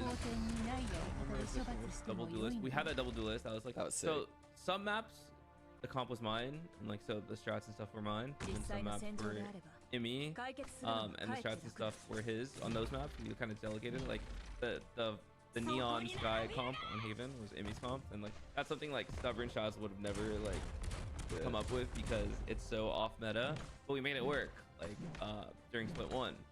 But then like so the goal was like on Haven we ran like this Viper comp during the regular season without a Killjoy, but then we were gonna run it later on in playoffs with like a Sentinel and actual comp. But I just felt like we were kind of wasting these matches and like making us look like a weaker team by doing these like testing comps during the regular season, even though we qualified. And I think it killed the confidence of the team. Also, do you think that's what happened to like NRG, like throughout BCT? I feel like NRG, when I like think back to like their BCT season, they were fucking around with their comps too, and it's an easy trap to fall into. Like I would want to do it too, I'm not gonna lie. Like when we scrim NRG, they would run like a different comp every time. they would like we scrimmed against them early on in the season, and they ran the Viper Harbor on Haven, but then they used their standard comp on Haven, like in the next match I watched them play, because I was like excited to see like how this works out. So I mean, it's good. I think if they're like running comps, like like the Brazilian teams ran Viper Harbor like on Haven as well, so maybe you understand it better. So if you do play against it, you do understand its like, strengths and weaknesses. But also on GT, I think we were like playing with role issues. We had like Whippy who filled smokes, and I think he did a good job. And then Penny was on flex, but I think that ultimately we were so excited about Oxy's skill. Like he's incredible as a player on Jet, but it probably would have been better to have him on the flex role and him on Jet, just for like comfortability, because like Oxy could play anything. Really? I yeah, shouldn't know like, that. he He's plays a ton of insane. rank. He's so good. The players that play a ton of rank like learn to fill every role, and like I think that people think too strictly about roles. Like this guy's a central player, he can't play controller. This guy's a flex, he can't play like initiators, like scan initiators. But the people that play the game a lot, it's very easy for them to like switch roles, transition roles. Like yeah, especially like the really good players. Like you also like know as like a top duelist what good initiator util looks like. Like you're like, okay, this is what really good initiators do to like shut me down, or like this is what I need to get activated. So like it's very easy for you to probably like make that transition if you really wanted to. Now like the timings of everything take like a little bit of work to get used to, but I agree, like watching even someone like Asuna, who is like a duelist, play like initiators, how he calmed and how he uses his util, it's like he has like a different appreciation for every piece of util he throws, like, and I see that like when you play initiator too. Like I don't know if that's what you're gonna be playing if you play again, because you played like obviously top level duelist and now initiator. Like what would you lean into? Like what do you like more? I think I'll always love opping. Like that's what I spend my entire CS career doing and stuff. But if I'm ever in like a IGL role, like some sort of like mid-rounding role, like initiator, I feel super comfortable. Like I actually love playing the role. You get to float and roam more. You're more concerned about rotates and like filling the gaps, and I think like I feel like really comfortable with having like a visual of the map, and so it's a lot of fun for me to play. Dude, what do we cook up right now to get Riot to get an op in an initiator's hands? Is it even possible? Is it even possible? That's what I always said, was that if they wanted to like fix the game during the chamber time period and like Jet being like OP, is that the fact that they have a gun in the game that is really only viable on one agent. Yeah, like, or chamber. Like it has to be one of those two, right? Yeah, and so I think that's like a flawed way of approaching it. Like there shouldn't be a gun in the game that's ultimately viable on like one or two agents. Yeah. So what they should have done like at the time was like nerf chamber, like nerf Jet, and buff off, so that like you can see like a variety in comps, and like other agents like pick up the op when they see like suitable. But like I don't bring know back if the jump op. Remember the jump op, dude? Like the land. Yeah, let's not bring that. But let's not bring that. People would like. I would just ping corners and just jump peek them. That like brought me back to like when I was in high school and I played Counter-Strike Source, and that's all it was. The interrupt was so bad in that game. All the operators, like I was an operator in that game, just jump peek everything, and you could never react to it. They'll kill you in the air on like your stream. So fast, dude. In beta, that shit was so fast. It's so dumb. So, I actually don't think it's possible to get like an op in an initiator's hands. Like I can't think of anything that like they would do for an initiator. No, but, they would just have to like. It's just not ideal. Yeah, like in their ads and stuff for champions, they were showing like Fade with an op, and I was like, we will never ever see that in a like bro, like Fades never have ops, but yet they show like these images of it. Yeah. I don't know. What would you change then, like in Valorant right now? Like, what do you think is like wrong with the game competitively, if there is anything? Do you think they're like heading in the right direction with like limiting abilities lately, like upping orb counts for ults, or do you think it's like heading in the wrong direction? Because you can go either way here. But I think they are heading in the right direction. But you know what I've noticed is that like ultimately aimers are prevailing, like which makes sense. Like attack if that's kind of what you want. But at like the start of the game, like I noticed that like it was very easy to take dry fights, right? And so you never wanted to really take a dry fight because mechanically the skill gap felt lower than like when you transition to CS:GO. So you always want to have an advantage in a fight, whether it's like a stun, a flash, or like some sort of anything. Like, but now there's so much util to flush you out. It almost feels like you have an opportunity to take a dry fight, like you should take it. Really? Like, because those opportunities are so limited now. You know, like with the amount of util and like the way that teams flush out areas and default and map control, that if you do have an opportunity for like a fair 1v1, like you should take it. Yeah. Like, that's like a pretty big switch from how like the game started out, where it was all about like holding on util, trading util, and like, you know, making sure that you didn't commit to like a dry 1v1. Yeah. That's no, what I know what you mean. I think like the teams that are willing to take those fights, even in like the most aggressive ways, like when you watch like someone like Paper Rex play, and just the way I'm thinking back to like the Pearl clip where he kills a guy like Link and then he updraft dashes like back into, you know, heaven, and he gets a kill up there. It's like that seems outrageous, but he's just like taking fights as quick as possible before there's any counter util. Like, yeah, that's what I call jet brain. Yeah. That's what I call jet brain. Like when you have a jet player like that and you go into VOD review and like they updraft dash into heaven and they die, like you realize that you can't. Okay, ultimately it's the bad play, right? Like you had a man advantage situation, you gave it up, but you can't let your jet not make those plays. Like you can't start like railing them back in. Like you have to let them have some sort of jet brain to like an extent. Yeah. Like, obviously, like you can't play like too buttoned up. Like, yeah. I feel like if you take no risks on Jet, you lose. And I feel like, honestly, a little bit probably NRG suffered from that. Like, they were like too textbook with their Jet play. Whereas, like, you watch someone like Paper Rex or you watch, you know, like Demon 1 play Jet, a lot of it is like outside of the playbook, probably, like his plays. I'm sure he definitely does a lot of set play shit too, but do you think like the game, how do you think the game is trending when like you think of like overall playstyle? Do you think it's something like PRX, EG that's like set play? PRX obviously a lot more fast paced and random, EG more slow, methodical, or do you think it's like loud NRG style, which is like, I don't know, like more like map control, kind of, it feels a little bit more CS style, if you know what I mean? No, I know exactly what you're talking about. I think there's so many variables in the game that like you can almost make different styles viable, but I think the styles that are more scripted, if you're going around and it's fully scripted, are just never gonna work when you like tournament. I think that you need to have like protocols, and you need people to understand how to react and like what's expected out of them in certain situations, rather than a full script.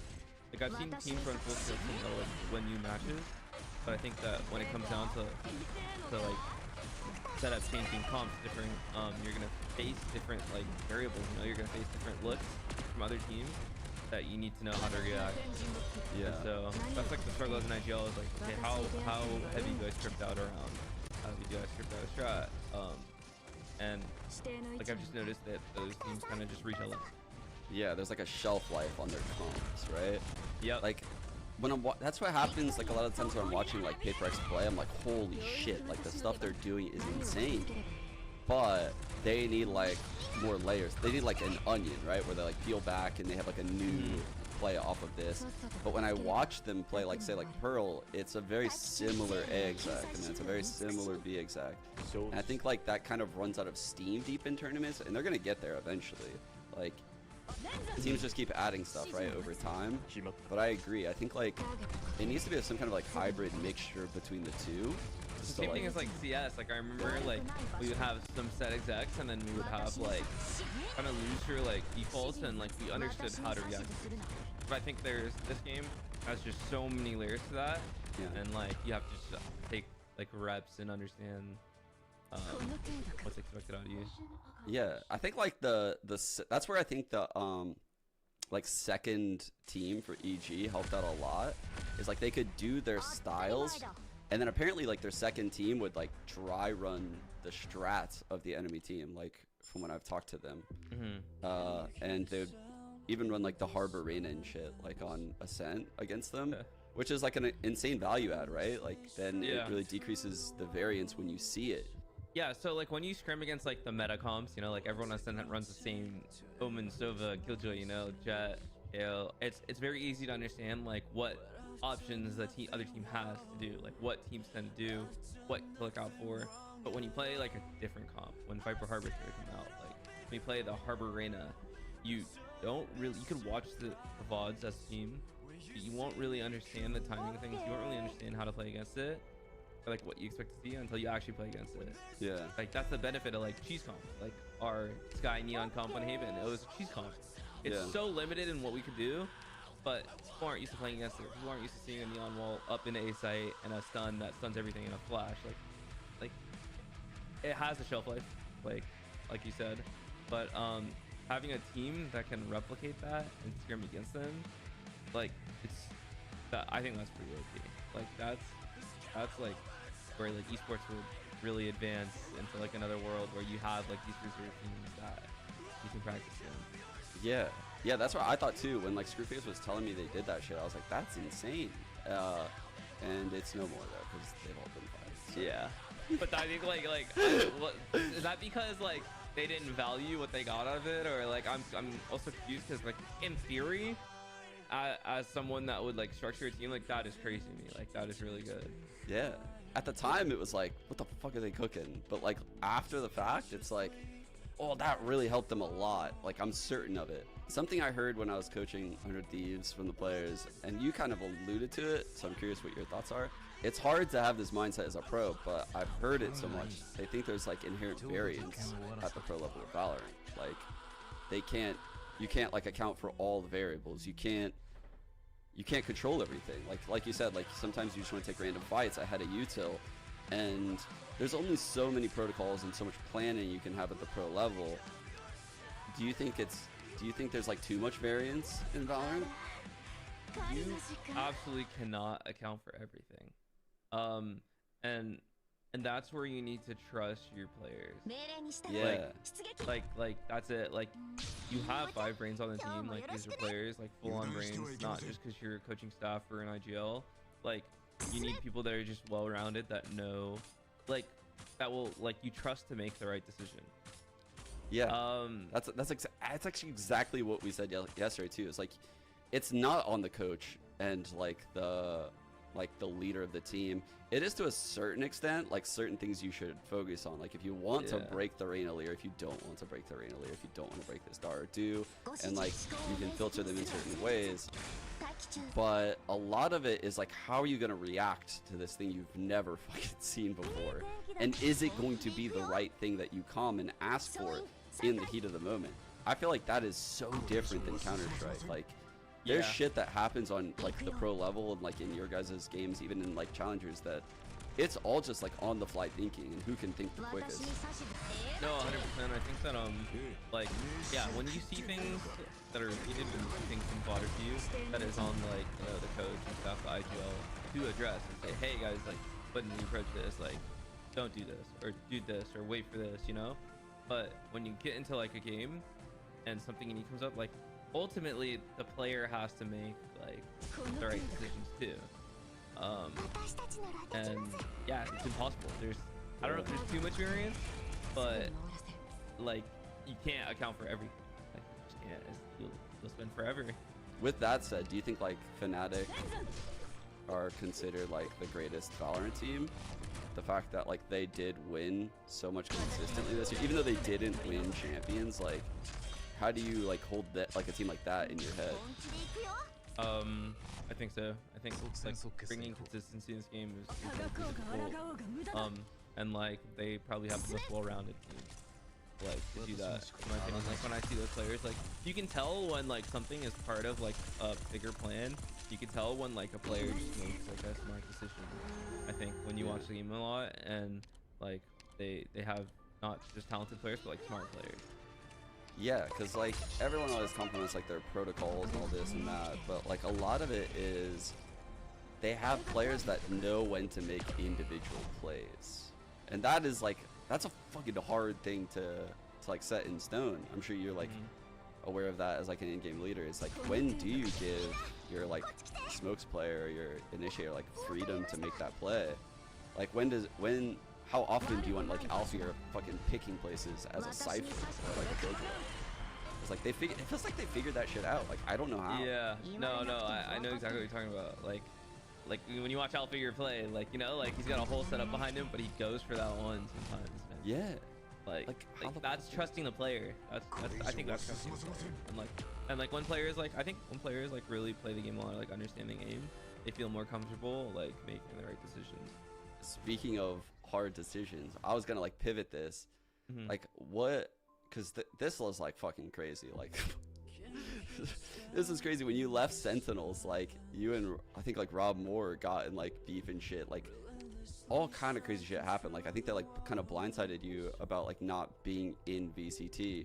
I don't want to focus on like the actual bickering like back and forth or whatever. Like honestly, I think that's been kind of beaten to the ground. But like, what was it like after that happening? Like watching VCT, because obviously like you were a top in-game leader in Valorant since day one. I felt like you earned your spot in VCT, and then all of a sudden like the rug was pulled out from under you like right at the finish line. And you know, like missing that opening season, like was that something like super frustrating for you, or were you over it pretty quick? Like how'd that work out? I think it was pretty frustrating, or like not frustrating. I wasn't like angry or like frustrated. I was more so sad that like that's all you're looking forward to. Like, you know, franchising from playing on stage, playing in front of fans, like all the tournaments we went to, we didn't have a crowd, like with COVID and stuff. So it was quite disappointing. Like the whole year like left me so unsatisfied. Like all of 2022, all the things that happened in that year were just so tragic. Like I swear, like I could come out with like a documentary about how like the downfall of Sentinels and like how unfortunate some of the things that happened in that year played out. Was like it sucked. It killed like our stockest players on the team. We really couldn't come out and like, you know, air out like all the things that went wrong. You know, we kind of just had to deal with it. And so like understanding that like it was a very unfortunate year, ultimately like unlucky, we thought we would still have the chance to like reset with a roster, like a full roster, going into VCT. Like people try to like, people say like, oh, you know, like Sentinels are so bad they fell behind the meta, but we just, the whole year we didn't really have 5 players to practice with.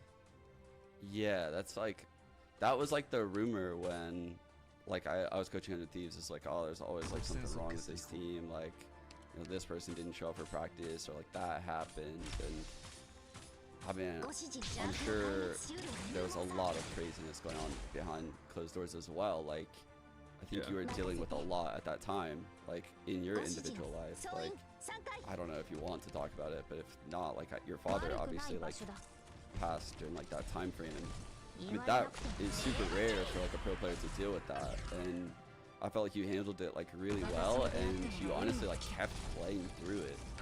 Like that had to be like so fucking hard. Obviously that was hard, so like yeah, you never really talked about that though a lot publicly.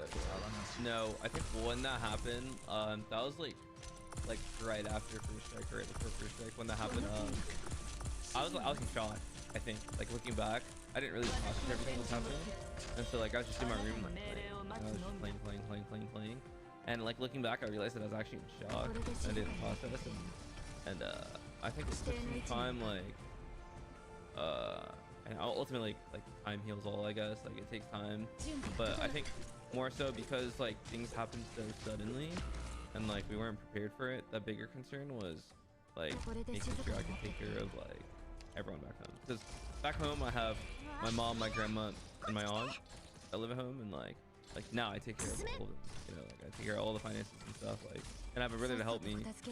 But like that was like the big thing, like, oh, where do I start? Like what, I don't even know what I'm doing, like, because he handled everything.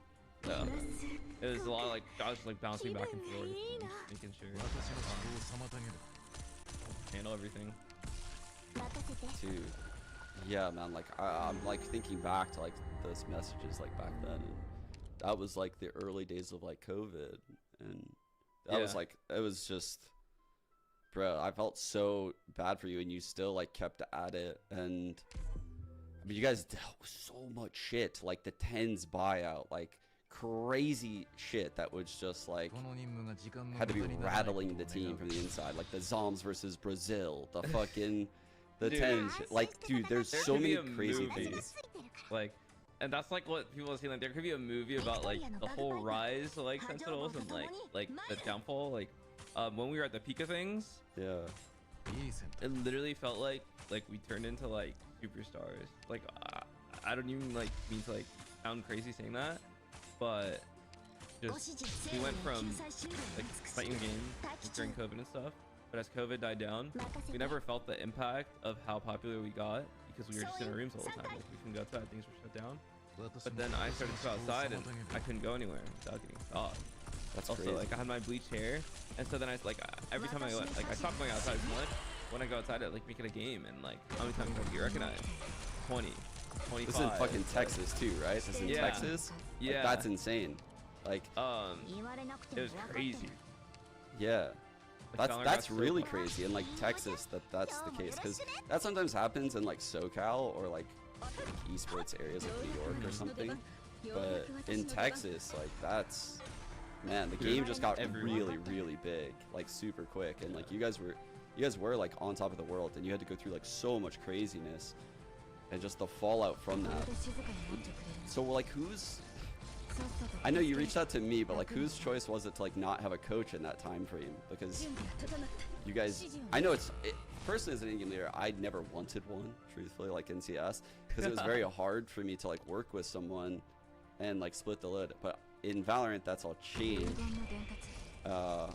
What happened with that whole thing in Sentinels? Yeah, so originally we wanted a coach. We were like running with a coach. I remember you were the first person, like I remember early Sentinels, and like we wanted to go a different direction. And so I was kind of doing everything, and I felt comfortable in my routine. Like this is early, like before First Strike, you know, Ignition series time. Yeah. Like I would watch other teams play, I would take my notes, and I was like, okay, like right now I can manage all this. It's working. We can continue through challengers. I remember I'm trying to remember the timeline. Like I spoke to Slicky at one point. We were gonna bring him on, but he decided he wanted to stay in Europe. And I think that after Iceland, we had also won the regional event right after Iceland, like first exit, and we were still using like our OG comps at that time. We were getting away with it in NA. Then we went to Masters 3 Berlin, and we were playing at Masters. We started scrimming against the team, scrimming against Gambit. We were scrimming against like a lot of teams at Masters 3 Berlin, and realized like, okay, these comps and stuff we're doing in NA is not working versus teams. Like we need to switch it up. And so literally we got there like a week or two before the event started, and we started to change all our comps going into Masters 3 Berlin. Yeah, because we realized in scrims, like, dude, NA is behind. Like the comps that we got away with in NA, like we're winning, it's not gonna work for sequels. Like we need like to stray a little bit from double duelist. We need to bring in like the initiators. Was that the tourney you guys had like a 3-team group or some shit? Yeah, so we like beat GT the first time, and then we shouldn't have played them again, but because of the 3-team group, we had to play them again. It's quite unfortunate how that got structured. But that was like where I think we dropped the ball. That tournament, I could say, like, we dropped the ball in terms of like preparation and stuff because it worked in NA. So we were like, when you're winning, it's hard to really tackle like we should change our comps. You know, like it's hard to really go to that like POV like, dang, like we might need more because it's working. Like we won the regional event in NA. So playing the Masters in Berlin, we realized like, if I had a coach at that time period, maybe it would have helped. I don't think it would have though. Like, and this is because I talked to like Minnie about this at Champions, like at the after party, because he was obviously down that they didn't win Champions. But I was like, I don't know. You had like such a hard job here because you literally did not lose all year. And people are like, well, why did they switch their comps? Like, why are they not playing Pearl? I'm like, well, you weren't saying that when they're fucking winning. Like, you know. Yeah, it's hard. It's hard to decide like when to switch comps if you don't lose. Like, that is a very difficult like decision to make, and I totally understand that. And then I can't remember, did you guys miss out on Champions? No, so we were qualified for champs. We went to champs that year, and that's when we brought Rockets with us. Actually, I never spoken to Rockets before. It was actually Zom's idea because I just wanted someone to bring, and then I started talking with him, and he was like smart, and I was like, okay, this will be really good help. And going into champs, 2021. Yeah, it was 2021. Yeah. We were very prepared. Like our comps were meta comps, in my opinion. And we had everything we needed to win the tournament. I've never felt better going into the tournament. With like our preparation and stuff. Better than Iceland, like better than all the regionals. And we choked that tournament. Like people think that we weren't up with the meta, but we choked. Both the series we lost, first Liquid and KRU, we were up 8-4 on defense split and choked. And like the most tragic rounds, like I could vividly recall the rounds that we like left the spike and everyone died. Like we had this like and everyone died like last second. It was tragic. But that tournament, we were so prepared and ready to win that tournament, and we choked as players, if that makes sense. Like just some of the worst decisions I've seen. Maybe it was pressure, maybe it was like we overworked. Yeah. But as players, like we damn, that's crazy. Yeah, I didn't remember this game, but now it's coming back to me here. Like, yeah, you guys had those 2 8-4 halves against Crew, and they won all the pistols in those games, actually. Yeah. In the 13-11s. And then versus Liquid, I do remember this Breeze game. Like, this Breeze game, I remember, because I was like, oh, this shit is over. And then the classic. I gave you like literally the caster's curse from like behind closed doors. I was like, this shit is over. And then all of a sudden they started like clawing back in. And I was like, oh, and versus them on split 2 and Crew on Haven was one of those tragic rounds. It was like a 3v5 or something on A site. Like I'm actually getting like trauma thinking about this. We were set to win this tournament. I'm telling you, like I've never been so confident. We were ahead of everything. And like we just choked it. Yeah, I think I actually heard a lot of rumors that you guys were like owning people in scrims like around that time. Yeah, we probably did. Yeah. It was quite tragic of an event, and then there's just like a long reset when we actually started. Fuck, that sucks. So what are you looking forward to, I guess, in like 2024, like looking ahead, now that we like look back? Like, are you just looking forward to like content creation, I guess, for now? Yeah, so when Challengers ended, I knew I had like this 6-month break period, and that was like a chance for me actually, not just content, but focus on my like health, like as an esports player and someone that like practices 8 hours a day and then streams for another several hours every night. Like there's a lot of like health things I neglected. Like I gained a lot of weight. Like my diet was screwed. Just getting back in the gym and stuff. So I've like tried to use this like Challengers off season to focus on like my mental health and my physical health and stuff that I've just neglected for 3 years. Yeah. Going into 2024, if I have a chance to play in VC or like a Challengers team that like, you know, feels like a strong or like a good decision for me, and like I want to compete. Competing just always driven me with my passion. Like if I wanted to stream, I think I would have like stepped away from competing after that chance tournament or something. You know, I had like crazy offers at the time to like pursue full-time streaming, and like I like chose to compete, and like that's like just kind of what's like driven me. So if that happens, if not, I'm still on my G2's pro contract, and like I'm honoring that by streaming right now. And then next year the roster restrictions are lifted, like they're a lot more lax, so hopefully there will be like more opportunities to like compete. Yeah, like so you're referring to like the no like roster lock and stuff, and like being able to sign as like a temp on like a independent contractor type deal. Yeah, I saw that. That was actually really cool, because I thought Ye got like super fucked. Like what kind of esport has like their top player of the prior year just like miss out on an entire year? Entire year is crazy. That's actually crazy. That's so crazy that happened to him. And like obviously like it wasn't too smart of an idea to go down a like that wasn't a good idea by him, like for his stock and like his individual value, but as a competitor he like needed he wanted to play. Like, he needed to play. And like that's so fucked, like honestly, like that whole system. So I'm so glad that that's fucking gone. Yeah, I really feel for him, because like I understand